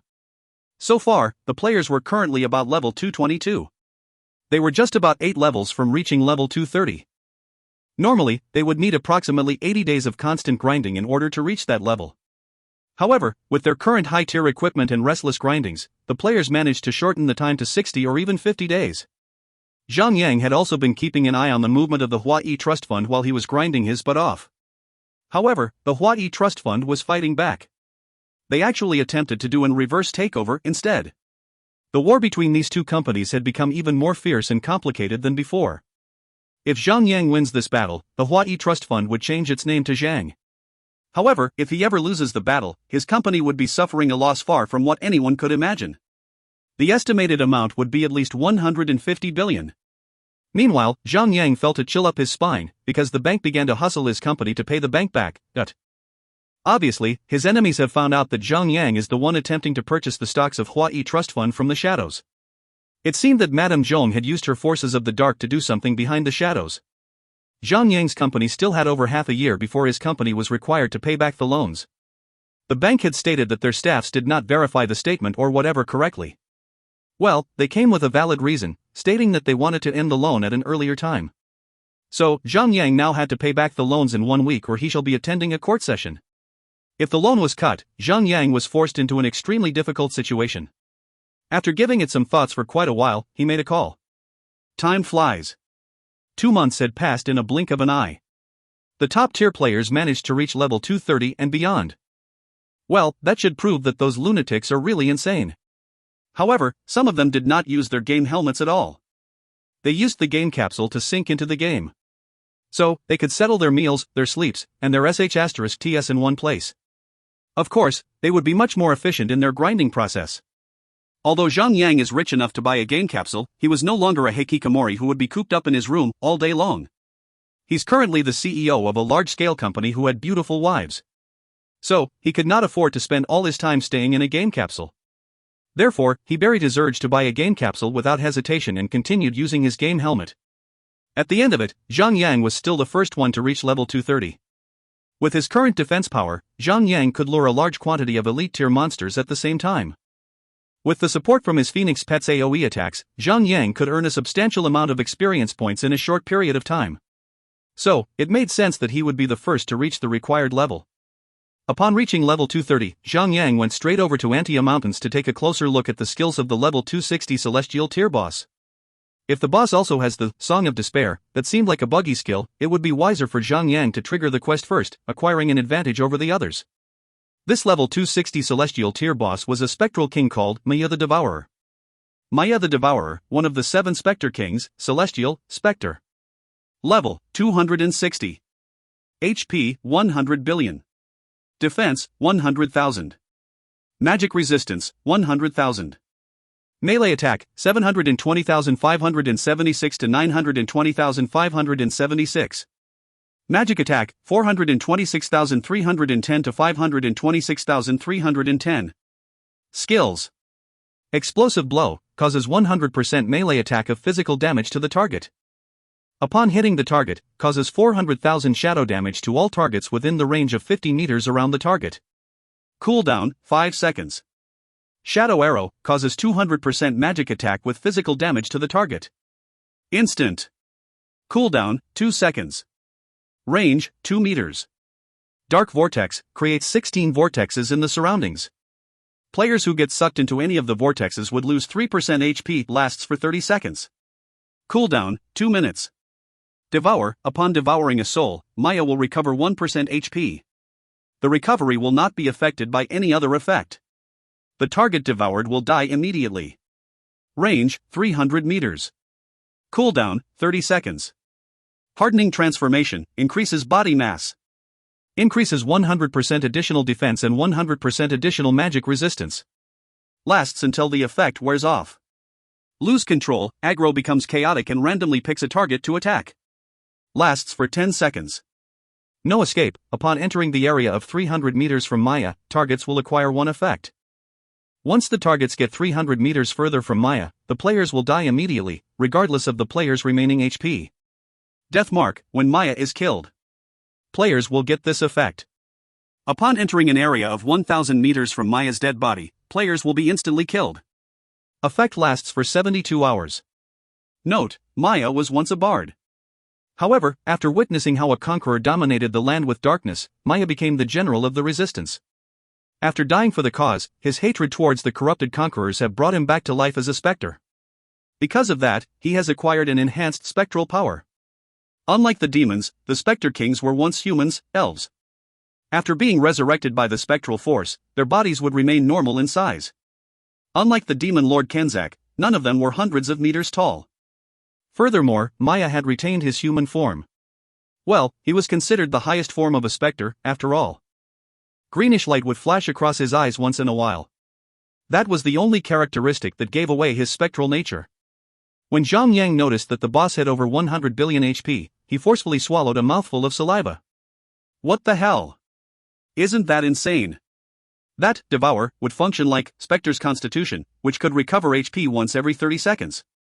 The worst part about it was that the skill would not be affected by the effective, destructive smash. With a total of 100 billion HP, each recovery would recover over 10 billion HP. In other words, the boss could heal over 33 million in each second. The two parties that Zhang Yang built were indeed powerful. However, they would not have enough firepower to deal more than 33 million damage to counter the recovery rate of the boss. Even if everyone activates their inheritance transformations, they would not deal so much damage in a single second. Well, even if they could deal so much damage, it wouldn't be possible for them to deplete the insanely long HP bar of the boss in 2 hours. Furthermore, the boss's defense and magic resistance had reached over 200,000. Players with a full set of ethereal tier equipment would not even be able to penetrate the defense of the boss, not even by the slightest chance. Even if the Lone Desert Smoke upgrades their guild into a level 10 guild and sends 100,000 players over to challenge the boss, they would still be struggling like ants. They would only be able to slightly increase the DPS of the guild. The only good news was that the boss had the skill, Hardening Transformation. When the body mass of the boss increases, more players would be able to hit the boss at the same time. Furthermore, the boss did not actually have a decent AoE skill. Well, the boss's Dark Vortex should count as one, though. However, the skill did not have any special effects that would deal a lot of damage to whoever who gets hit. On the other hand, if other bosses use their tornado cleave, they could deal damage across an area of 300-meter radius. As long as players are within range, they would suffer the damage head-on. Therefore, this boss could potentially be swarmed up by players and beaten to its death, eventually. However, judging from the length of HP bar the boss had and the HP recovery rate of the boss battle would be torturously long. Other than that, Maya was currently located on top of a mountain. Countless specter monsters were already roaming by the mountainside. Those monsters were all level 250 elite tier monsters. As not all players had a flying mount, the players would need to clear a path up to the mountaintop before they could reach the boss. Meanwhile, those elite tier monsters would be respawned again after 15 hours. By then, the players would need to spend some time to clear them out once again. If the boss battle exceeds 30 hours, the players would need to clear out the elite monsters twice. If the boss battle exceeds 45 hours, the players would need to clear out the elite monsters thrice. Although Maya's HP was substantial, Maya could only be deemed as a civilian-type boss. The boss AoE attacks were not deadly at all. Players could use their numbers as the advantage to push the boss back. Theoretically speaking, as long as the players are numerous enough, any guild should be capable of killing the boss, eventually. Well, tens or hundreds of players would not be sufficient to take down this boss. It seemed that the players would need to combine the strength of at least 10 guilds in order to get enough players to take the boss down. Zhang went back and told everyone about the attributes of the boss. Everyone was shocked and surprised, of course. Although they were not willing to share the loots with the other guilds, however, they couldn't just take down the boss all by themselves. It seemed that they had no other way of solving this. Although the boss also had some underlings, those underlings were still elite tier monsters. Zhang would need to kill them with his own bare hands in order to summon his demons through his gate of hell. By the time he is able to summon the 1000th demons, the first one that he summoned earlier on would already be unsummoned back to the demon realm. Other than that, even though Maya did not have any AoE skills that could cover most of the battlefield, the boss could still rely on his Dark Vortex to deal damage worth 99% HP of his targets immediately. Well, that skill basically ignored the target's maximum HP and would get them all heavily wounded in an instant. Summoned demons would not know how to dodge an attack or a skill. The boss could easily wipe out the entire army of summoned demons. This boss was wild and ferocious. Because of that, he could nullify the effects of the Gate of Hell. If you find any errors, ads pop-up, ads redirect, broken links, non-standard content, etc., please let us know. Report chapter so we can fix it as soon as possible. Chapter 846, Drawn-Out Battle. Chapter 846, Drawn-Out Battle. Translator, Endless Fantasy Translation Editor, Endless Fantasy Translation. Zhang began to contact the old allies of Lone Desert Smoke. He wanted to gather them all together to challenge Maya. However, Zhang was surprised to find out that other than Snowseeker, the other guildmasters did not agree to lend a hand in this. They expressed themselves clearly that they wanted to challenge the boss all on their own. Obviously, they had already found out that the boss did not have a decent AoE skill, so they were determined to take out the boss with the strength of their own guild. Zhang was so pissed because of that. It did not take long before the first guild launched their attacks on Maya. The first guild who acted was Paragon from Europe region. Things went like Zhang had predicted. The attack power of Celestial Tier was indeed powerful. However, as long as the main tanker does not die instantly or gets killed instantly by a series of attacks from the boss, the tanker could be healed back with hundreds of healers healing from the rear. Under those circumstances, it would be easy for the healers to heal a player that is losing over millions of HP in a set of time. Meanwhile, although the Dark Vortex could really pack a punch, players who get sucked into the vortexes with full HP state would still have 1% HP left when they get back out from the vortex. They wouldn't die on the spot, though. Meanwhile, the skill had a 2-minute cooldown. That amount of time would be sufficient for the players to heal themselves back up again. The biggest headache was the bosses lose control. The boss would turn away from the tanker and attack one player at random. Meanwhile, the impact of the explosive blow would spread out to other players upon contact with the target. Well, 500,000 damage could instantly end those who have just escaped the dark vortexes. However, no matter what, this boss was still weaker compared to the previous few celestial tier bosses that revealed themselves before. Under the leadership of God's left hand, Paragon had battled the boss for over 2 full days. By the end of it, the boss annihilated the entire Paragon guild by merely spamming its explosive blow. Because of the death mark, players who were killed by the boss were not be able to continue the fight with the boss for the next 3 days. Having not been able to last to the 3rd day of the battle, Paragon had lost their capability to replace their ranks with new blood. All of their members were killed by the boss. On the other side, when the Paragon was wiped out, the boss still had over 94% HP remaining. It was a depressing situation for anyone to see it. Well, 100 billion HP would cause the boss to have a recovery rate of 33,330,000 HP per second. Meanwhile, the boss also had over 200,000 defense and magic resistance. With those combined, the boss would be immortal. The boss was nearly unkillable. That's right. Even though the boss had not much attack power, to begin with, the boss could still mash the players slowly to their demise with its super long **SSHP bar. The boss actually managed to do that to one of the top tier guilds. From a certain point of view, this type of bosses would be much more annoying than those ferocious type of bosses. Maya had depleted all the top tier players in Paragon in over 2 days. For both players, mental and physical health, that's torturous as F***ck. The top tier guilds calmed themselves down for the moment. Meanwhile, many other guilds were charging into the battlefield, attempting to battle the boss. They thought that they finally stood a chance against a celestial tier boss. However, the attack power of Maya was not weak either. Using Explosive Blow and Shadow Arrow consecutively throughout the battle, the boss managed to instantly kill 99% of the tankers without inheritance transformations at the current stage of the game, but without a tanker keeping the boss occupied, the boss could just kill the other players in the surroundings, one at a time. With the support from its Explosive Blow and Dark Vortex, the boss could easily wipe out an entire guild, once provided with enough time. Theoretically speaking, it seemed easy to take down the boss. There was no tactic required in such a boss battle at all. However, reality was very different. After many failed attempts, Hourglass Figure took the initiative to gather more than 10 top-tier guilds in order to challenge the boss again. The boss does not actually have a decent AoE skill. But we're getting our *C's kicked, even after we tried so hard. It's possible that after all out hard work to take down the boss, when the boss is finally dead, those cunning ones could easily send a few thieves to steal all the loots by the end of it. Zhang agreed to join in. However, he had a different idea of how to distribute the loots though. Unlike battling Richelieu, Maya did not have the ability to cause any devastating AoE attacks. It would make it easy for the thieves to sneak over and steal the loots while the guildmasters are still considering what equipment and items to take. Guildmaster Zhang, what do you currently have in mind, then? We shall take on the boss together. However, when the loot drops, it's everyone for themselves. Those who act quickly will gain more from it. After all, there was no absolute way of confirming that everyone would get the loot by the end of it. Instead of leaving the loots out there for others to steal, why not make it more fun by snatching then? Everyone gets a fair chance to snatch. After a brief moment of consideration, Hourglass Figure and the other guildmasters agreed to it. Well, back when they were battling against Richelieu, they did spend a lot of time picking up the loots. If there are thieves in the surroundings when they are busy picking up the loot would be stolen in the snap of a finger. Let's settle it like that, then. Everyone had ended up on the same page. Zhang went back to inform his gang, so, when the boss dies, we'll need to act quickly. No mercy to those who act slowly.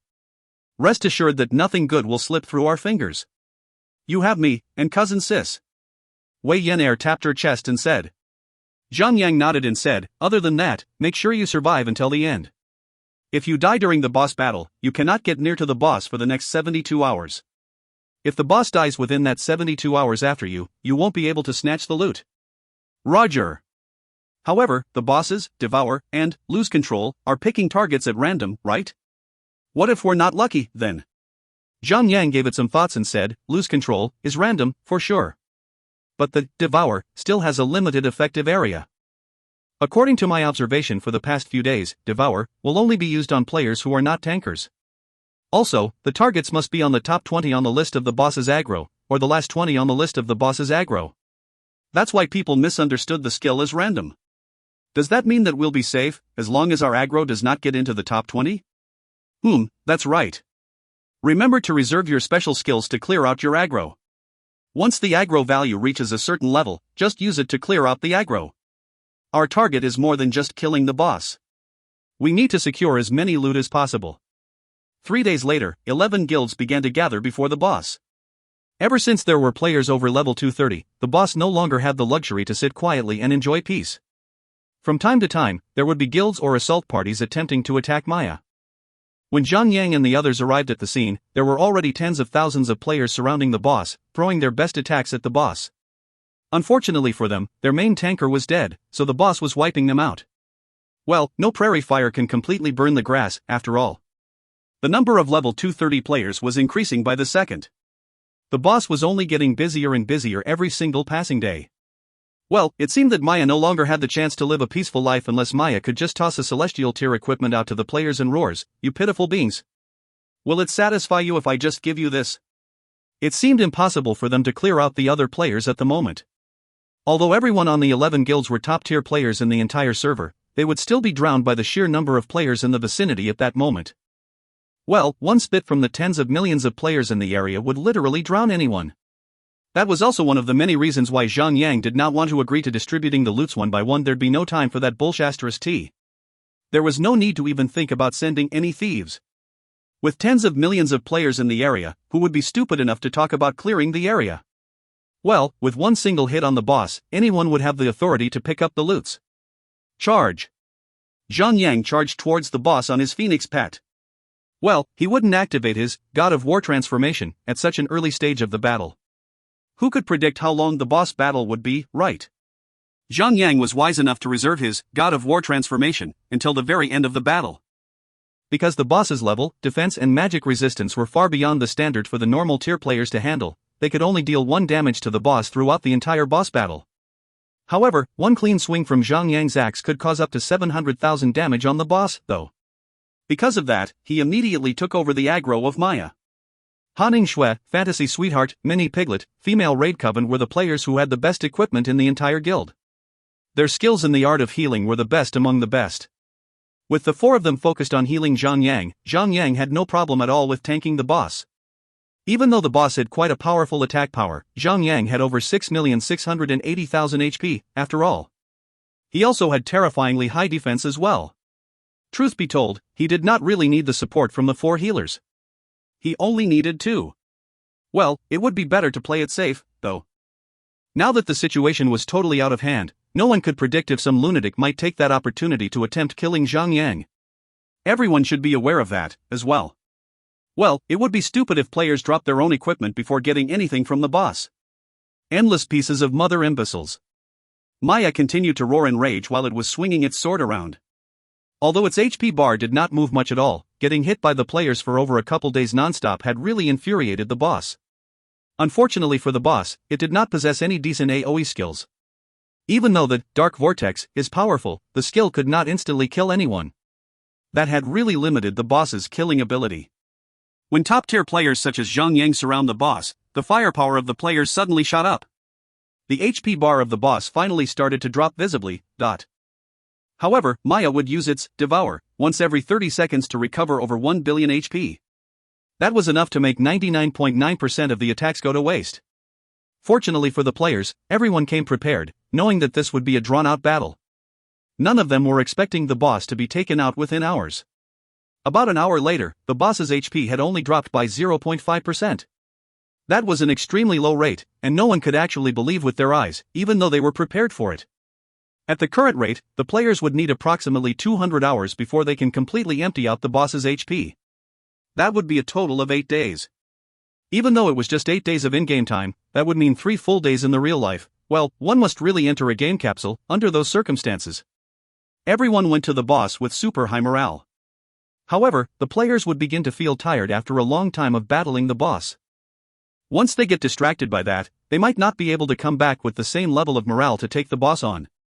If that ends up true, the players would need more than just 8 days to take out the boss.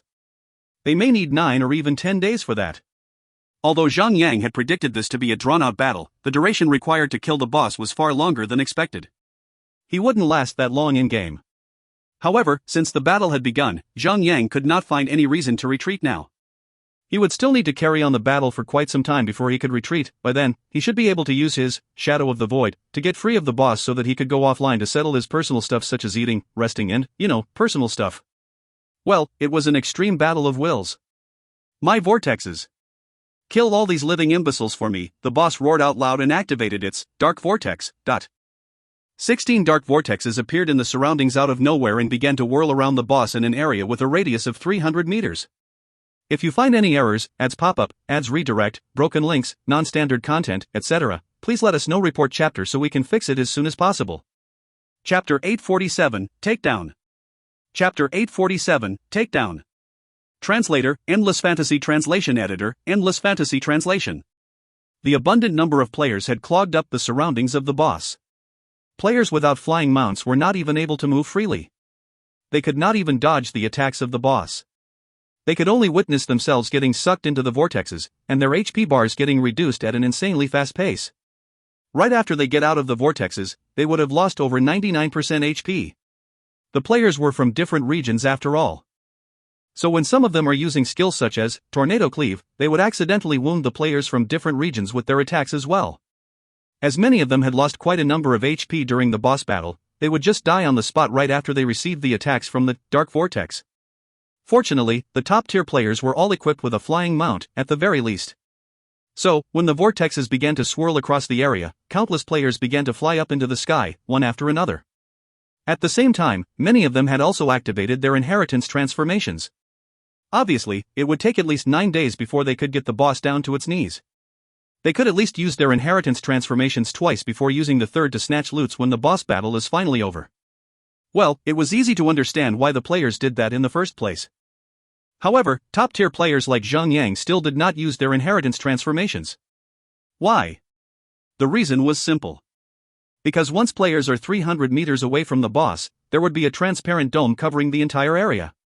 Whoever who tries to get more than 300 meters from the boss would be instantly killed. If the players ever used their inheritance transformation now, they would lose more than they could imagine if they ever get rounded up by other players.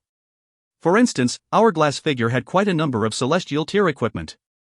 If she ever dies and drop her equipment, well, for the other players, a top-tier player from a top-tier guild would be similar to the existence of a celestial tier boss. Killing one of them would mean that they would stand a chance to drop celestial tier equipment. If the opportunity ever presents itself, why would anyone pass it up, then? Therefore, inheritance transformation should be reserved for life-saving and warning purposes. Even if the top-tier players are surrounded by those greedy bastards, they could still fight back and slaughter them up by using their inheritance transformations as one of the last resorts. Well, normal tier players could only deal 1 force damage to the boss. Therefore, 95% of the total firepower came from most of the players who had reached level 230 and beyond. In other words, most of the attacks came from the players from top-tier guilds. So when some of them entered their transformed forms, their attacks became even more powerful. Unfortunately, inheritance transformations would only last for 2 hours. When the duration for their inheritance transformations came to an end, the HP of the boss had only dropped to 97.2%. They were still very, very far from taking out the boss. Zhang movements have become a fixed pattern. He only needed to repeat the movements like a robot to activate his high-damage skills at the boss. Whichever skills come available, he only needed to spam them on the boss. There was nothing else for him to think. Well, it was because there were no status restriction skills at all. As long as Zhang remains first on the boss's aggro list, it wouldn't hurt much at all for him to waste some potential damage output by spamming skills like there is no tomorrow. The players had started with battle cries and roars. However, they had simmered down now. By the end of it, they had totally stopped with all the shouting and screaming. Even Fatty Han and Endless Starlight were too tired to even tease the ladies. Everyone was just dealing damage to the boss in silence. Truth be told, the boss was not difficult to handle at all. However, the long duration required for the players to take down Maya had made this the worst and most difficult boss battle in history. Currently, the players had Zhang keeping the boss occupied, kiting the boss around. However, the bosses, Dark Vortex, and Lost Control, could still pose quite a threat to the players in the surroundings. Many players had fallen because of that. For the next 3 days, those who already reported themselves at the graveyard would not be able to join back into the battle. However, the number of players were just too abundant. For every 10 deaths, 100 fresh players would rush in. The only concern was that they could not deal much damage to the boss. Well, each player with a full set of holy tier equipment could only deal thousands of damage to the boss. 4 hours, 5 hours, 10 hours, 20 hours. Zhang could no longer keep up with the pace. He quickly sent Sun Xianu a message and used his Shadow of the Void right after. Then, he immediately went offline and took off his game helmet. Right after he took off his game helmet, he ran straight to the kitchen. It was currently 7 p.m. It was about time to have dinner now. Ever since Luo Yuro was pregnant, Zhang had hired a chef to make meals rich with Chinese herbs and medicine for her. Well, because Wei Yan stole some of the meals and it became her habit of doing so, everyone had changed their diet and were used to taking herbal meals by now. At first, the chef did not agree to cook for them. she had only promised to do it for short term. To keep working for them, Zhang Yang had no choice but to offer her a greater deal of money. He even bought a villa for the chef and her family. After settling the worries of her family, the chef decided to continue cooking for them. Well, this chef is a really good cook. If the dishes she made were to be compared to the dishes in a 5-star restaurant, anyone would believe that the money Zhang Yang spent was well spent. Furthermore, the purpose of Zhang Yang earning more money was to live a luxurious life. What's the use of keeping all the money to himself, then? Why would he want to take the money with him into his own coffin? Although Luo Yuro did not really play God's miracle, she had been spending quite a lot of time in the game as well. Well, one of the main reasons was because she wanted to focus on completing her second product. Well, the game did provide her a time that was 3 times longer in the game that she could get in the real life. Furthermore, she has the experience of making a movie before. Therefore, she was currently very near to completing her second movie. Zhang Yang, Wei Yin-er and the others were also a small part of the movie. Well, they had cameoed in the movie for a bit. The little brat actually had more screen time than the other members of the gang, though. Furthermore, Luo Yuro somehow gave the little brat quite an important role as well. So now, everything would depend on whether the audiences would buy it or not. If the audience could accept it, Luo Yuro would be able to create a second miracle in the box office. After filling up their stomachs and after a moment of rest, everyone logged back into the game.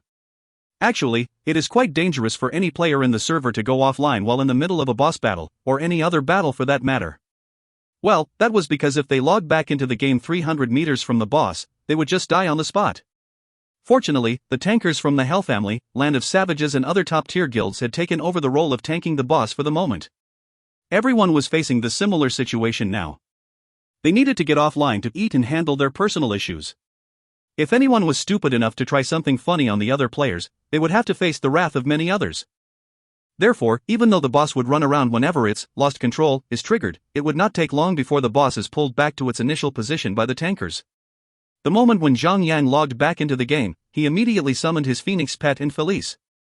Then, the 3 of them charged right at the boss and gave everything they got on the boss. Well, he could not afford to hold back, now. After all, if he gets too little aggro, he might receive the boss, devour, and die immediately. Zhang Yang would fail a little at getting the aggro of the boss once in a while. So, he unequipped his shield to maximize his damage output.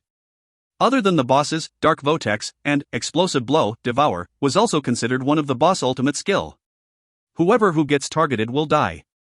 There was no other way out of it. Many players who did not know how the skill actually worked would die horrific deaths and opt to resurrect at the graveyard. Although it had been quite some time, the boss still had over 92% HP. It seemed it would still take ages before they can take down the boss. 1 day, 2 days, 3 days, 8 days, 9 days. The players were taking turns to rest during the boss battle. However, when the 9th day ended, the boss HP bar finally dropped to 5%. Well, that was a record that would make everyone who participated in the boss battle cry. It took a full 9 days for all of them to remove 95% of the boss's HP. What kind of sick joke is that? The worst part about it was that all of Zhang Yang's attempts of casting the Glare of the Death God on the boss had been resisted. Or else, each successful attempt of the skill could have saved over half a day for them. That could have made a lot more difference. Finally, the boss battle seemed to be coming to an end now. At first, everyone was numbed by the 9-day repetition. However, when they noticed that the boss battle was about to come to an end, their morale increased instantly. Even though they knew that it would still take about 10 hours to deplete the last 5% HP of the boss, at least they were very near the end, now. 4%, 3%, 2%, 1%. The remaining HP of Maya had dropped to 1 billion HP. That was the moment they've been waiting for. Every single one of the top-tier players activated their inheritance transformations at the same time. Charge Up Strike. Sky Slicer. -5006 922. -10 013 844. -50 069 220. Zhang Yang began to use his combo 10 axe attacks. The damage each strike increased from approximately 5 million to 50 million damage. Zhang Yang's assaults were so powerful that it made the boss's defense seem useless. He managed to deal a total of 275 million physical damage to the boss within merely 10 seconds. With the 10% additional damage that the Holy Aura bestowed on him for the moment, his total damage dealt on the boss had reached over 300 million damage. Sun Xinu, Hourglass Figure, and the others had also given their best shot. They threw out their most powerful attacks on the boss in an attempt to kill the boss before the boss could use its devour again. 600 million. 500 million. 400 million. 300 million. After the top-tier players activated their inheritance transformations, their attack power had increased tremendously. They were also spamming their skills with very long cooldowns, increasing their DPS to another whole new level. 200 million. 100 million. 50 million. 10 million. 17 seconds later, it was obvious that the boss would not be able to use its devour again in time to heal, but 5 million. 2 million. 1 million. No. No. No. The boss kept roaring in rage until its last drop of HP was gone. After that, the boss collapsed to the ground heavily, and dropped a substantial amount of loot. Everyone immediately turned hostile against each other and began to snatch as much loot as they could. It was time for everyone to outshine each other, in order to get as many stuff as they could. Zhang took an advanced mobility potion, transmutation grade 6, and which immunized him from any form of status restriction effects for 20 seconds. Blast wave. Zhang smashed the ground with his axe and created a conical area of shockwave out front. The shockwave stunned all of the players within the effective area immediately. After that, he took the opportunity to snatch as many loot as he could. At the same instant, Sun Xinu, Hourglass Figure, God's Left Hand and the others began to use the same tactic like Zhang. They were restricting the others around them while attempting to avoid being affected by any other status restriction effects. Then, they quickly picked up as many stuff as they could. From that moment onward, the entire place was very merry. All sorts of skills could be seen flashing across the battlefield at every moment. How many players were left on the battlefield after the boss died? Well, there were over tens of millions of players remaining in the vicinity at the moment, for sure. Although it wouldn't be possible for them to gush into the same spot at the same instance, there were also quite a number of players who had flying mounts. If each of them used only one status restriction skill at the same time, the entire situation would become chaotic. Snatch! Snatch! Snatch! Zhang reached out with both hands like an old gambler in a casino. Shove! Shove! Shove! Instantly, 3 new equipment had appeared in his inventory. Although the boss loot were numerous, they were cleared out of the ground in one brief instance. There were just too many players around to pick them up. In just 3 seconds, the entire ground became empty. Kill. It was still good for those who managed to pick up something. However, for those who got nothing after 10 days of restless battling, of course, they were not willing to leave the place empty-handed. They raised up their weapons and started attacking the others indiscriminately. A chaotic battle had erupted. Zhang and the gang would not waste their time participating in such a messy battle, of course. So they flew into the air to get themselves out of the messy battlefield. After flying far away from the battlefield, they took out their teleportation scrolls and traveled back to Holy City. It was time to distribute the loots. Wah-aha! Noob Tank, I've managed to get 2 equipment. I have 3, yo! Han Shui smacked the little brat's head. After making a number count on the equipment everyone got, there was a total of 14 equipment. Among the 7 celestial tier equipment, 5 of them were actually armor set pieces while the other 2 were just spare parts. The other 7 among the 14 were just ascended tier equipment. Other than that, there were also a few pieces of greater demonic pearls, some skill books and other negligible items. If you find any errors, ads pop-up, ads redirect, broken links, non-standard content, etc., please let us know. Report chapter so we can fix it as soon as possible. Chapter 848, Demon Lord Hulkensch. Chapter 848, Demon Lord Hulkensch. Translator, Endless Fantasy Translation Editor, Endless Fantasy Translation. Although they couldn't get all of the celestial tier items from the boss, having 5 celestial tier armor set pieces and 2 celestial tier normal pieces should suffice. After all, the boss had only dropped about 13 to 14 pieces of celestial tier equipment upon its death. Well, Zhang and his gang had already taken half of the total amount. If they were still not content with their achievement, they should be struck by lightning a couple of times. It would have been great if we're the only guild that killed the boss. Fatty Han was speaking out of his greed. Everyone had gotten used to taking down a boss with their party of 10, or their party of 20 over the past years. So now that they had to share the loot with the others, they still felt a little disgruntled about it. It's a special boss, so we had no choice. Zhang tapped Fatty Han's shoulder and said. Well, it was utterly true that Maya was a boss that can never be taken down by merely one guild. Quick! Distribute now!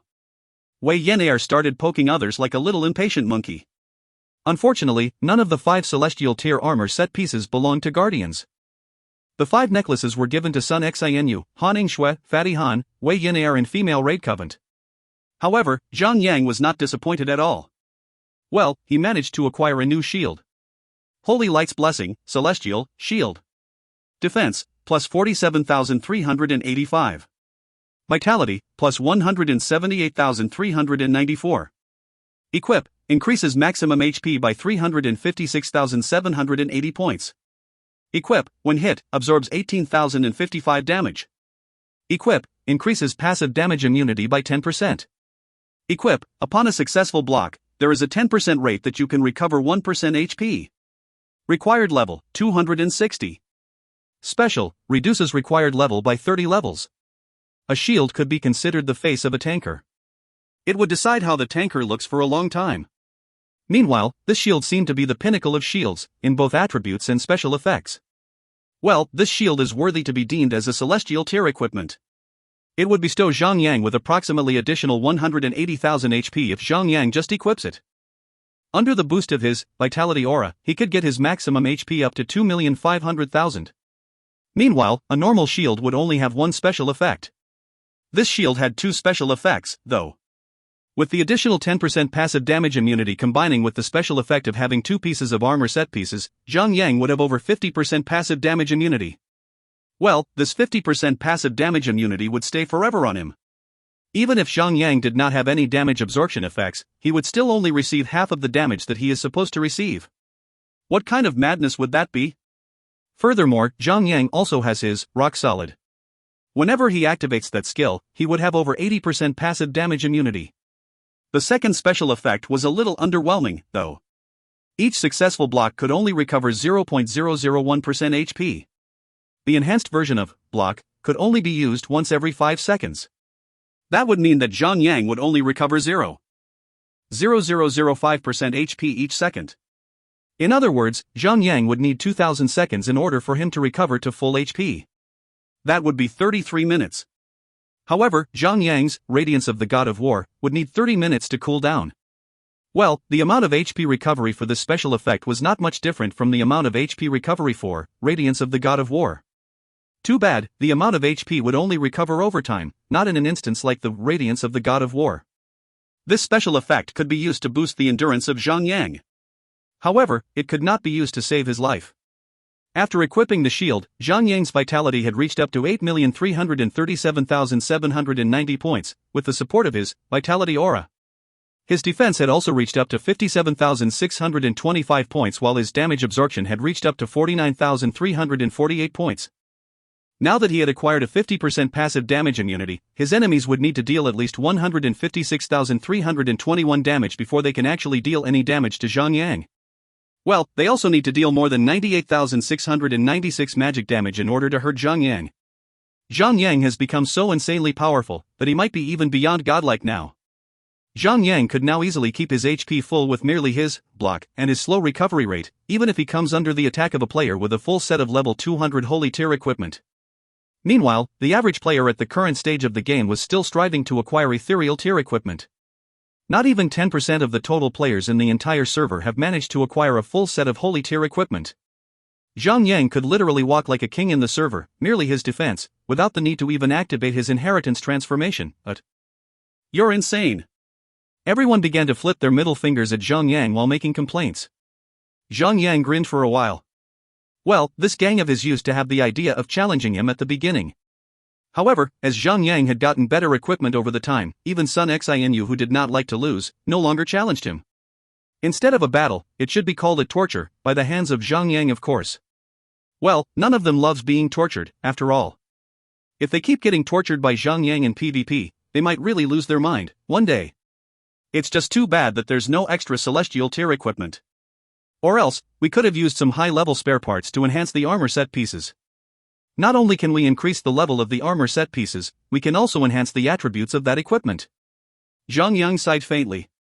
Well, there were all sorts of celestial tier bosses out there. Their levels would range from level 230 to level 300. Of course, they would drop celestial tier armor set as well. However, the levels of that equipment would range from level 230 to level 300. Well, the officials had once announced that if a level 300 Celestial Tier equipment is fused with a level 230 Celestial Tier armor set piece, the new equipment would retain the special effects of the armor set equipment. However, the attributes of the new equipment would be at basic level 300 levels. With another enhancement, the level would increase even further. Zhang and the others had the Tesseract and Greater Demonic Pearls to aid them in enhancing their equipment up to +6 upgrades without any risks at all. However, acquiring a +6 upgrade also meant that the player would need 7 pieces of similar Celestial Tier equipment in terms of armor type and armor part. That would be insanely difficult at the current stage of the game.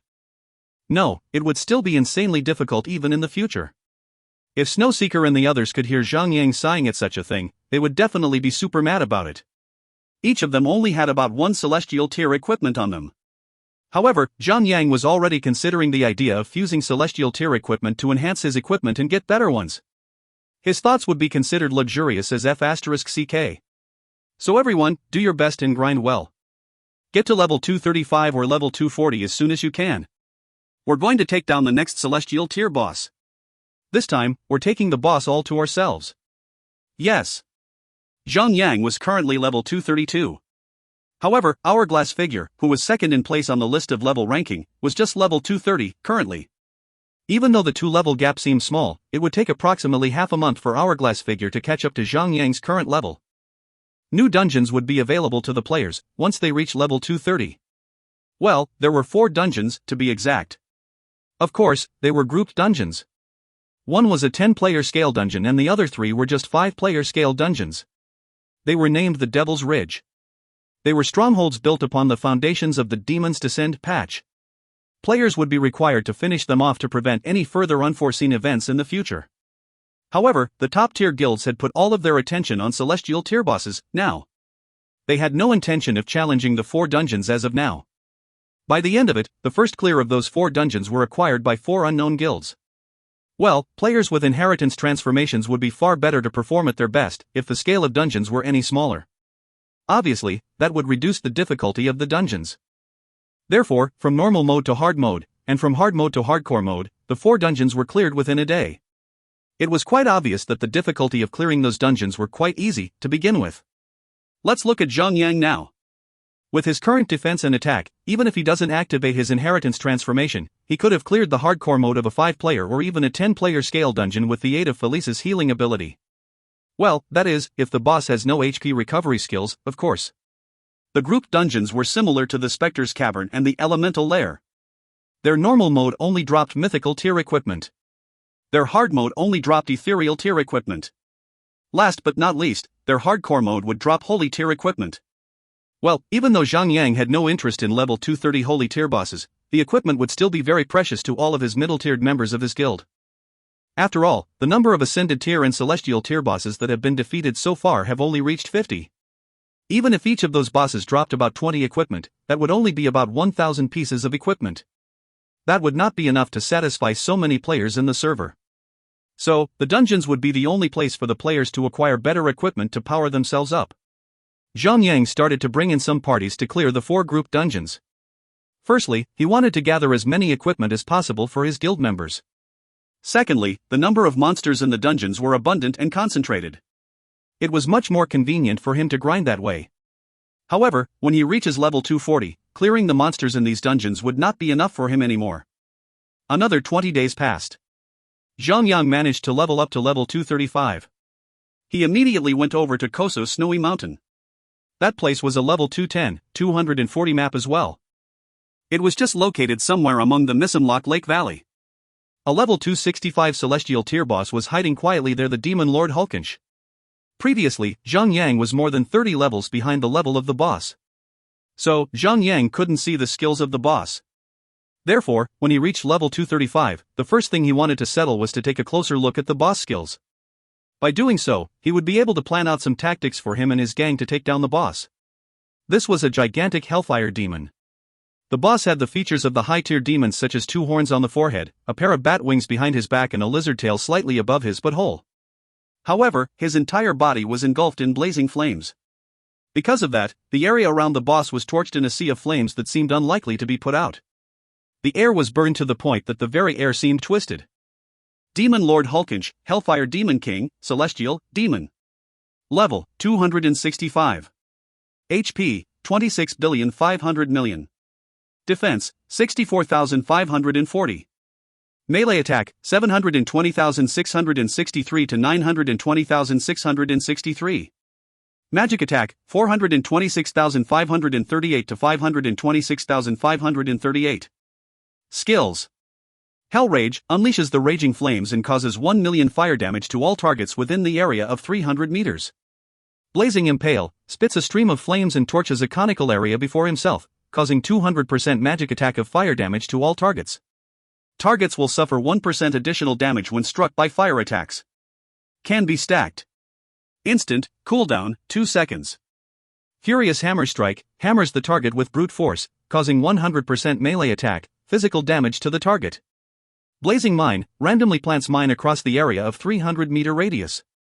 The mine can only be seen for 2 seconds after it is planted. When a player steps on the mine will explode, causing 1 million fire damage to all targets within the area of 30-meter radius from the explosion as the center point. The mine can be disabled by thieves with their profession skill, Diffuse. Life of Fire, the damage that Hulkinch deals will turn into his HP. The HP amount recovered will not be affected by any other effects. No Escape, upon entering 300-meter range from the boss, players will acquire this effect. Once the players with this effect get more than 300 meters further from the boss, the players will die immediately, regardless of their remaining HP amount. Note, Hulkinch is the Hellfire Demon King. He's the conqueror of Hellfire. Anyone who attempts to challenge him will be incinerated to dust. Well, Zhang could no longer stay calm. Although the boss had the HP, attack power of a celestial tier boss, Hulkinch had a fatal weakness. Most of his skills were fire-type skills. Furthermore, the amount of HP that the boss could recover would depend on the amount of damage he could deal. The amount of HP recovery would differ, based on the boss's performance himself. Well, it would be hard to say if such a HP recovery would be good or bad. The more the boss attacks the players, the more HP amount the boss recovers. If the boss recovers 1% HP in 30 seconds, then the boss would be able to recover 8,830,000 HP in every second. Everything would differ, based on the situation as well. Because the Hellrage was an AoE-type skill, it could cover over 300 meters. The skill would also function according to a regular pattern. However, the skill only had a 2-second cooldown. When the HP bar of the boss is reduced to 20%, the cooldown period would become 1.5 seconds. Meanwhile, when the HP bar of the boss is reduced to 10%, the cooldown period would become 1 second. As long as there are a total of 1,766 players attacking the boss at the same time, the HP recovery of the boss would exceed 8,830,000 HP. That would be the point where you thread a needle. If you find any errors, ads pop up, ads redirect, broken links, non-standard content, etc., please let us know. Report chapter so we can fix it as soon as possible. Chapter 849, Soloing a Celestial Tier Boss. Chapter 849, Soloing a Celestial Tier Boss. Translator, Endless Fantasy Translation Editor, Endless Fantasy Translation. So, this boss appears to be the type that grows stronger as the battle continues on. He would recover more HP if more players were to attack him. Theoretically, the 300-meter radius area around the boss should be able to hold quite a substantial number of players. Hulkinch was rather similar to Angus. They were both the type of bosses that would become even more fearless if they were to battle a larger number of enemies. It would best to battle these bosses with a bunch of elites. Of course, that would work for the other players. Zhang revealed a crooked grin on his face. Could this boss be designed for him and only him? His Phoenix pet had the ability to ignore all fire attacks along with their special effects. Furthermore, the Phoenix pet could also recover HP by absorbing fire damage. Even though the boss is also equipped with the ability to deal physical damage, the amount of physical damage the boss could deal with his normal attacks and his Furious Hammer Strike were almost the same as the amount of fire damage that the boss, Hellrage, and Blazing Impale could deal to the Phoenix pet. That should balance out the damage the Phoenix pet receives and the amount of HP that the Phoenix pet could recover.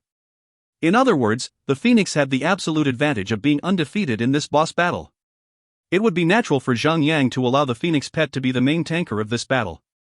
He would only be dealing damage to the boss from the sidelines. After all, he would only be receiving approximately 1 million AoE damage every 2 seconds before the HP bar of the boss goes as low as 20%.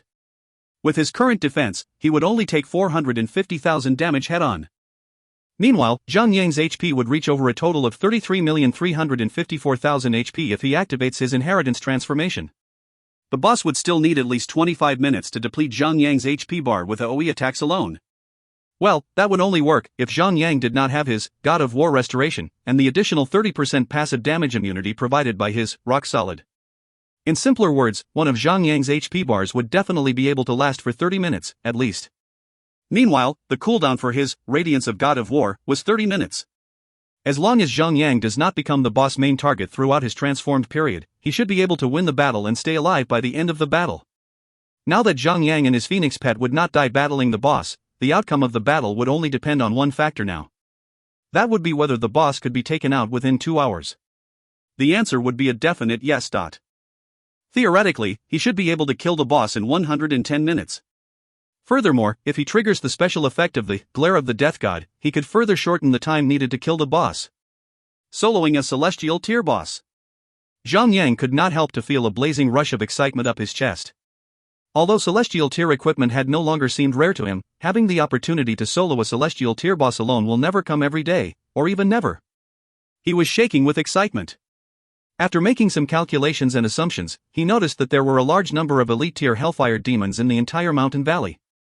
However, those monsters were staying at least a couple of 100 meters away from the boss, as if they were terrified by the existence of the boss. There shouldn't be any possibility that the monsters would be drawn in while I'm battling the boss, then. After thinking by himself, he immediately patted the Phoenix pet and charged straight at the boss. 300 meters from above the sky, he leaped off the back of the Phoenix pet and activated both his inheritance transformation and the Phoenix pet's transformation skill. Kill him. Phoenix pet dive-bombed the boss to trigger the battle. It began to spit streams of blazing flames towards the boss and caused a series of insanely high damage to the boss. Each damage value had reached over millions. In one brief instant, the boss was already heavily wounded. You bastards! Hulkensch let out a furious roar and swung his blazing fist straight at Phoenix pet. At the same instant, the boss's nostrils were flared. 2 streams of powerful blazing flames were seen gushing out of the nostrils, reaching the ground. The flames did not stop there, they continued to spread out and radiated into the surroundings. -829, 321. +1000000. At first, the Phoenix pet received a damage value. However, a healing value appeared right after the damage value popped out. The lost amount of HP was instantly recovered. Well, that was the Phoenix pet's specialty, after all. Any fire attack would become useless on the Phoenix pet. Instead, the fire damage that the Phoenix pet receives would be turned into the source of the Phoenix pet's HP recovery. However, Zhang Yang was not equipped with the ability to absorb fire damage. Immediately, he received a blow from the boss's Hell Rage head-on. However, only 450,000 damage from the 1 million basic damage of the boss managed to penetrate Zhang Yang's insanely high defense. That was really nothing to him. Zhang Yang waved his hand and summoned Felice out from her slot. The little lady immediately entered her Goddess of War Scion form before launching her fierce attacks on the boss. Theoretically, as long as the DPS exceeds 500,000 damage, the boss would be receiving effective damage.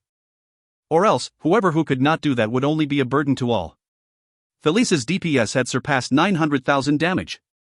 Although each Hell Rage would allow the boss to recover a certain amount of HP, the effective damage dealt to the boss was still about 400,000 damage. It was quite a decent progress for the moment. However, Felice no longer had the ability to heal when she is in her new form. Therefore, after a brief moment of battling head-on against the boss, Felice would be forced to return back to her slot. Charge up strike, Sky Slicer. In order to maximize the damage output, Zhang Yang activated his strongest skills. Instantly, he dealt over 250 million damage and took over the aggro of the boss. Shadow of the Void. By using that skill, Zhang Yang disengaged the aggro of the boss. Right after that, he resurfaced to continue his ferocious strikes on the boss. A few minutes later, he did the same thing and took over the aggro again. However, he did the same thing as well, using his Shadow of the Void again to disengage the aggro of the boss again. Well, because he needed to use the same skill before it cooldowns, he had to use Rearm to reset the cooldown of his Shadow of the Void. With 2 rounds of that, the Phoenix pet managed to generate enough aggro upon reaching level 230. The Phoenix pet had automatically become Celestial Tier. Its power level had increased tremendously, so that should allow Zhang Yang to focus on attacking the boss for at least 10 minutes. After that, he could just use his Shadow of the Void to vanish from the sight of the boss whenever that skill is ready. Upon the third round of the same routine that Zhang Yang did with his Shadow of the Void, it became impossible for Zhang Yang to OT within the timeframe of 10 minutes. In that sense, that would also mean that Zhang Yang would never OT again, ever for the boss battle, but although Fatty Han also had a Phoenix pet, that Fatty's defense was too weak for the moment. He could at most last for 5 minutes under the onslaught of the boss with his Hell Rage. It would be impossible for the Fatty to solo the boss. Only Zhang Yang, who had one Phoenix pet, a super high defense, and also insanely powerful attacks would be capable of soloing the boss. Of course, that would only work for Zhang Yang, thanks to this unique boss. A miracle like this would never be replicated again. Goddamned fire chicken. I'm the Lord of Flame, the Conqueror of Fire. Hulkensch let out a raging roar as he was launching his attacks at the Phoenix pet repeatedly. Truth to be told, if the boss was only using single-unit attacks, the Phoenix pet would not have held on for long as well. However, a monster would always remain a monster. The boss would not possibly leave his skills there when they are ready for use. So, the boss was destined to be helpless against the Phoenix pet. Ha ha ha. Zhang Yang laughed out loud. Such a thrilling joy does not come easy. He had already switched on his in-game footage recorder to record everything down so that he could re-watch the footage. Well, soloing a celestial tier boss while oppressing the boss with absolute power was absolutely satisfying. Glare of the Death God resisted. Zhang Yang told himself that it wouldn't matter much at all. As long as no other player comes in all of a sudden and lets the boss recover his HP, Zhang Yang should be able to kill the boss within 2 hours. 15, 763, 980. An extremely high value popped right on top of the boss. It was Zhang Yang's Rising Dragon Strike. It was an attack 10 times higher than his normal attack. Well, the good fortune did not stop there. Zhang Yang's Frost Strike had also dealt over 12,551,792 damage.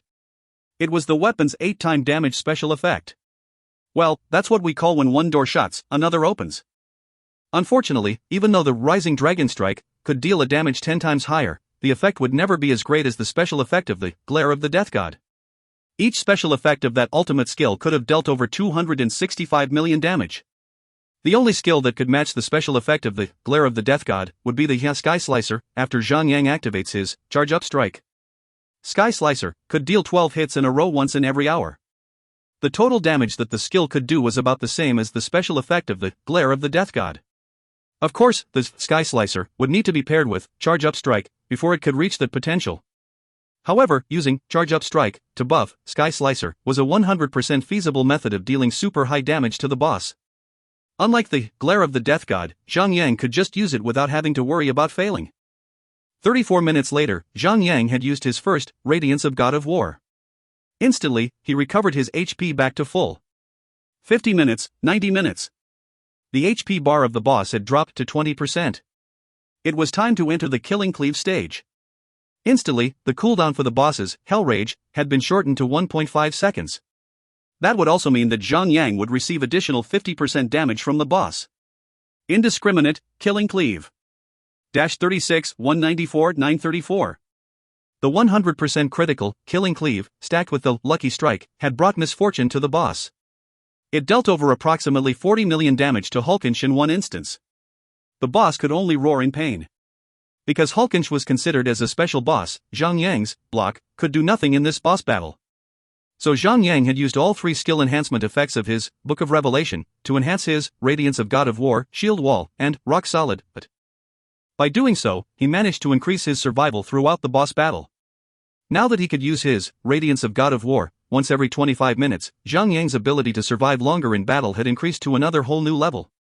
10%. Hulkensch had entered his most ferocious state. The cooldown for his Hell Rage had been shortened to merely 1 second, now. Not only could he deal much higher damage to Zhang Yang, the boss could also recover HP at twice the amount that he used to be able to recover, although the amount of HP recovery had only been increased from 230,000 HP per second to 450,000 HP per second. Activating Tribulation. Hell Rage could only deal 450,000 damage to Zhang Yang. However, Zhang Yang could deflect a total of 1 million damage back to the boss. The boss had no choice but to suffer. Because Tribulation could only last for 10 minutes, Zhang Yang chose to activate it much later into the battle in order to deflect a higher amount of damage back at the boss. Well, the boss was using his Hell Rage once every second, so Zhang Yang's Tribulation would be deflecting 1 million damage back to the boss in every second. That amount of DPS was as much as the DPS of his Phoenix pet. 9%, 8%, 7%. Hulkensch's HP was dropping lower and lower by the second. It seemed that he would become the first Celestial tier boss in God's Miracle to be killed by one player in another 10 minutes. What a pathetic fate. Goddamned fire chicken. Hulkensch was infuriated to the point that he jumped around, venting out his rage with all his fire attacks. However, he could do nothing to the Phoenix pet. Instead, he increased his rate of using Hell Rage, which resulted in helping the Phoenix pet to restore even more HP. The Blazing Mine was even more pathetic. It couldn't even deal 1 damage to the Phoenix pet, just because it could only deal fire damage. Meanwhile, Zhang was flying with the flight ability he was bestowed with after activating his God of War transformation. So he would never ever trigger the mines. The boss had already ran out of tricks up his sleeves. He could only witness the fall of his HP bar. He was drawing closer and closer to his own death in every passing second. 3%, 2%, 1%. When the battle entered its 112th minute, Zhang finally sliced away the last drop of the boss's HP. Well, Hulkensch has become the most pathetic Celestial tier boss in entire history of the game. He had been slain by one single player. The gigantic body of the boss collapsed onto the ground heavily, and he also dropped tons of loot across the ground. Well, the number of loots was enough to put a smile on Zhang face for hours. This time, Zhang has really hit the jackpot. Upon checking out on the loots, he noticed that there were a total of 9 pieces of Celestial tier equipment. Furthermore, this boss has dropped the same equipment as Maya. They were all necklaces. Coincidentally, Zhang did not get a necklace back when they slayed Maya. This should make it up for him. God Killer Necklace, Celestial Necklace. Vitality, plus 26,759. Strength, plus 3,428. Agility, plus 3,428. Equip, increases maximum HP by 53,510 points. Equip, increases both damage and healing efficiency by 15%. Equip, absorbs 3,009 when being hit. Use, when you activate Shield Wall, you can deflect all attacks that are directed towards you. Required class, Guardian. Required level, 260. Special, reduces required level by 30 levels. If you find any errors, ads pop-up, ads redirect, broken links, non-standard content, etc., please let us know. Report chapter so we can fix it as soon as possible. Chapter 850, Acquisition Succeeded. Chapter 850, Acquisition Succeeded. Translator, Endless Fantasy Translation Editor, Endless Fantasy Translation. Other than the 9 Celestial tier armor set pieces, Hulkensch had also dropped another 5 pieces of normal Celestial tier equipment. Among those pieces of equipment, one of them was a 2-handed battle axe. A Kensch, Hell Lord's Battle Axe, Celestial, 2-handed axe. Attack, 83,633 to 103,633. Attack interval, 3.8 seconds. DPS, 24,640. Level 9 Socket 1. Level 9 Socket 2. Equip, increases damage by 70%. Equip, increases critical rate by 20%. Equip, normal attacks have a certain rate of dealing a damage 10 times higher than normal damage. Use, within 5 minutes, afflicts your target with a negative effect upon every successful hit on your target. Causes the target to receive an additional 1% damage whenever struck again by you. Can stack. Can only stack up to a maximum of 100%. Lasts for 30 seconds. Cooldown, 1 hour. Required level, 260. Special, reduces required level by 30 levels. Note, this axe once belonged to the Great Hell Lord. It became a collection of Hulkensch after the Hell Lord fell. A Celestial tier weapon. Zhang was overjoyed with his discovery. After equipping the weapon, his basic damage has reached up to 789,686 to 873,286 damage. That amount of attack was extremely powerful. Well, even if a holy tier player with a Class B inheritance activates his or her inheritance transformation, the player would not reach that attack power either. It seemed that Zhang attack power has become ridiculously powerful. Other than that equipment, Hulkensch had also dropped quite a number of skill books, greater demonic pearls, and other trivial items. Unfortunately, none of them was suitable for Zhang. However, there was a crimson red rock that was snatched by Felice. She has actually entered her golden egg form. It seemed that the 4th seal is about to be unsealed. Because the process would require a long time, Zhang brought the few level 9 gemstones that were dropped by the boss and went straight to the holy city. Then, he immediately inserted 2 gemstones into the 2 sockets of the battle axe. He gathered his gang around and distributed the loots he picked up from killing Hulkensch. When they received the loots, they were shocked to the point that they dropped their jaws as well. "Little Yang, did you just take out a celestial tier boss all by yourself?" Fatty Han took in a cold breath. "Ha ha." Zhang Yang laughed without saying anything about it. "What the hell? Boss, you're too crazy. That celestial tier boss was killed by you?" Endless Starlight let out a strange scream. "That's amazing. You can even solo a celestial tier boss now. Boss, do you have anything else to do in this game?" Zhang Yang was stunned for a moment there. Well, he was about to step up to the pinnacle of God's miracle, now. If the officials are not going to release a new patch or increase the level cap up to level 400, or even introduce new tiers such as Super Celestial Tier, God Tier, or Supreme Tier, Zhang Yang would have nothing left to do in the game. When he managed to get the full set of God Killer armor set, which included a Celestial Tier weapon, Celestial Tier shield and Celestial Tier accessories, so what should he do for the rest of his days in the game? The dungeons offered no challenge for him. The bosses offered no challenge for him.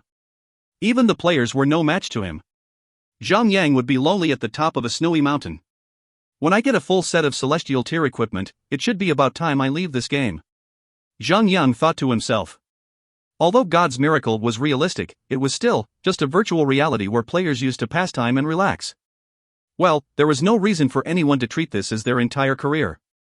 Meanwhile, Zhang Yang had also yielded enough money from the game. Upon reaching the peak, money has become insignificant to him. The difference between having 100 million and 10,000,000,000,000,000 was just figurative now. He wouldn't be able to use all of the money if he makes too much of it. However, Zhang Yang would like to slay all of the Celestial Tier bosses in the entire server at least once, before he is willing to leave the game. Ha ha. These Celestial Tier equipment have come at the right timing. We're about to participate in the World League Championship finale soon.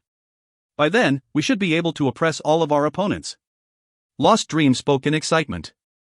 They were just 10 days from the 4th World League Championship that was going to be held in Shanghai. The Silky Soft battle team had won a secured seat in the finales. Meanwhile, the second battle team who managed to secure the other secured seat into participating in the finale would be the Sky and Ocean Electronics battle team from Imperial Sky. Well, only 2 battle teams were going to participate in the championships. Well, Eternal Flame has gone downhill into the abyss because of Zhong Xiuhua's sexual transmitted disease event. They only managed to hang on to the top 5 in the Class S Professional League Championship. Recently, Huayi Trust Fund had been trying to fend off Zhang Yang from taking over their company. Without any juice left to even fund Eternal Flame in their daily activities, the guild seemed to be dying soon. Every member of the guild was beginning to feel worried for themselves. Meanwhile, Crimson Rage was not performing up to their former standards, because quite a number of their core players got married all of a sudden. They even planned to have children after their weddings. Therefore, the Sky and Ocean Electronics battle team managed to acquire the second place thrice. Before the final season of the Professional League Championship could begin, it was already decided that the Sky and Ocean Electronics battle team was the winner to participate in the World League Championships as one of the 2 battle teams. "Little Yang, are you sure you want to do it, then?" Fatty Han pulled Zhang Yang to a corner and asked with concern. Zhang Yang nodded and said, "Well, Zhong Xiuhua is too great a threat now. I will not rest until I get rid of him. But what if he tries something funny or maybe do something dangerous? Well, I'm counting on that. I'm just concerned if he runs away." Zhang Yang brought a few lawyers and business excellence along over to Yen City. They arrived to join the Huayi Trust Fund's board meeting. "We're all here because we need to decide who should be the new chairman of the board." Zhang Yang revealed a vague smile on his face while sitting on the couch, in the middle of the office. That lazily rough way Zhang Yang sat on the couch had caused many in the conference room to look at him with contemptuous looks on their faces. "Mr. Zhang, you're just the second largest shareholder of this organization. You've no authority to make such a significant decision for our organization," a middle-aged woman in her 50s said.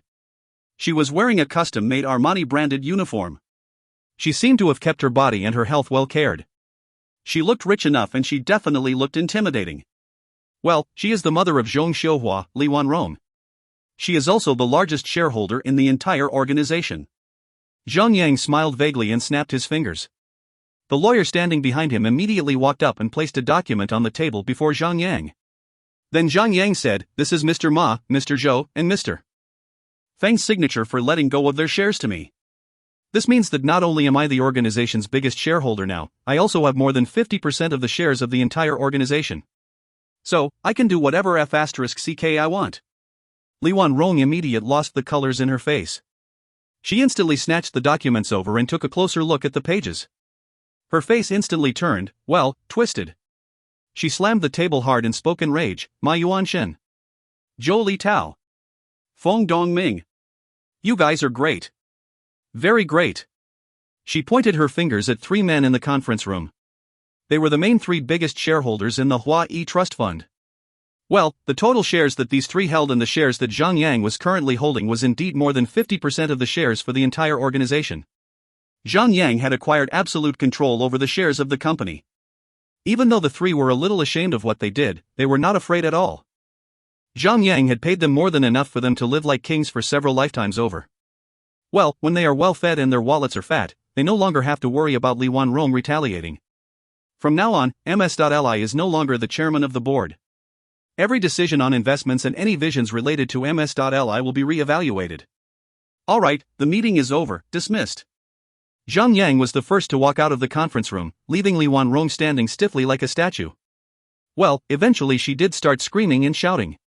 She could not understand it at all. She was actually winning the battle of the hostile anti-takeover on her company. So how did Zhang Yang manage to cut the ground from beneath her feet? He actually bought the company from the inside.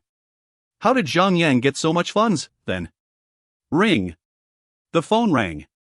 Zhang Yang picked it up and heard a lady's voice with weird accent. Darling, everything going fine, but... Thank you for lending me so much money. I'll pay you back as soon as I can. Darling, you don't have to pay me back at all. That's my dowry as your bride. Zhang Yang frowned.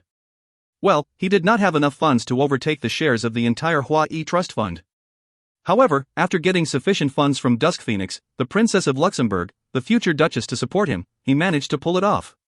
After flirting with Dusk Phoenix for a moment, the woman had finally hung up unwillingly. Zhang Yang sighed heavily after that. Well, he has to make sure that he returns the money as soon as possible. Zhang Yang would not want this seductive woman to cling onto him anymore. Or else, his backyard would get burned down. Upon leaving with the necessary paperwork related to Hua-Yi Trust Funds, Zhang Yang cut off the partnership of the company with the Eternal Flame for a start. He wanted to completely cut off Zhong Xiuhua's source of income, after all. Other than that, he also began to liquidate the stocks and shares in order to kick Li Wanrong out of the organization completely. His main intention was to force Zhong Xiuhua's hands to the point that he has to act, or he'll lose everything. Zhang Yang did not stay in the city for long. After 3 days of meddling around, he went back to Zhoushu immediately. It was only 6 days before the World League Championship finale begins. It was about time for Zhang Yang and the ladies to pack their things and get ready to travel. This time, they went to Shanghai. Zhang Yang had also brought Luo Yuro and his precious baby girl along. Well, he would not be able to feel safe if he just leaves her and the baby girl back in Zhoushu. Coincidentally, Luo Yuro's second movie was wrapped up and had premiered in cinemas. It was a great time for her to come out and take a breath of fresh air. Time waits for no man. It was time for the World League Championship finale to begin. Top-tier parties from all regions came over to Shanghai to witness the matches. Because of that, quite a huge number of fans were attracted over to make the scene merrier. January 18th, the Premier League of the Championship began. Among the 16, only 8 of them would make it to the next round. The first match was Silky Soft Battle Team versus Shadow Ghost Battle Team from the Japan-Korea region. By the end of the match, the Silky Soft Battle Team won both rounds with the same scores of 5 o'clock. Because of that, the passion of the audience was ignited. Everyone started screaming and cheering. The championship had reached a climax on its first day. Up to this point of the game, the difference between the controls and awareness between top-tier players were getting smaller and smaller. So now, the equipment on the players and the skills that they had would determine the outcome of a PvP battle. The normal tier players were able to witness how influential equipment could be and how significant a person's defense could be. A super skill could even change the tide of the entire battle. For instance, the Sky Slicer had destructively high damage. If the skill is not interrupted, it would bring a tremendous amount of pain and damage to a player. Well, players were not allowed to use their inheritance transformations. If they ever take 10 solid hits from Sky Slicer, even if the players had a full set of holy tier equipment, they would still be as good as dead. However, it might be possible that a top-tier tanker with a long asterisk SSHP bar like Zhang Yang and an insanely high defense might survive the 10 hits from the Sky Slicer, head-on. Any other player of any other classes would be as good as dead. Zhang Xiuhua was sitting high up with his eyes red. He looked wretched and intimidating. His mood was extremely bad right now. Previously, his mother had gone through quite some trouble just to gather some money for him to get through the difficult times. However, once his mother found out that Zhang Yang was the one behind the takeover on the Huai Trust Fund, she immediately pulled all her strings and had the banks push Zhang Yang to return the loans. As long as Zhang Yang is willing to return the loans, her organization would have made hundreds of $1 million from the incident. Zhang Xiuhua intended to wait and see Zhang Yang's pathetic face when he loses. However, he heard the news about Zhang Yang secretly buying over some of the major shareholders with larger shares. By doing so, Zhang Yang managed to take control over the entire stock market of the Huai Trust Fund. Meanwhile, Zhang Xiuhua's mother borrowed quite a substantial amount of loans in order to fight Zhang Yang. After she was kicked out of the board by Zhang Yang, her net worth dropped tremendously. The money she had left was mostly used to pay the loans she borrowed earlier on. Therefore, she almost had nothing left by the end of the incident. In other words, he's now out of rations for real. If you find any errors, ads pop-up, ads redirect, broken links, non-standard content, etc., please let us know. Report chapter so we can fix it as soon as possible. Chapter 851, The Disbanding of Eternal Flame. Chapter 851, The Disbanding of Eternal Flame. Translator, Endless Fantasy Translation Editor, Endless Fantasy Translation. Although Zhang Xiuhua has a very powerful father, he has never been fond of asking favors from other people, especially his father. From his point of view, maintaining good connections would mean wealth and fame, a total control over the others. Meanwhile, he also witnessed quite a number of events that convinced him that his thoughts were true. One must at least act like an upright officer. It would be impossible for Zhang Xiuhua to behave otherwise. Since he joined God's Miracle, pursuing Sun Xinu was nearly one of his smaller aims. Well, he wanted to get Sun Xinu in order to form an alliance with the Sun family. The Zhang family would still have a limited capability. His father was the only one who managed to slip himself onto the political stages. He would need to search for a new political platform for him to shine in his own way, because he did not intend to follow his father's footsteps. There, he saw the opportunity to make big bucks in God's Miracle. The game was basically a gigantic marketplace with more than 2 billion people in it. The scale of that marketplace had exceeded any other marketplace in the entire world. Judging by the movie industry, the movie companies have managed to earn a lot more money and spend lower cost on movies ever since they decided to shoot their movies in God's Miracle.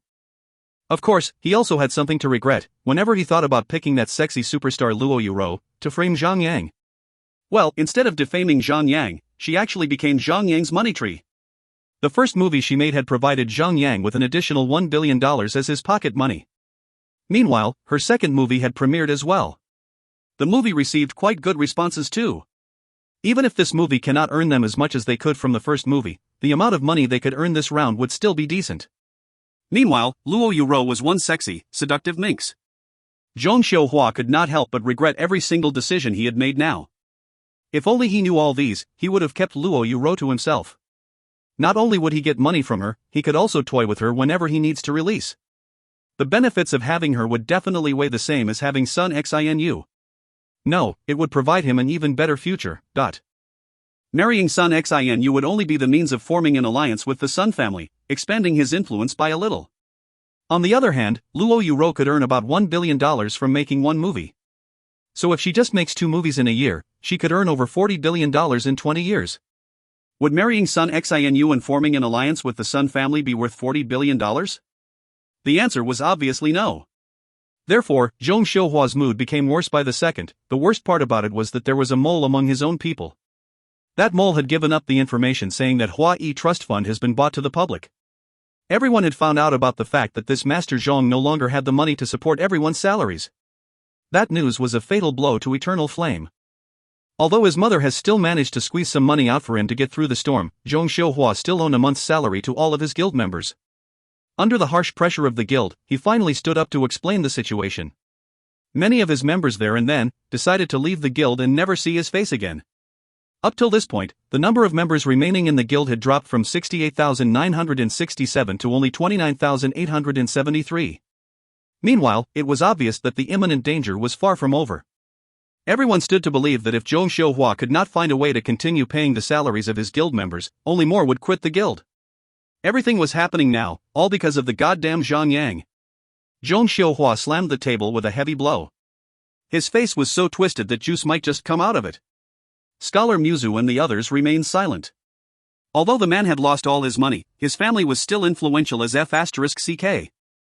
Well, if he ever wanted to get more money, Zhong Xiuhua could just abandon Eternal Flame and start all over again, anytime he wanted to. Therefore, they did not dare to provoke Master Zhang just yet. Well, unless they have already decided to leave the guild. So who's the mole that gave up the information? Zhong Xiuhua glanced at his fellow underlings with his blazing eyes. His eyes looked as if they were about to explode. After all, he only told the information to all of them, his most trusted underlings. Scholar Muzu frowned and said, Master Zhang, everyone here is very loyal to you. There's no way any of us would have betrayed you. I think that Zhang Yang must have planted a mole in our guild. Well, he better stay hidden, then. Zhong Xiuhua let out a vengeful tone. Actually, it would be easy for Zhong Xiuhua to get money. He could just ask for official contracts from the government by pulling some strings. By then, he could easily earn back the money, but as long as he could get through this hardship, Eternal Flame would not die. Of course, he would have to do everything behind the back of his father. Otherwise, his father would have him skinned alive over and over again. Master Zhang, I know who did it. Longrich suddenly raised his hand and said. Oh. Zhong Xiuhua widened his eyes and spoke with a murderous tone, who the F***ck is it? That should be me. Longrich pointed his finger right back at his own nose. Humph. I've no time for jokes. Zhong Xiuhua was infuriated. If Longrich was not one of the big shots in the Eternal Flame, he would have him hung and make Longrich disappeared from the world. Well, Zhong Xiuhua was in need of anyone's support during a time like this. He had no choice but to keep his temper in line for now. Master Zhang, I'm not joking around. Longrich grinned with pride. The expression on his face was now scornful. You want to challenge Mr. Zhang with that level of IQ? Well, that's like an old man pushing a car upslope with its parking brake on. Ha ha ha. You really thought that you could do anything you want just because your father's influential, huh? Zhong Xiuhua confirmed that Longrich was not joking around. He was instantly filled with rage and pointed his finger at Longrich. What made you do it, then? Traitor? Longrich laughed out loud and shook his head. Mr. Zhang, you've overestimated yourself. This is merely a game. You can just switch sides whenever fits you. Humph. How much did Zhang Yang pay you? 400 million. Longrich showed 4 fingers at Zhong Xiuhua's face. Scholar Muzu, Death Arbiter, and the others were shocked to hear that amount. If Zhang Yang had provided them that much money as well, they wouldn't mind stabbing Zhong Xiuhua in the back, or even up, down, and front. Well, Zhong Xiuhua jumped in anger that he did not even know how to express. Then, he suddenly stopped. Wait a minute, back in Brazil, was it you who led us to that back alley? Longrich laughed again and said, Master Zhang, how did you like getting your *SS poked? King bastard. This time, it was not just Zhong Xiuhua popping his veins all over his head. Even the faces of Scholar Muzu and the others turned green. Well, they were also the victims in that incident. No matter how many women they paid ever since then to release their steam, they just could not shake the horrific memory of having poked in their own *Cs. They would constantly wake from their sleep because as it haunted them in their nightmares. Knowing that the culprit was just standing before them, everyone was so infuriated that their eyes turned red.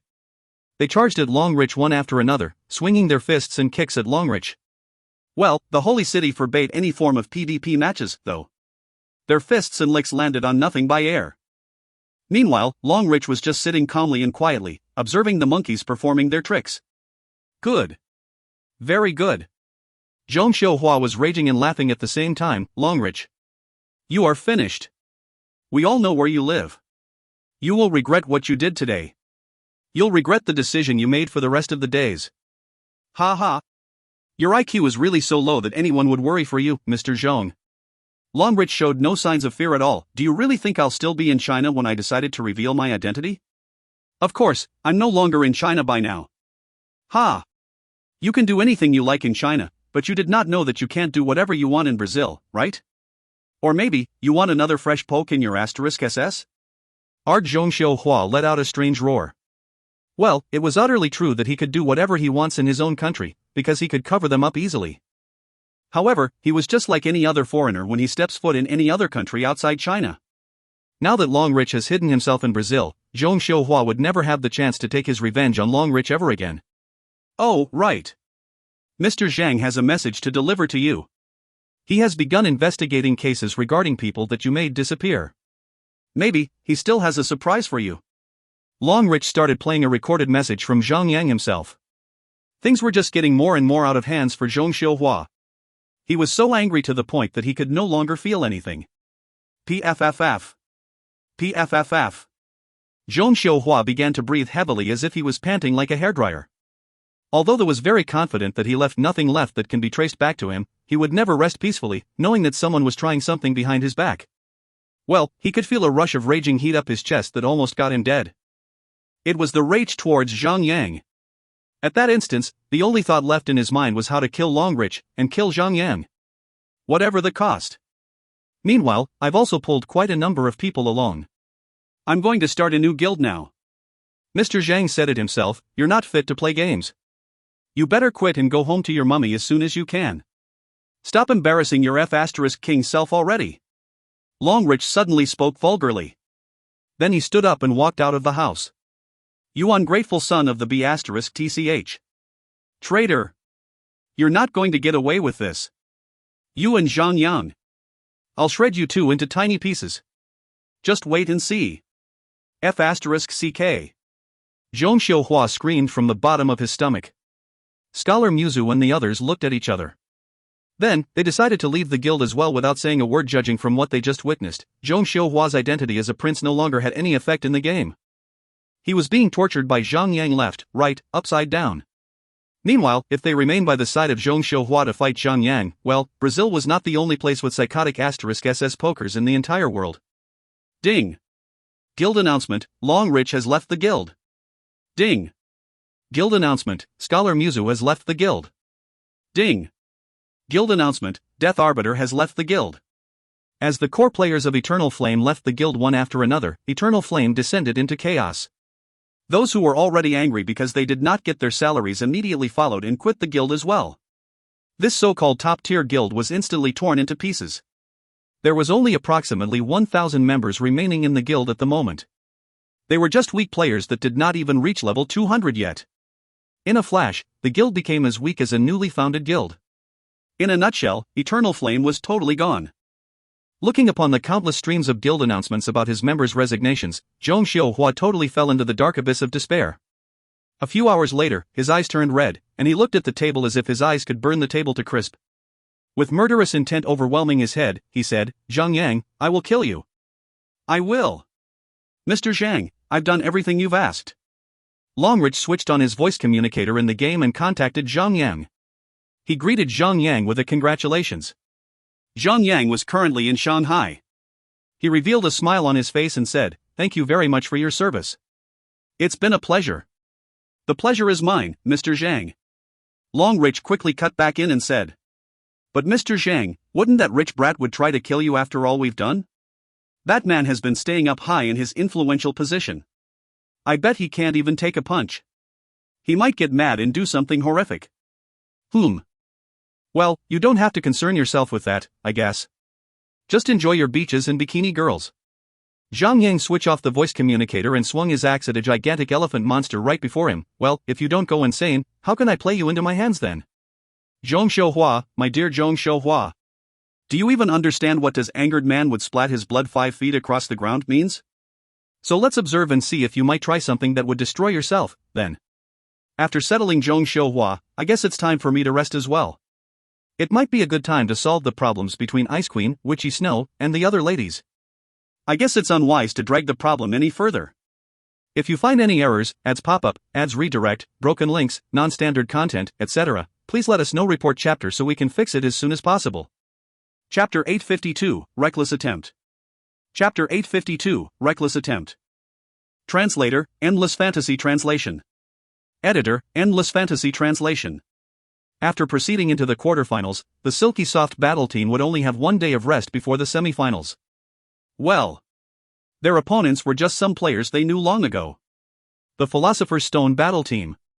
Although their opponents were not weak at all, Zhang Yang and his gang had acquired enough celestial tier equipment to get the first special effect of the armor set. They were able to take the lead in the battle. Because of that, they managed to win the matches with ease. By scoring 5-1, they managed to proceed into the semifinals. At night, back in Zhang Yang's room, Sun Xianyu revealed a sense of worry on her face. She was serious. Zhong Xiuhua has just arrived at Shanghai. So have you made up your mind? Are you sure? Yes. Even though the hatred we have for each other is a little messed up, now it's either me or him. One of us must go down. Zhang Yang nodded and revealed a smile on his face all of a sudden. Rest assured, everything is according to plan. I'm very confident, knowing that you have my back. You must be careful. Sun Xianyu was still very worried. She still believed that Zhang Yang's idea was too insane, to begin with. During that night, Zhang Yang left the hotel to have a drink at the bar. He even flirted with 2 hot chicks all the while he was in the bar. After a while, Zhang Yang went to the washroom. Immediately, 2 huge men came into the washroom as well. Then the 2 of them stood at the sides of Zhang Yang. One of them smacked the back of the head of Zhang Yang with a karate chop while the other one carried Zhang Yang after he collapsed. The goods have been secured. We're on our way. One of the 2 men spoke into the device on his wrist. The device seemed to be some sort of mini communication device. Half an hour later, Zhang Yang was rudely woken up by a pail of cold water. He immediately woke up. At the same time, he noticed that he was held in the middle of some sort of broken down, abandoned warehouse. Well, of course, his hands and legs were tied to a chair. The light in the surroundings was dimmed. There was a handsome-looking man sitting right in front of him. However, that handsome-looking man seemed disheveled and unstable. It was Zhong Xiuhua. Zhang Yang spat out the water caught in his mouth and looked at Zhong Xiuhua in disdain. Master Zhong, so this is your definition of what you got? Other than Zhong Xiuhua, there were also 2 other men in black suits standing behind Zhong Xiuhua. Well, they still wore sunglasses, even though they were in a dark place like this. There was no telling if they were just acting cool or if it was their way of fashion. How dare you to speak even after knowing you're in a tough spot? Zhong Xiuhua snorted. Didn't you already know that many men have disappeared by my hands? I'll let you taste the pleasure of disappearing. He stood up from his chair and walked around Zhang Yang twice. Suddenly, he gave Zhang Yang a slap in his face. Who are you to fight me, huh? Today, I shall let you know the consequence of going against me, the authority. Money will not be able to buy you out of this. Well, this is an abandoned factory for smithing metal. However, even though the factory is abandoned, their facilities still work like a charm. I'll put you into the stove and cook you bit by bit until you burn into crisp. Then, you'll disappear from this world. Ha ha ha. Zhong Xiuhua swung both of his hands to loosen his hands. It's as simple as that. No one will know where you died. It will be just like you've never existed. You're going to feel endless pain before you die. Believe me when I say so. You're going to wish you die as soon as you can. So are you satisfied with the tomb I picked for you? Zhong Xiuhua was looking at Zhang Yang as if he had one. Not only did he want to destroy Zhang Yang's body, he also wanted Zhang Yang to suffer mentally before he dies. Only then could Zhong Xiuhua relieve himself of his rage towards Zhang Yang. Zhang Yang could not help but laugh. So you finally found a way to conquer your fear of the Sun family, huh? How did you? Zhong Xiuhua immediately revealed a twisted face. It was terrifying to look at his face. Ever since he had been jabbed in the *SS back in Brazil, he had a psychological phobia where he would remember the pain of being poked again and again. He could not even make his brother stand up whenever he wanted to *CK a girl. Well, that was psychological. So, no matter how much Viagra he chugs down, he could not solve the problem at all. Well, how many women had suffered by only having his hands on them, then? Humph. You'll face justice until you cry and beg for mercy. Zhong Xiuhua told himself that there was no reason for him to be angry at Zhang Yang, a man that was about to be condemned to a torturous death by him. Zhang Yang would become a pile of ashes and the wind would blow the ashes away, leaving nothing behind. Meanwhile, he would be able to live happily ever after. Brother Zhao, Brother Bin, put him into the coffin now. Yes, Master Zhang. The 2 big guys immediately walked up to Zhang Yang and untied him. Then he picked him up from the chair. People inside the warehouse, listen up. You've been surrounded. Release the hostage immediately. Do not resist. Just when everything was going smoothly for Zhong Xiuhua, suddenly, they heard sirens that were loud and clear. What? Zhong Xiuhua immediately panicked. You bastard. Did you just set me up? Zhang Yang laughed out loud and shook his head. With your IQ, I could easily beat you, if it weren't for your dad, but... Zhong Xiuhua had thought himself to be a very capable strategist all the while. So when Zhang Yang bested him like his brain was overwhelmed by rage and humiliation. Without any delay, he pulled out his gun from his waist and pointed it at Zhang Yang. His face was gloomy. You say it one more time. I dare you to say it one more time. Zhang Yang shut up without any hesitation. Well, he had forced Zhong Xiuhua far enough. If he tries to push Zhong Xiuhua a little more, he might be the first to die. Well, he did not plan to die, obviously. Right outside of the factory house, the police sirens were loud. Countless flashings of the police sirens were seen through the windows in all four directions of the house. It was obvious that the entire building was surrounded by the police. Zhong Xiuhua had finally understood that everything that Zhang Yang did was to force him into committing such a stupid crime, but now that he was caught red-handed, even if he has the president to back him up, he would never be able to get out of this anymore.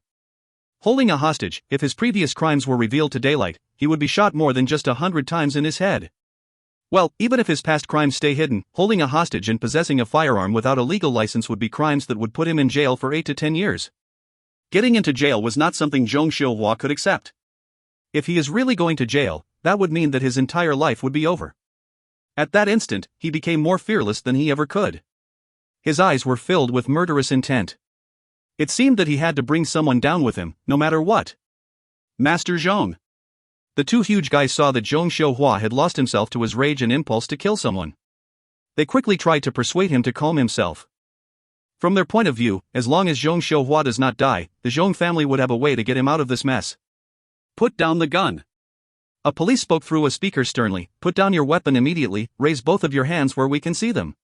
Zhong Xiuhua was breathing faster and faster by the second. He could no longer hear anyone talking. He only saw the face of Zhang Yang right before him. All he could think of was the suffering and the torture that he was about to get after he gets into jail. According to rumors, some inmates have collected so much junk, and they would also have men as well for there. Well, because he had experienced that before, he would rather die now than experience being poked in his *SS again. Madness. Zhong Xiuhua's eyes were filled with madness.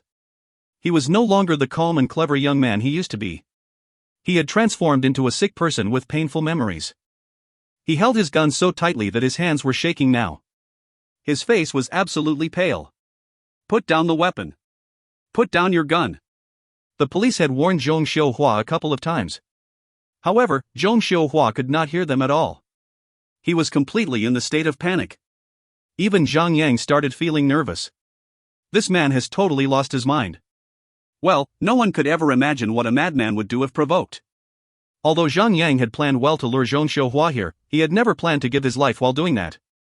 No one had expected Zhong Xiuhua to break down during all this. Seeing the murderous eyes of Zhong Xiuhua, Zhang Yang knew that he would shoot. His hands were tied so tightly that he could not even move. So he moved his body back a little and charged forward with all the strength left in him. Bam! His huge movement had caused the chair to fall. Zhang Yang fell to the ground with his face. However, his back was still tied to the chair. Now, he looked like a turtle on the ground. Zhong Xiuhua was already on the verge of losing himself completely. Zhang Yang's move had ignited the dynamite. Bam! Bam! Bam! Zhong Xiuhua could no longer resist. He gave in to his insanity and started pulling the trigger on his gun. He fired 3 shots at Zhang Yang. Bam! Another shot was heard coming from afar. The next thing that happened was Zhong Xiuhua's brain splattering across the ground like cotton candy. Then, his body collapsed to the ground. However, his eyes were still wide open, staring at Zhang Yang. It seemed that he was still trying to confirm whether Zhang Yang was dead or not, even after he was shot in the head. However, he could no longer confirm Zhang Yang's death anymore. His pupils had dilated. His consciousness slipped away, slow and easy. Then, he died. Master, the two huge guys were extremely shocked. They quickly charged towards the dead body of Zhong Xiuhua. However, the police thought it was them trying to fight back. They thought the two huge guys were trying to take Zhang Yang as a hostage. So the police let out 2 more shots from their handguns and the 2 bullets went straight into the skulls of the 2 huge men. The aftermath of having 3 brains blown out of their skulls was disastrous. The gray matter and blood was everywhere. Zhang Yang's son Xian ran towards the scene with a panicked voice. She quickly pulled the chair up and noticed that Zhang Yang's eyes were closed. His face was pale, as if there was no life sign anymore. Instantly, Sun Xian sat on the ground helplessly. She lost her strength to even stand. She stopped breathing for a moment. A few more policemen followed and made a quick check on Zhang Yang's body. Then they told Sun Xinu, no worries, he just had a concussion. He just passed out. Sun Xinu felt so relieved that she could breathe again. After untying Zhang Yang's hands, it was about time for him to wake up. Oh, I'm not dead yet. Bam! Sun Xinu swung a solid punch at Zhang Yang's face. However, before he could talk again, Sun Xinu had pulled him into her arms. Then she said in rage, if you ever dare to pull a stunt like that, I'll punch you to death with my bare fists. Her trembling body had revealed her fear for almost losing Zhang Yang. Zhang Yang reached out and hugged Sun Xinu, there won't be a next time, I promise. Well, he was also panicking when things were escalating earlier. Place a hand on his shirt, and you'll know that is it soaking wet. Who would not feel anything after having a gun pointed at his or her head? If that person feels nothing, he or she must not be human anymore. Although he almost lost his own life back there, Zhang Yang only wanted to have a good sleep back at his own hotel room. Well, he wouldn't mind having Sun Xinu and Han Shui accompanying him in bed, doing some exercises so that he could forget about the dark hole of the gun's muzzle pointing at him. However, Zhang Yang was brought back to the police station for his statement to be taken down. Well, 3 people had died in that incident, after all. Fortunate for him, he only mentioned the in-game name of Zhong Xiuhua in the God's Miracle. He managed to keep the police from knowing about the grudges the two of them held against each other. Well, that was the main reason why Zhang Yang got abducted in the first place, while he was participating in the championships in Shanghai. Because the police did not know Zhong Xiuhua's identity just yet, Zhang Yang was soon released back to the hotel to join the championship. However, there was no telling about how long the death of Zhong Xiuhua could be kept silent. If you find any errors, ads pop up, ads redirect, broken links, non-standard content, etc., please let us know. Report chapter so we can fix it as soon as possible. Chapter 853, An Unprecedented Finale. Chapter 853, An Unprecedented Finale. Translator, Endless Fantasy Translation. Editor, Endless Fantasy Translation. Zhang Yang had only wanted Zhong Xiuhua to be caught red-handed. However, he would never have thought that Zhong Xiuhua would descend into insanity and force himself upon his own demise. The moment Zhang Yang was abducted by the 2 men in black suits, Sun Xinu had immediately called the police. Then, she quickly traced the GPS device that was planted on Zhang Yang to get the precise location of Zhang Yang. After that, she allowed the police to rush to the crime scene without any delay. By doing so, the police would be able to catch Zhong Xiuhua red-handed. If they could post the video footage they had for the police operation, with so much hard evidence, Zhong Xiuhua would never escape the law this time, even if he was still alive. However, things escalated beyond Zhang Yang's imagination. Although Zhong Xiuhua was dead, Zhang Yang now has to face the wrath of the Zhong family. Their retaliation was at hand now. We should be able to cover Zhong Xiuhua's death for a few more days. Let's make visas now and get out of the country for the time being. Zhang Yang only told Han Shui and Fatty Han about the death of Zhong Xiuhua. Meanwhile, Sun Xinu had already utilized all her connections to speed up the process of acquiring everyone's visas. So, when the Zhong family finds out about the death of Zhong Xiuhua, Zhang Yang and his lady should have already gotten out of the country. Zhang Yang believed that Zhong Xiuhua's father would deal with things by following the justice system. However, Zhong Xiuhua's mother, if Zhang Yang ever gets caged in the police station, he would be dead the next day.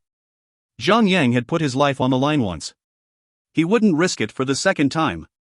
The 3 of them acted normal, as if nothing had ever happened for the moment. They just carried on with the upcoming matches.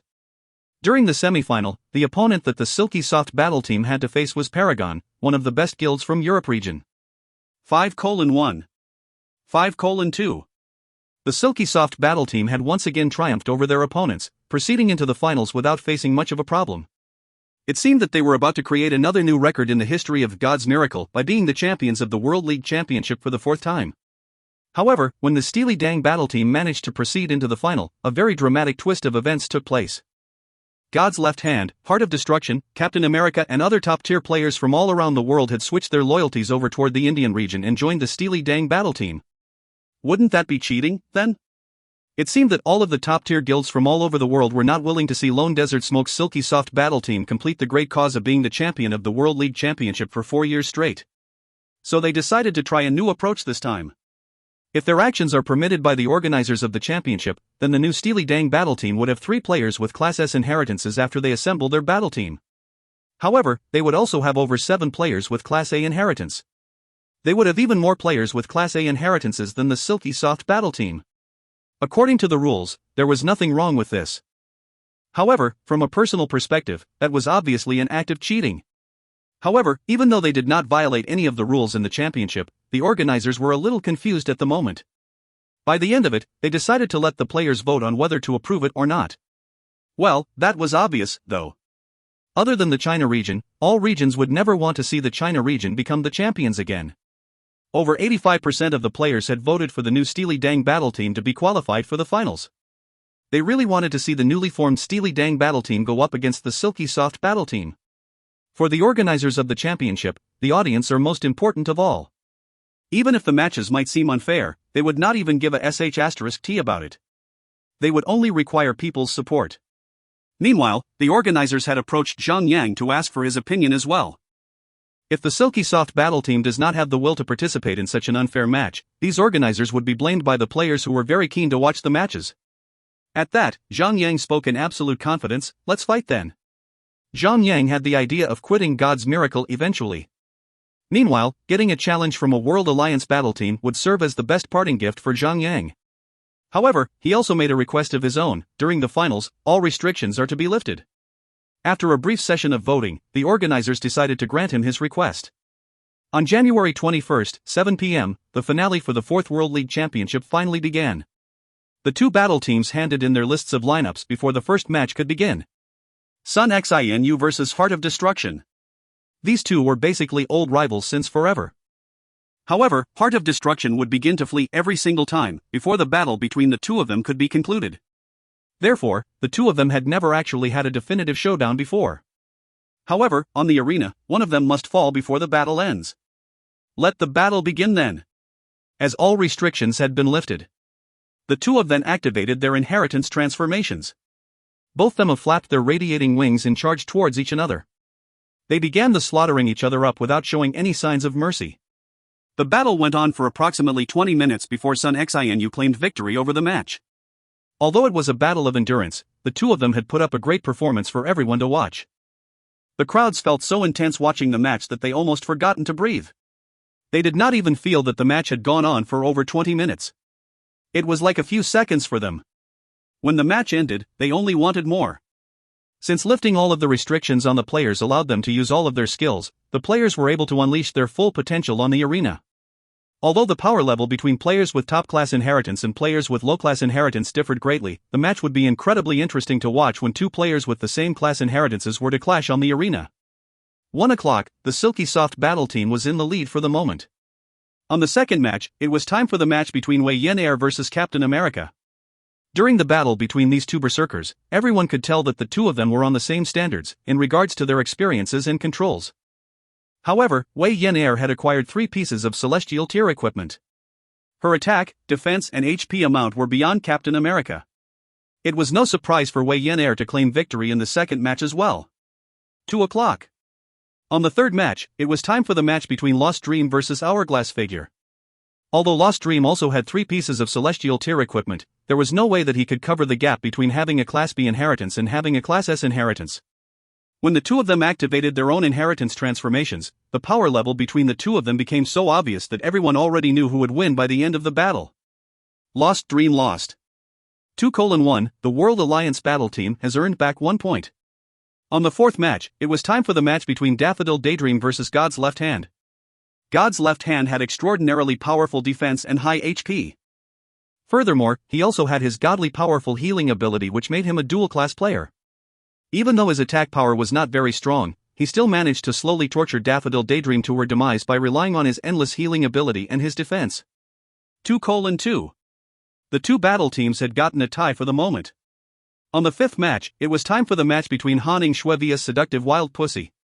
Previously, God's left hand had slowly tortured Daffodil Daydream to death. This time around, it was Han Shui's turn to torture Seductive Wild Pussy to her demise. 3:2. The Silky Soft battle team was once again in the lead. On the sixth match, it was time for the match between 100 Shots vs the Cupid. The Cupid was a new top-tier player who rose from India region, a cryomancer who acquired the class of Heart of the Swarm inheritance. This player had been kept in secret by Hourglass Figure until now. Because of that, this player became an element of surprise that won the match. Upon summoning a sea of insects to drown 100 Shots, even though the insects were just normal tier monsters, they managed to eat 100 Shots alive. 3:3. The two battle teams were tied again. Zhang decided to forfeit for the 7th match. He intended to let the two battle teams decide the champion through the team battle session. Truth to be told, it would be pointless even if any of them could score the 4th win just now. When both sides had scored at least 3 wins, the only way of deciding which battle team wins would be participating in the team battle session of the championship.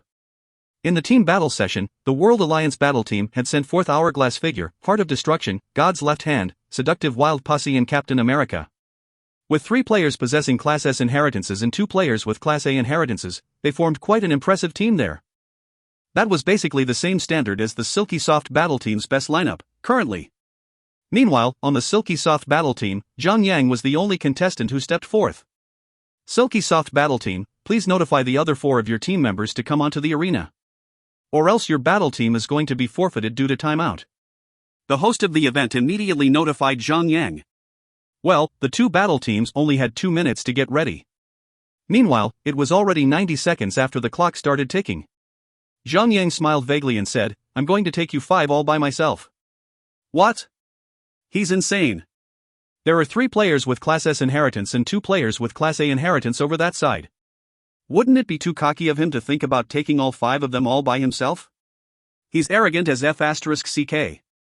The finale had attracted at least 2 billion players to watch the match. Upon hearing what Zhang had to say, everyone revealed their disagreement on their faces. Maybe, just maybe, 1 player with Class S inheritance might be capable of taking on 5 players with Class A inheritance at the same time.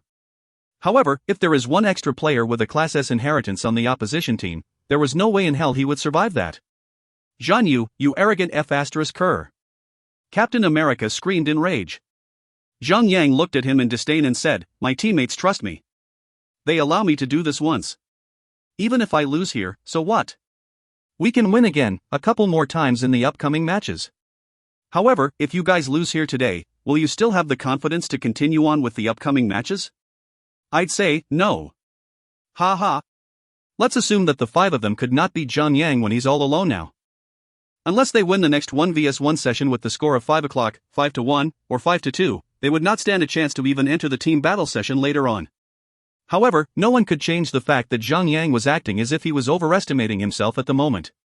He is indeed a player with Class S inheritance. However, Hourglass Figure, God's Left Hand and Heart of Destruction were also players with Class S inheritances. They were basically on the same standard as Zhang.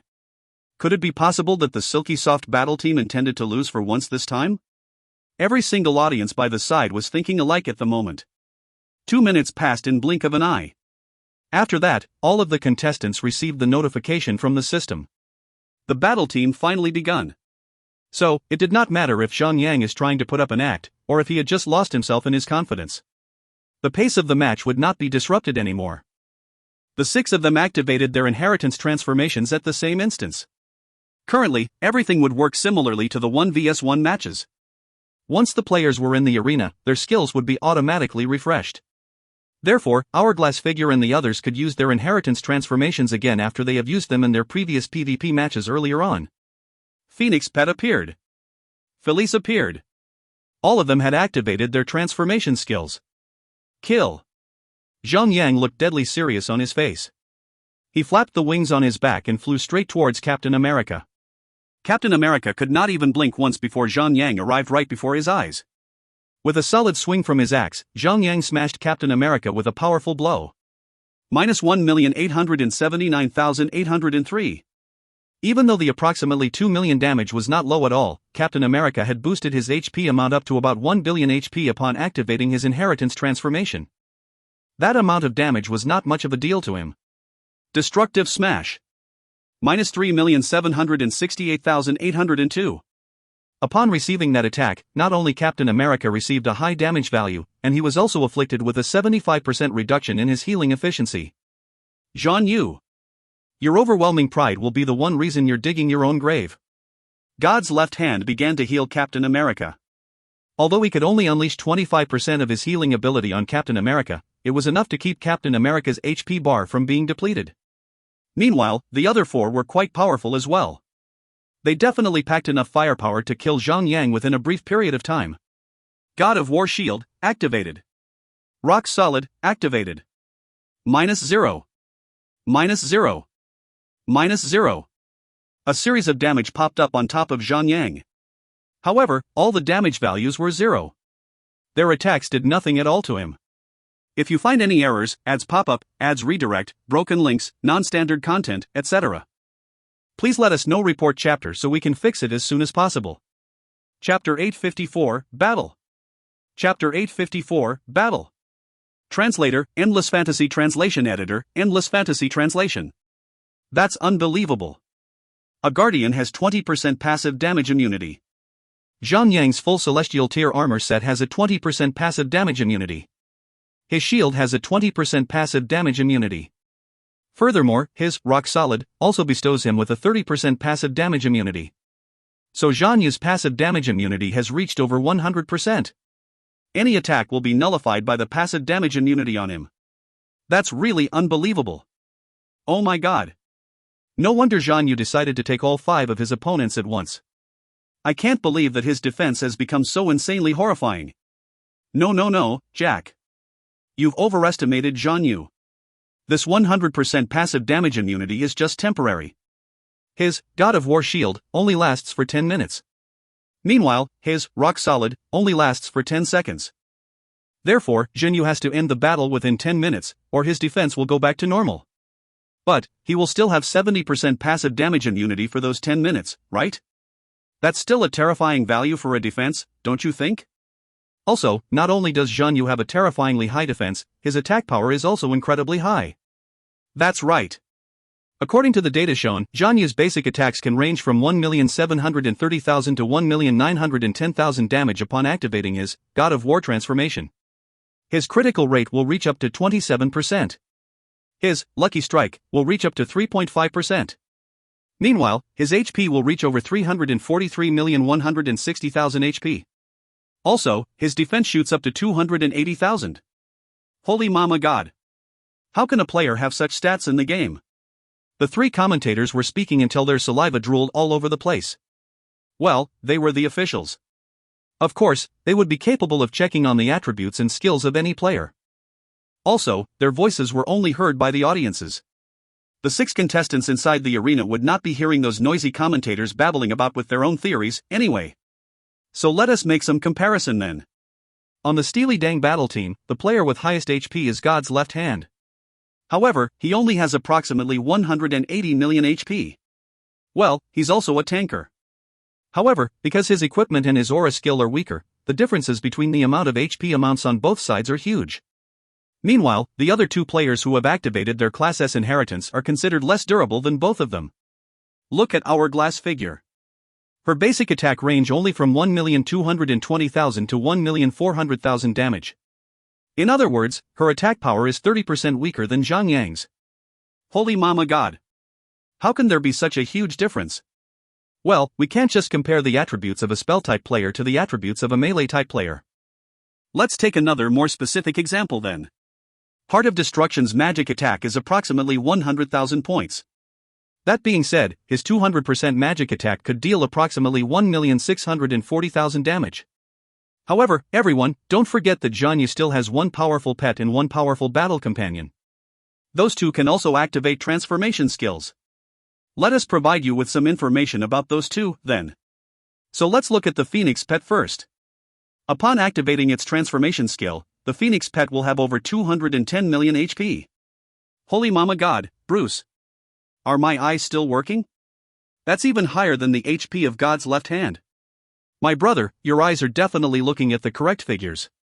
Because Zhang Phoenix pet is indeed a legendary tier pet. Meanwhile, Zhang also has the skill, Beast Taming.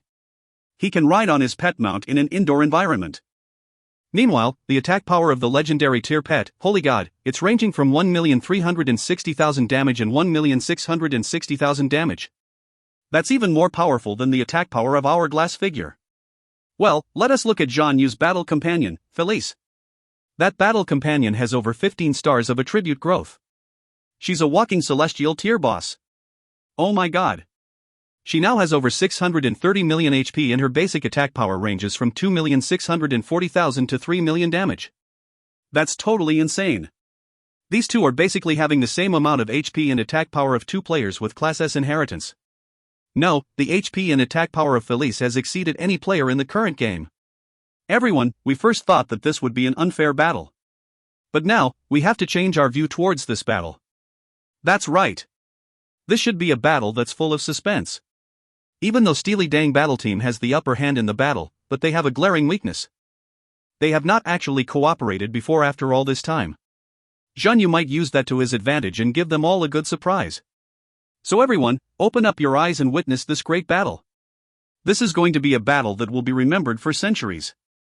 Well, the Chinese used to say, injuring all of a man's fingers is not as effective as chopping off one. So Zhang decided to focus all his attacks on Captain America. Captain America was afflicted with the effect of destructive smash. His healing efficiency had been greatly reduced because of that. So it would be wise to target him and take him out first. Upon taking a mobility potion, Zhang could ignore any form of status restriction effects for the next 20 seconds. So, he could deal as much damage as he could during that period of time. Phoenix Pet spat out a stream of blazing flames. As the flames scorched across the ground, the five of them were forced to stay away from each other so that they would not get burned to death at the same spot. The legendary tier Pet's DPS had reached over 2,100,000 damage. If one is burned too many times by staying on the same spot, that player would have to receive a devastating amount of damage. After Felice unsealed her fourth seal, the star growth for all of her attributes had reached 15 stars. There, she finally acquired her strongest humanoid form transformation skill. Goddess of War Scion form. Upon entering the Goddess of War Scion form, Felice's damage dealt will increase by 500%. Furthermore, her damage dealt will be chaos damage. Felice's defense will increase by 500%. Felice's HP will be multiplied by 40 times. She'll have immunity to all status restriction effects. In her Goddess of War Scion form, she can use all her skills of her humanoid form. Last for 2 hours. Cooldown, 72 hours. Upon entering her Goddess of War Scion form, her Dragonhawk form, Spectral Tiger form and Tree of Life form will all enter the state of cooldown at the same time. Well, Felice was really a pain in the asterisk C's for all of them, especially her ability to be immune to all status restriction effects. Well, that dragon lady had a HP bar that was far beyond Zhang. Furthermore, she was totally immune to any form of status restriction effects. In other words, the others could only leave her be and let her attack them. However, each of Felice's attacks could deal approximately 2,800,000 damage. If she just unleashes a few skills as she attacks, her DPS could become as strong as Zhang's DPS. Well, Zhang would never give a sh*t about those details. With Phoenix Pet tagging along with him, the two of them unleashed everything they've got on Captain America. Their main intention was to deal as much damage as they could to Captain America. Because Captain America was afflicted with the effect of destructive smash, God's left hand was not capable of healing Captain America back up. God's left hand can only witness the rapid reduction on Captain America's HP bar. Meanwhile, Hourglass Figure and the others were targeting Zhang from the sidelines. Unlike the real 5 vs 5 matches, it would not matter much, even though Phoenix Pet and Felice were extremely powerful. They were merely followers of Zhang. As long as Zhang is killed, the both of them would vanish. Well, Zhang's rock solid was about to expire. However, Zhang would still have over 70% passive damage immunity and 280,000 defense power. The amount of effective damage they could deal on Zhang was approximately 400,000 damage only. They would still need approximately 3 minutes to deplete Zhang's entire HP bar. Well, Captain America would have died a couple of times during that period of time, but Captain America quickly activated an accessory and went into a state of invincibility. Zhang immediately switched over to attack another player. His next target was God's left hand. Well, he did not intend to deal much damage on God's left hand. His real intention was to disrupt God's left hand from healing Captain America up as much as he could. Everyone was dealing as much damage as they could to their respective targets. Unfortunately, Zhang's defense was overwhelmingly high. It was considered a good outcome for Hourglass Figure and the others to deal 20% of their damage on Zhang. Brute Smash. Blast Wave. Heroic Leap. Zhang consecutively used 3 of his status restriction skills on God's left hand and had him restrained for over 109 seconds. God's left hand was not able to heal Captain America at all during that period of time. Because the effect of destructive smash on Captain America had vanished, Zhang could now deal 100% damage to him. The moment the 10-second invincibility effect had ended, Zhang immediately activated his charge and clashed into Captain America. Right after that, he began to poke Captain America as hard as he could. However, that moment was also the moment Zhang Yang's mobility potion wore off. So, Hourglass Figure and the others quickly took the opportunity to throw their status restriction skills onto Zhang Yang. As long as they could restrain Zhang Yang's movements, not only could they deal a tremendous amount of damage to Zhang Yang, they could also have spare time to heal themselves. Well, they did have the advantage in numbers. Unfortunately for them, they had never actually practiced together in a battle. So it could not be helped that they would accidentally stack their status restriction skills altogether on Zhang Yang at times. Because of that, some of their status restriction skills went to waste, because their effects would not stack. Warrior's Will. Destructive Smash. After using Warrior's Will, the Destructive Smash would be a guaranteed critical hit. Not only did it deal quite a number on Captain America, the attack had also afflicted Captain America with 75% reduction to his healing efficiency. Felice's DPS had reached over 2 million damage, while Phoenix Pet could also deal over 1 million damage in each passing second. So, these two could easily take out Captain America within 40 seconds. Also, Zhang Yang had an even higher attack power than the two of them. When Zhang Yang still had approximately 83% HP remaining on him, Captain America's HP bar had dropped to 20% only. Without having any choice left, Captain America was forced to use his Warrior's Will to disable two effects he got from Destructive Smash. Right after that, he activated his ultimate life-saving skill to instantly recover 50% of his HP bar. Then, he recovered another 50% of his HP in the next 5 seconds. Captain America is quite a skilled player indeed. He waited for Zhang Yang to smack him with Destructive Smash first, before using his Warrior's Will. Because of that, Zhang Yang had to wait for another 8 seconds before he could use another Destructive Smash to maintain the healing efficiency reduction effect on Captain America. There, Captain America managed to gain a little time to make sure that his 50% healing amount is not affected at all. Nicely done. The three hosts were beginning to speak in high voices again. However, Captain America was a little disappointed with himself at the moment. Well, he was forced to use his ultimate life-saving skills in less than 30 seconds. He had never felt so humiliated in all his life. However, he was currently facing Zhang Yang, the best of the best among all regions in the game. Zhang Yang laughed out loud and said, "Let's see how you keep this up. Shan Yu, you better don't get too cocky." Hourglass Figure and the others scolded and cursed at Zhang Yang. God's left hand activated his Vanguard's aggression and covered his teammates in a bluish barrier in the shape of a dome. By doing so, the damage that his teammates received were all reduced by 90%. Of course, the damage that he would be receiving would increase by 100%. Instantly, the 5 of them had become one party for the moment. Zhang Yang had no choice but to switch his targets again. By using his Blast Wave, he stunned all 5 of his opponents, closely followed by activating his Charge Up Strike and Sky Slicer. That was the most deadly skill combination he had at the moment. The 5 of them were so shocked to see that. With God's left hand's current defense, 10 hits from Sky Slicer might not be able to kill him just yet. However, now that God's left hand had activated his Vanguard's aggression, he would be receiving more damage than before whenever he was attacked. In other words, he had lost all of his defense power for the moment. So how would he survive Zhang Yang's onslaught then? Without further ado, they began to activate all of their anti-status restriction skills one after another to disable the stun effect Zhang Yang bestowed upon them with his Blast Wave. The moment they recovered from stun effect, they began to activate their status restriction skills on Zhang Yang. Meanwhile, God's left hand was shocked into activating his Ancient Defender's Shield. It was a skill similar to Shield Wall. Zhang Yang was instantly stunned. However, the usage of that many skills had managed to force Zhang Yang into using his most powerful skill of all. It was a good trade. Ha ha. Your status restriction skills are all used up. It's our turn to strike. Captain America and God's left hand cried out loud in joy almost at the same instant. Meanwhile, Hourglass Figure and the others also took the opportunity to activate their strongest skills in an attempt to aid Captain America and God's left hand at killing Zhang Yang instantly. If you find any errors, ads pop up, ads redirect, broken links, non-standard content, etc., please let us know. Report chapter so we can fix it as soon as possible. Chapter 855, Smoldering Intensity.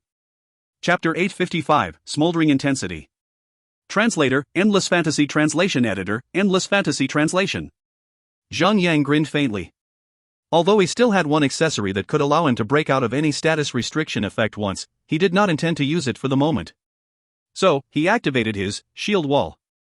That skill would still be accessible even while he is under a status restriction effect. Although his rock solid was no longer in effect, Zhang Yang could still have over 92.5% passive damage immunity under the support of his shield wall. Even if any of his opponents could deal as much damage as the last hit of his Sky Slicer, the amount of damage the strike would deal would drop from 1,200,000 to 700,000 damage.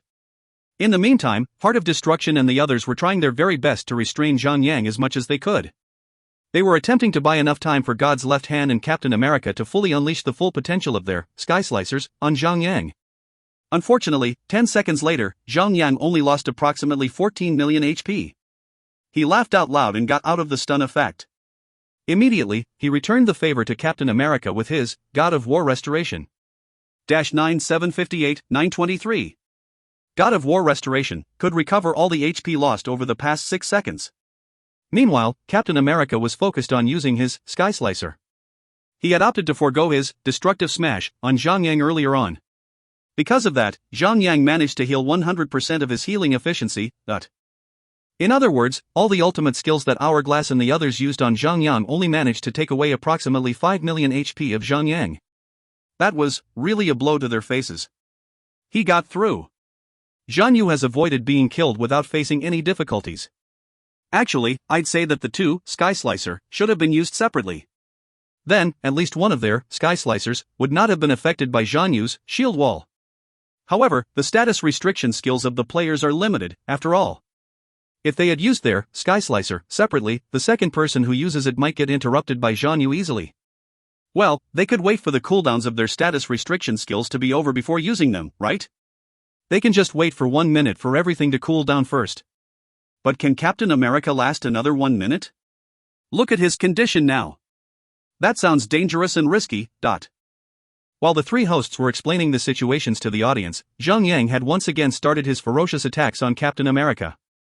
In just 30 seconds, he had once again reduced the HP bar of Captain America to 20%. Apocalyptic Bondage. God's Left Hand had activated his most powerful skill to hook Zhang Yang over to him, putting Zhang Yang into a situation where he could only attack God's Left Hand for the next 10 minutes. That was a very powerful skill for luring monsters. At the same time, the skill was also deemed to be the best at protecting the player's teammates. Captain America instantly vanished from the sight of Zhang Yang.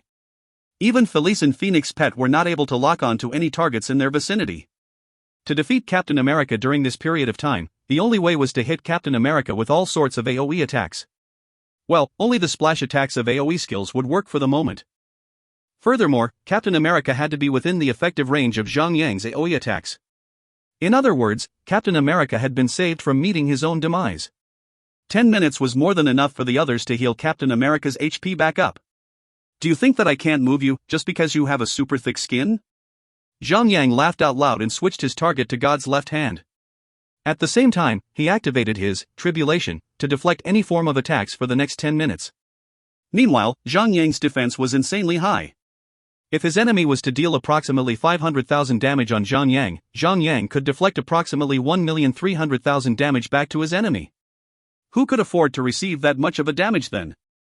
As the Chinese say, killing 1,000 of your enemies would require you to sacrifice 800 of your own. Well, at least you're still earning something, if you compare the numbers, right? However, the situation was like killing 50 of your enemies by sacrificing 100 of your own. That's quite a great loss, don't you think? Well, the battle had to go on, even though he was suffering a great loss. Could he be beaten up by Zhang Yang within 10 minutes? God's Left Hand's defense and healing ability were stunningly powerful. However, he could not survive long against Zhang Yang, Felice, and Phoenix Pet after all. Without any choice left, he could only charge into battle. When worst comes to worst, God's Left Hand would have to use his life-saving skills. Meanwhile, he was also the toughest player among the 5 of them. If he can't last against Zhang Yang, the others would definitely fail as well. All sorts of skills were seen across the arena. Zhang Yang could only see God's Left Hand and God's Left Hand only in his sight. Therefore, he could not make any accurate moves to dodge or avoid being hit by the skills thrown at him. Sometimes, he would even collide into someone, because he could not see anyone else. It was really troublesome. Zhang Yang was losing HP rapidly. However, God's Left Hand was suffering as well. He was being pushed back so violently that he had to use one of his life-saving skills to heal himself. Although God's Left Hand had quite a high amount of HP, a powerful healing ability, a super high defense, he was still not capable of withstanding the combined attacks of Zhang Yang, Felice, and Phoenix Pet. In just less than 2 minutes, his HP bar was about to hit the bottom. God's left hand was so shocked that he quickly activated his invincibility skill, followed by his ultimate healing skill that he could only use once in every 30 minutes. Instantly, his HP bar was healed back up. Meanwhile, Hourglass Figure and the others had retreated to the sidelines after battling for approximately 1 minute. Well, they were constantly getting hit by the deflected attacks throughout the entire battle, after all. So, they had no choice but to spam using their healing potions and bandages to heal themselves back up. They looked pathetic. For them, Zhang Yang was a celestial tier boss. It was just too difficult for them to battle against Zhang Yang. Charge Up Strike, God of War Devastation. Although Zhang Yang could not see the other 4 of them around, his God of War Devastation has become an AoE attack because his EP bar was full at that particular moment. Well, the attack would spread across into the surroundings, finding the targets automatically, dealing approximately 15 million basic damage to all 5 of them on the arena. F***CK. Captain America could not help but curse. As he was only taking care of himself, Captain America could only rely on using his own bandages and potions. He did not even dare to go up and hit Zhang Yang. It was mainly because he might get hit to death by the deflected attacks before he could kill Zhang Yang. So, he can only stay at the sidelines, staring at Zhang Yang. It was quite humiliating for him. Hourglass Figure grit her teeth and suddenly, she took out a scroll. Then she tore it and threw it over her own head. Forbidden Scroll, Sacred Glory, Consumable. Use, recover 10% HP once in every second for all friendly units in the range of 5 km. Lasts for 30 seconds. Required level, 200. Holy God! She has a forbidden scroll that heals everyone on her side. A large-scale healing forbidden scroll. Holy Mama God! She's worthy of being the guildmaster for the #1 guild in India region. She's just so willing to spend. More importantly, she actually used that scroll on 5 players, only. I have no words to describe her actions. The 3 hosts sprayed their saliva across the table once again. Even though the finale in this championship had lifted some restrictions, however, using one forbidden scroll in a match was a little too much. After all, the final reward for becoming the champion of this World League Championship was not as valuable as one forbidden scroll. Although Zhang Yang could not see Hourglass Figure tearing a forbidden scroll and using it on herself, he could still make a deduction by observing the rapid increase on God's left hand's HP bar. Well, none of that mattered, anyway. It was futile for them to try any tricks. 30 seconds had passed. Zhang Yang immediately threw Glare of the Death God onto God's left hand. God's left hand immediately panicked. That was because he had used all of his life-saving skills once. The only thing that he could do was to pray that Zhang Yang does not trigger the special effect of his Glare of the Death GPD. However, it was a wild dream. Not only was Zhang Yang hitting him, Phoenix Pet and Felice were also hitting him. 183, 693, 459. Glare of the Death God, activated. God's left hand only had 1 HP remaining on him, all of a sudden. Blazing Dragon Spear. Felice quickly struck God's left hand before he could even react and sent him straight out of the arena. 1 down. However, the apocalyptic bondage did not fade upon God's left hand's death. Instead, Zhang Yang had lost the only target he could aim at. So he immediately rose into the air and used his speed to fly blindly in the arena. His main intention was to drag the battle on for the remaining 4 minutes before the apocalyptic bondage expires. Or else, Zhang Yang would be a live target for the remaining 4 enemies on the arena. Although his tribulation was quite powerful to begin with, the other 4 had managed to heal themselves up with the use of a forbidden scroll. Even if they were planning to deal damage to Zhang Yang by receiving damage from Zhang Yang would still be the one who suffers a greater loss. After all, he would be receiving damage from 4 other players. He flew around with no patterns whatsoever. So, he could still dodge some of the attacks by chance. However, he would also accidentally rush into the crossfire of all 4 players at the same time. Well, it was fortunate that Zhang Yang managed to survive the remaining duration of the apocalyptic bondage. Zhang Yang still had 27% HP remaining. Meanwhile, other than Captain America, who only managed to recover his HP up to 49%, the others still had more than 90% HP on them. Zhan Yu. You'll pay for your own cockiness. I don't think so. Zhang Yang once again focused all his attacks on Captain America. With a flutter in his wings, he charged in and began his attacks on his target like a madman. Meanwhile, Phoenix Pet and Felice had also locked their targets on Captain America. 35%, 30%, 25%, the HP bar of Captain America was reducing so rapidly. However, Zhang Yang's tribulation was over as well. Hourglass Figure and the others had nothing left to worry about now. So they began to launch their fiercest attacks on Zhang Yang. They were also using their status restriction skills at Zhang Yang as frequent as they could in attempt to save Captain America. Well, it was because Captain America was quite a powerful source of DPS. After all, Zhang Yang had not used his Radiance of God of War just yet. If Captain America's Destructive Smash could just affect Zhang Yang, that would reduce 75% of Zhang Yang's healing efficiency. Zhang Yang would be losing the ability to heal over 200 million HP, but however, it would still be futile if they just restrained Zhang Yang. The firepower of Felice and Phoenix Pet combined was deemed to be as powerful as Zhang Yang's attack power. So, the two of them could still take out Captain America within 30 seconds. Well, Felice would not be affected by any form of status restriction effects. Unless Zhang Yang is killed or Zhang Yang is occupied by skills such as Apocalyptic Bondage that causes him to lose his ability to target something, this Dragon Lady could be deemed as the most terrifying existence on this arena right now. Well, Felice's HP was insanely long. Also, she could not be affected by any status restriction effect. Not to mention that her attack power was insanely high. With these three attributes combined, Felice has become one of the most difficult beings to kill. 20%, 15%, 10%. Well, status restriction effects had limited durations, after all. Zhang Yang continued to pursue Captain America. Upon activating Indiscrimination and Killing Cleave, Zhang Yang finally sent Captain America out of the arena. However, Zhang Yang only had approximately 9% HP remaining on him at the moment. The situation seemed to be very dire for him. Radiance of God of War. Plus 347 160 000. Zhang Yang instantly recovered his full HP. Then he looked at the three remaining kittens on the arena with murderous eyes.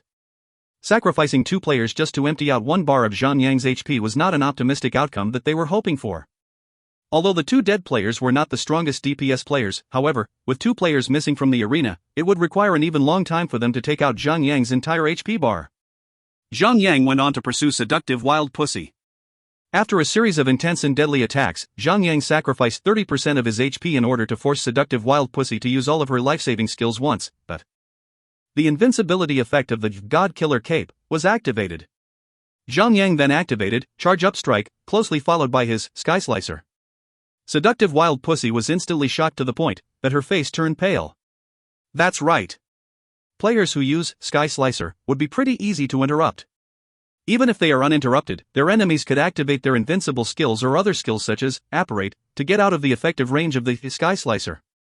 However, now that Zhang Yang activated his invincibility effect while spinning his axe with his Sky Slicer, it would be impossible for anyone to interrupt him. Meanwhile, on the other side, Hourglass Figure had just used up all of her life-saving skills. Although she still had over 90% HP remaining, she basically had nothing left to save herself now. All of her skills were on cooldown. In other words, she could only take all of the damage dealt head-on. -5 570 961. -11 141 922.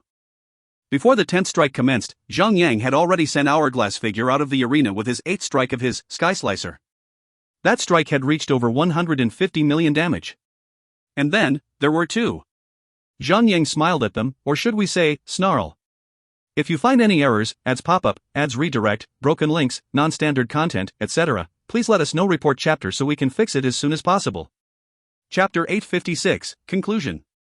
Chapter 856, Conclusion.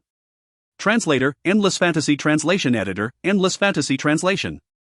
I cannot believe my eyes. My lord. Zhang Yu had killed the third member of Steely Dang's battle team. What the hell is actually happening? Just look at Zhang Yu's HP. It's still at 68%. Looks like Hourglass Figure and Heart of Destruction have no chance of defeating him. Calm down. They had still plenty of opportunities. After all, those two remaining players are the strongest DPS units in the party. What's more, Zhang Yu only has 69% HP left. He has already dispensed God of War Radiant and can no longer recover his HP. On the other hand, both Heart of Destruction and Hourglass Figure still have their HP recovery skills. Despite your observations, I think that Steely Dangs would still advance. Come up top.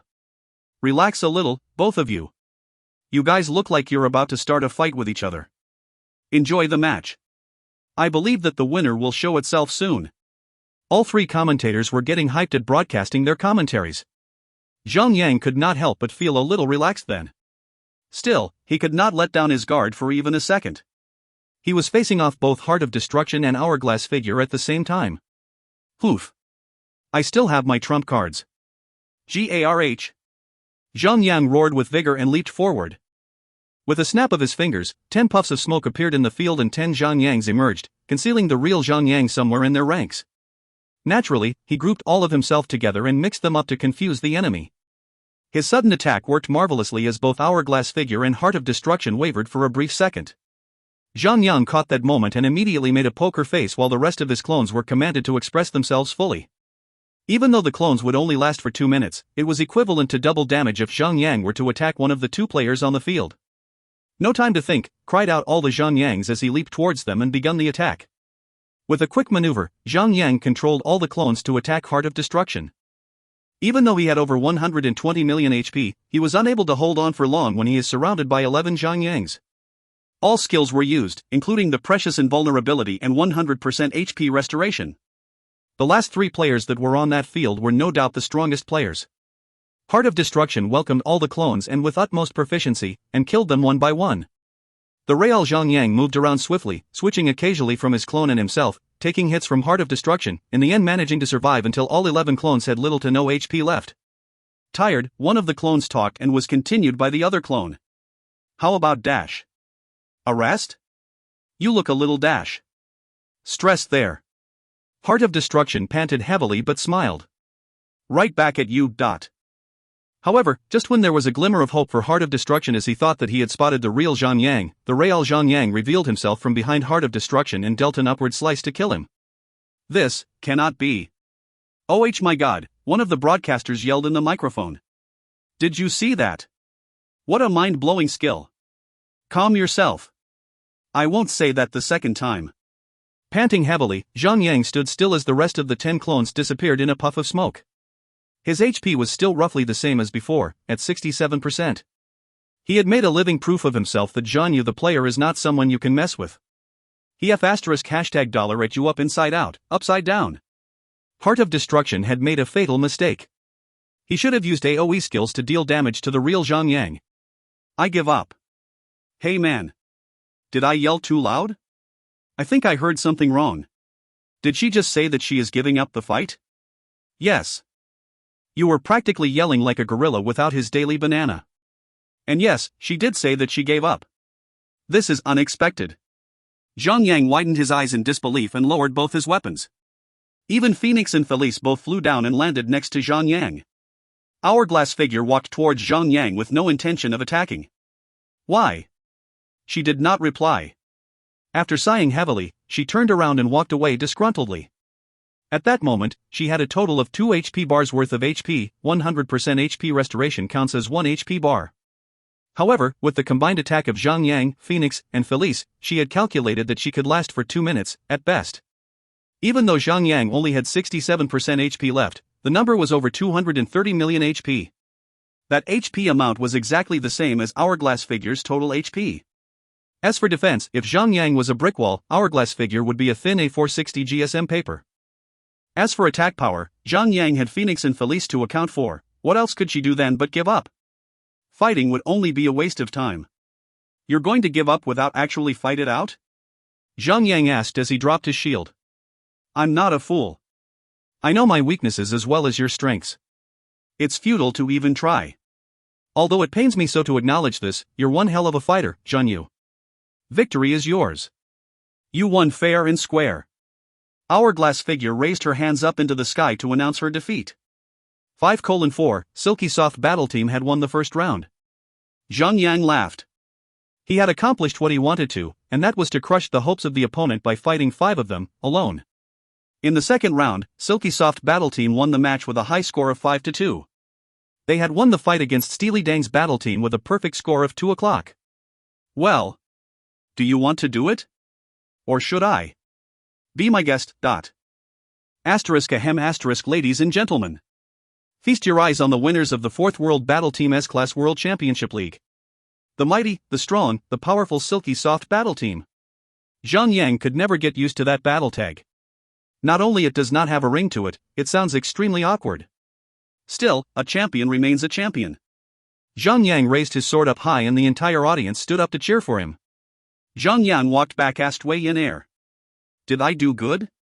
The little girl scoffed and wiped away her tears, even though she had wanted to hide it. Well, I give you a 7.5 out of 10. There was no style. Ha ha ha ha ha. In that case, I shall make a special sure kill skill combo and name it the Drizzler Drop. How about that? Do that, and I'll give you full marks. Everyone laughed even though their hearts were literally at their throats not 2 minutes ago. All was well. All was good. With the title of world champion, Zhang Yang and the entire gang returned to Jiusu City.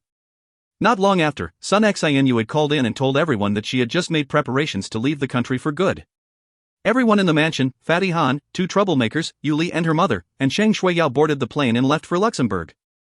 There, no one could touch them. Dusk Phoenix, the future queen of the castle, will ensure everyone's safety. Just then, everyone had just received the news about Zhong Xiuhua's death, and although they bore hatred to him, they still mourned for his death. Zhang Yang alone felt a little different. How did that son of a couple of strong, powerful parents end up doing something that would get himself killed? Sigh, there's a saying that would fit the situation perfectly. No matter how well a monkey climbs a tree, once it drops to the ground, it will die.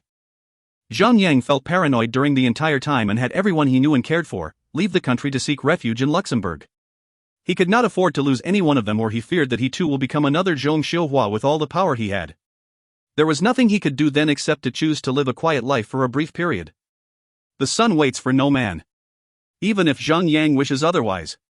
The death of Zhong Xiuhua was not something that the police could hide for long. After just a short duration, the case was taken over by the National Central Investigation Division. Since there were recordings of the accident and countless of human witnesses, physical evidence, and Zhong Xiuhua's psyche evaluation, the division had unraveled the truth of the case and had discovered his life of crime. The case was revealed and brought to light. As such, Zhang Yang was called all the way back from China. The CID wanted his cooperation to solve the case, and wanted him to return to the mainland to present himself in court. However, Zhang Yang was not stupid. With a solid answer, Zhang Yang rejected the call and remained overseas. To go back to China would be to enter the den of tigers. If he were to return, not even the House of Sun could protect Zhang Yang from a mother who has lost her only son. Take away a mother's son, and she has nothing to lose. However, Zhang Yang did not choose to stay long in Luxembourg, even though Dusk Phoenix had tried all sort of methods, including her favorite BDSM stuff, to make Zhang Yang stay. Zhang Yang himself was rather creeped out of her and had made arrangements to move to United Arab Emirates to stay in Dubai. The main reason of him choosing to go to Dubai was not because he liked it. The real reason was because he could legally register all of his women as his legal wives. Could you buy us a suite in Burj Khalifa? Asked Wei Yin Air. I'm not sure if that is possible. May. Several years later. Daddy! Aunt Yen Air is bullying me. A young boy at the age of 4 came running to Zhang Yang and buried his face into his embrace.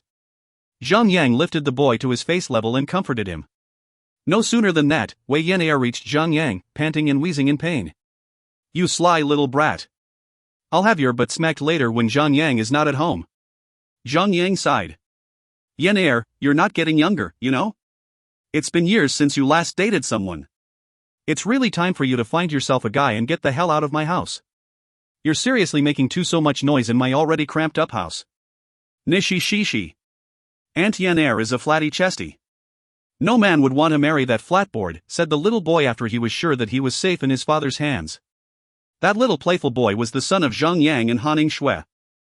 After several years of pushing Peter into the playpen, Zhang Yang finally managed to get both Haning Shui and Sun Xinu a child of their own. Although Zhang Yang wanted to have more children to make a football team, both delicate flowers had enough with just one son. Luckily for him, Yuli and Shang Shuiyao were fine with having one more kid. Hence, with Zhang Jingjing as their leader and manager, Zhang Yang could really assemble a team of football players. Little brat, cried Wei Yin Air as she pulled the little boy's ear. Perhaps I shall teach you a lesson about respecting women. Even though she was no longer the little 18-year-old girl, she was still behaving like an 8-year-old girl. What's even sadder for her was the fact that her chest has remained the same since Zhang Yang first met her. It got to such a point that when Wei Yin Air went to the nearest mall to buy liquor, she would be detained several times until the police even started recognizing her and befriended the poor girl woman. Yin Air, you do realize that you're threatening my son in front of me? So? He deserves it, cried Wei Yin Air. Nishi shishi. The little boy made faces at her and ran away as soon as Zhang Yang put him down. Get back here. I'll skin you alive. Nai hee hee. Aunt Yen Air is aboard. Aunt Yen Air is aboard, cried another little boy from the door. Arg. Is that how you want to play? You want the entire world to know that I am a flat-chested girl. Fine. I don't care. I'm not buying you chocolates anymore. Out of the blue, two more little rascals came out from a room and joined the two boys. Together, they started to chant. Aunt Yen Air is a flat-chest. Zhang Yang, save me, I don't want to be a flat-chest girl. Please let me go for a breast enlargement surgery. A young girl who was clearly elder than the rest of the four rascals came out of her room and bellowed with a commanding voice. That's no way to treat your elders. She had a clear and beautiful face. Even at her age, anyone would know that this little beauty will grow up to be a world-class hottie. She was Zhang Jingjing, the eldest daughter amongst all of Zhang Yang's kids. Although she was extremely beautiful, she bore little resemblance to both Zhang Yang and Luo Yuro. Her features were the perfect mix of both and even more. Once Jingjing voiced out, all the screaming little rascals immediately came to her and lowered their heads to apologize. Instead of being angry, she lowered herself and patted everyone's head and lectured them kindly. Zhang Yang smiled satisfyingly and nodded. The little girl was growing up well. Ah! Jingjing will always be the best. Auntie will always love you. Jingjing? Could you be a dear and bring the kids to the TV room? I'm actually reading the news right now. Yes, Papa. Guys, you heard what Papa said. Let's go. But I still want to play. Yeah. At then, Haning Shui, Zheng Shui Yao, Luo Yuro, Sun Xinu, and Yuli returned home with bags of groceries. Honey, I found a poster when I was shopping, said Haning Shui as she handed a poster that had a graphic of what seemed to be game. God's miracle will end soon, but there will be a new world that transcends even the God's creation. Players, it is time for you to start a new chapter. It is time for glory. Zhang Yang read the poster and the message inside. I see that God's miracles is finally shutting down. Wei Yenair took the poster when Zhang Yang was done with it and said curiously. What's this glory thing? Looks interesting. Shall we play it? Games? I'd rather you find a husband before any games, said Haning Shui worriedly. No problem. If no one wants the sweet piece of *SS newbie tank can take responsibility, said Wei Yenair nonchalantly. Zhang Yang raised an eyebrow and gestured no. Sorry. I have no interest in being a lolicon. LOL icon. How growling. Wei Yenair snarled at Zhang Yang and pounced at the man with her fingers clawing at his face. Sun Xin, you ignored the petty little fight and read the poster. I think it's a good idea. It's been rather dull for the past few years, anyway. The advertisement even mentioned something about a new system that exceeds God's miracle. It sounds fun. Zhang Yang and all the main party members had reached level 300 4 years ago and had conquered all celestial tier bosses in the game. They had even managed to retain their championship title until the 6th World Battle Team League. At that point, they had made themselves known the entire world as the strongest, undefeatable battle team that had ever existed. After that, they started to step out of the limelight. After traveling the entire world a few rounds, the happy family then chose to buy out an entire floor in Burj Khalifa and live there permanently. During that time, God's Miracle had entered a new game event which was the Age of Heroes and the War of Nations. However, these were all but empty, repetitive content that got most of the players bored. There was not even a patch to increase the level cap limit after level 300. Hence, after witnessing the downgrade of in-game content, many players had chosen to leave the game while new fresh players found no interesting content to play for. Hence, coming out with a new game was the most sensible action that DreamTech could come up with. Honey, stop messing around with Yen Air. Bring out the computer and search for the game's information. The game will officially launch the day after tomorrow. It's time for us to rise anew. Good one, sister. This time, I want to be a guardian. We can't let newbie Tank hog all the fame to himself now, can we? Cried Wei Yen Air happily. After so many years, could you please stop calling me newbie Tank? I am your brother-in-law. Call me Big Brother, or I won't buy you the game. You can start earning your own pocket money from now on. Ayayaya. Big Brother? More like a big bully. I'll never call you that. Well then, perhaps there's an advertisement here that is offering a job. I think you can work at a maid cafe. Some guys dig Lolas, after all. Wah! Please don't. I'm so sorry. Big Brother. There. It wasn't so hard now, was it? Han Yingxue smiled at Sun Xinu. After both of them had given birth, the Ice Queen and the Snow Demon had been closer than ever. Wei Yan'er picked up the game poster and shouted. Ah! I think we should also call Uncle Fatty, Uncle 100, Dreamy, and the Pervy Star. Call them now. Tell them. We're coming home, said Zhang Yang as he got up from his seat. Home? Jiusu City. I don't know about you guys, but I miss the regular old food stalls by the roadside. I'm sick of these fancy steaks and caviar here in Dubai. Ha ha ha ha.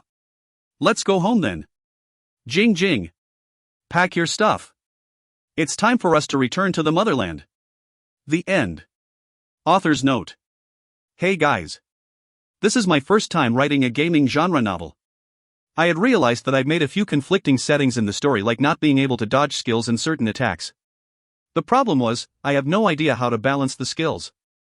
It pains me so that the pros of the game could not be stronger opponents for Zhang Yang. Furthermore, I also found out that I'd made many skills in the story with nonsensical cooldown durations. I'd been referring to WoW system a little too much. As a result, the characters in the story became unbalanced over time. Even though I made skills with 1-minute cooldowns in the latter part of the story, but there were just too many skills with 10 seconds or even 6 seconds cooldowns in the story. Hence, my apologies. All in all, I want to thank all my fans and supporters. Without you guys, this book could have never met its conclusion. The next book that I'll write should be in the Xianhuan genre. Although I have not much of experience, to begin with, I should do fine. If I don't, I'll just continue writing gaming novels. At least, I have some experience now, so I can keep the mistakes at bay. Cheerios. Translator note. It's been a heck of a run, guys. Here's to you guys in Chidian for giving us the chance to translate this awesome novel. This is my first novel translation, and although I may have made a few mistakes here and there, I want to thank you guys so much for your support. I, too, like the author, could never have finished this without your support. Much has happened to me while I was translating this novel. For example, I have begun to develop a knack for reading, which was long gone when I was taking my bachelor's degree. Be it for naught, I've taken a liking to translate novels. Hence, for my next novel, I'll put my back into it. Last but not least, mucho gracias. Arigato. Sia. Thank you very much. Editor note. Hey guys. The translators have said most of what the team has to say, but I too would like to apologize for the numerous occasions where errors and mistakes go past my negligent gaze. I took this job as means of getting away from the mundane, horrifying 9-to-5 life. I have never regretted that for even one moment, thanks to the constant support from you guys, and the fun of working with the team. See, my main goal in life is to write my own story, eventually. In fact, before I got here, I did start something off at tonicquill.wordpress. Calm, but it didn't pick up, and is now back on the drawing board, for now. You could still read what I left there and tell me what you think. So, it has indeed been a heck of a run, thank you for sticking to the end. It almost brings a tear to my eyes as I add the finishing touches to the final chapter. Do keep an eye out for more endless fantasy translations, we will constantly improve our standards. If you find any errors, ads pop up, ads redirect, broken links, non-standard content, etc., please let us know. Report chapter so we can fix it as soon as possible.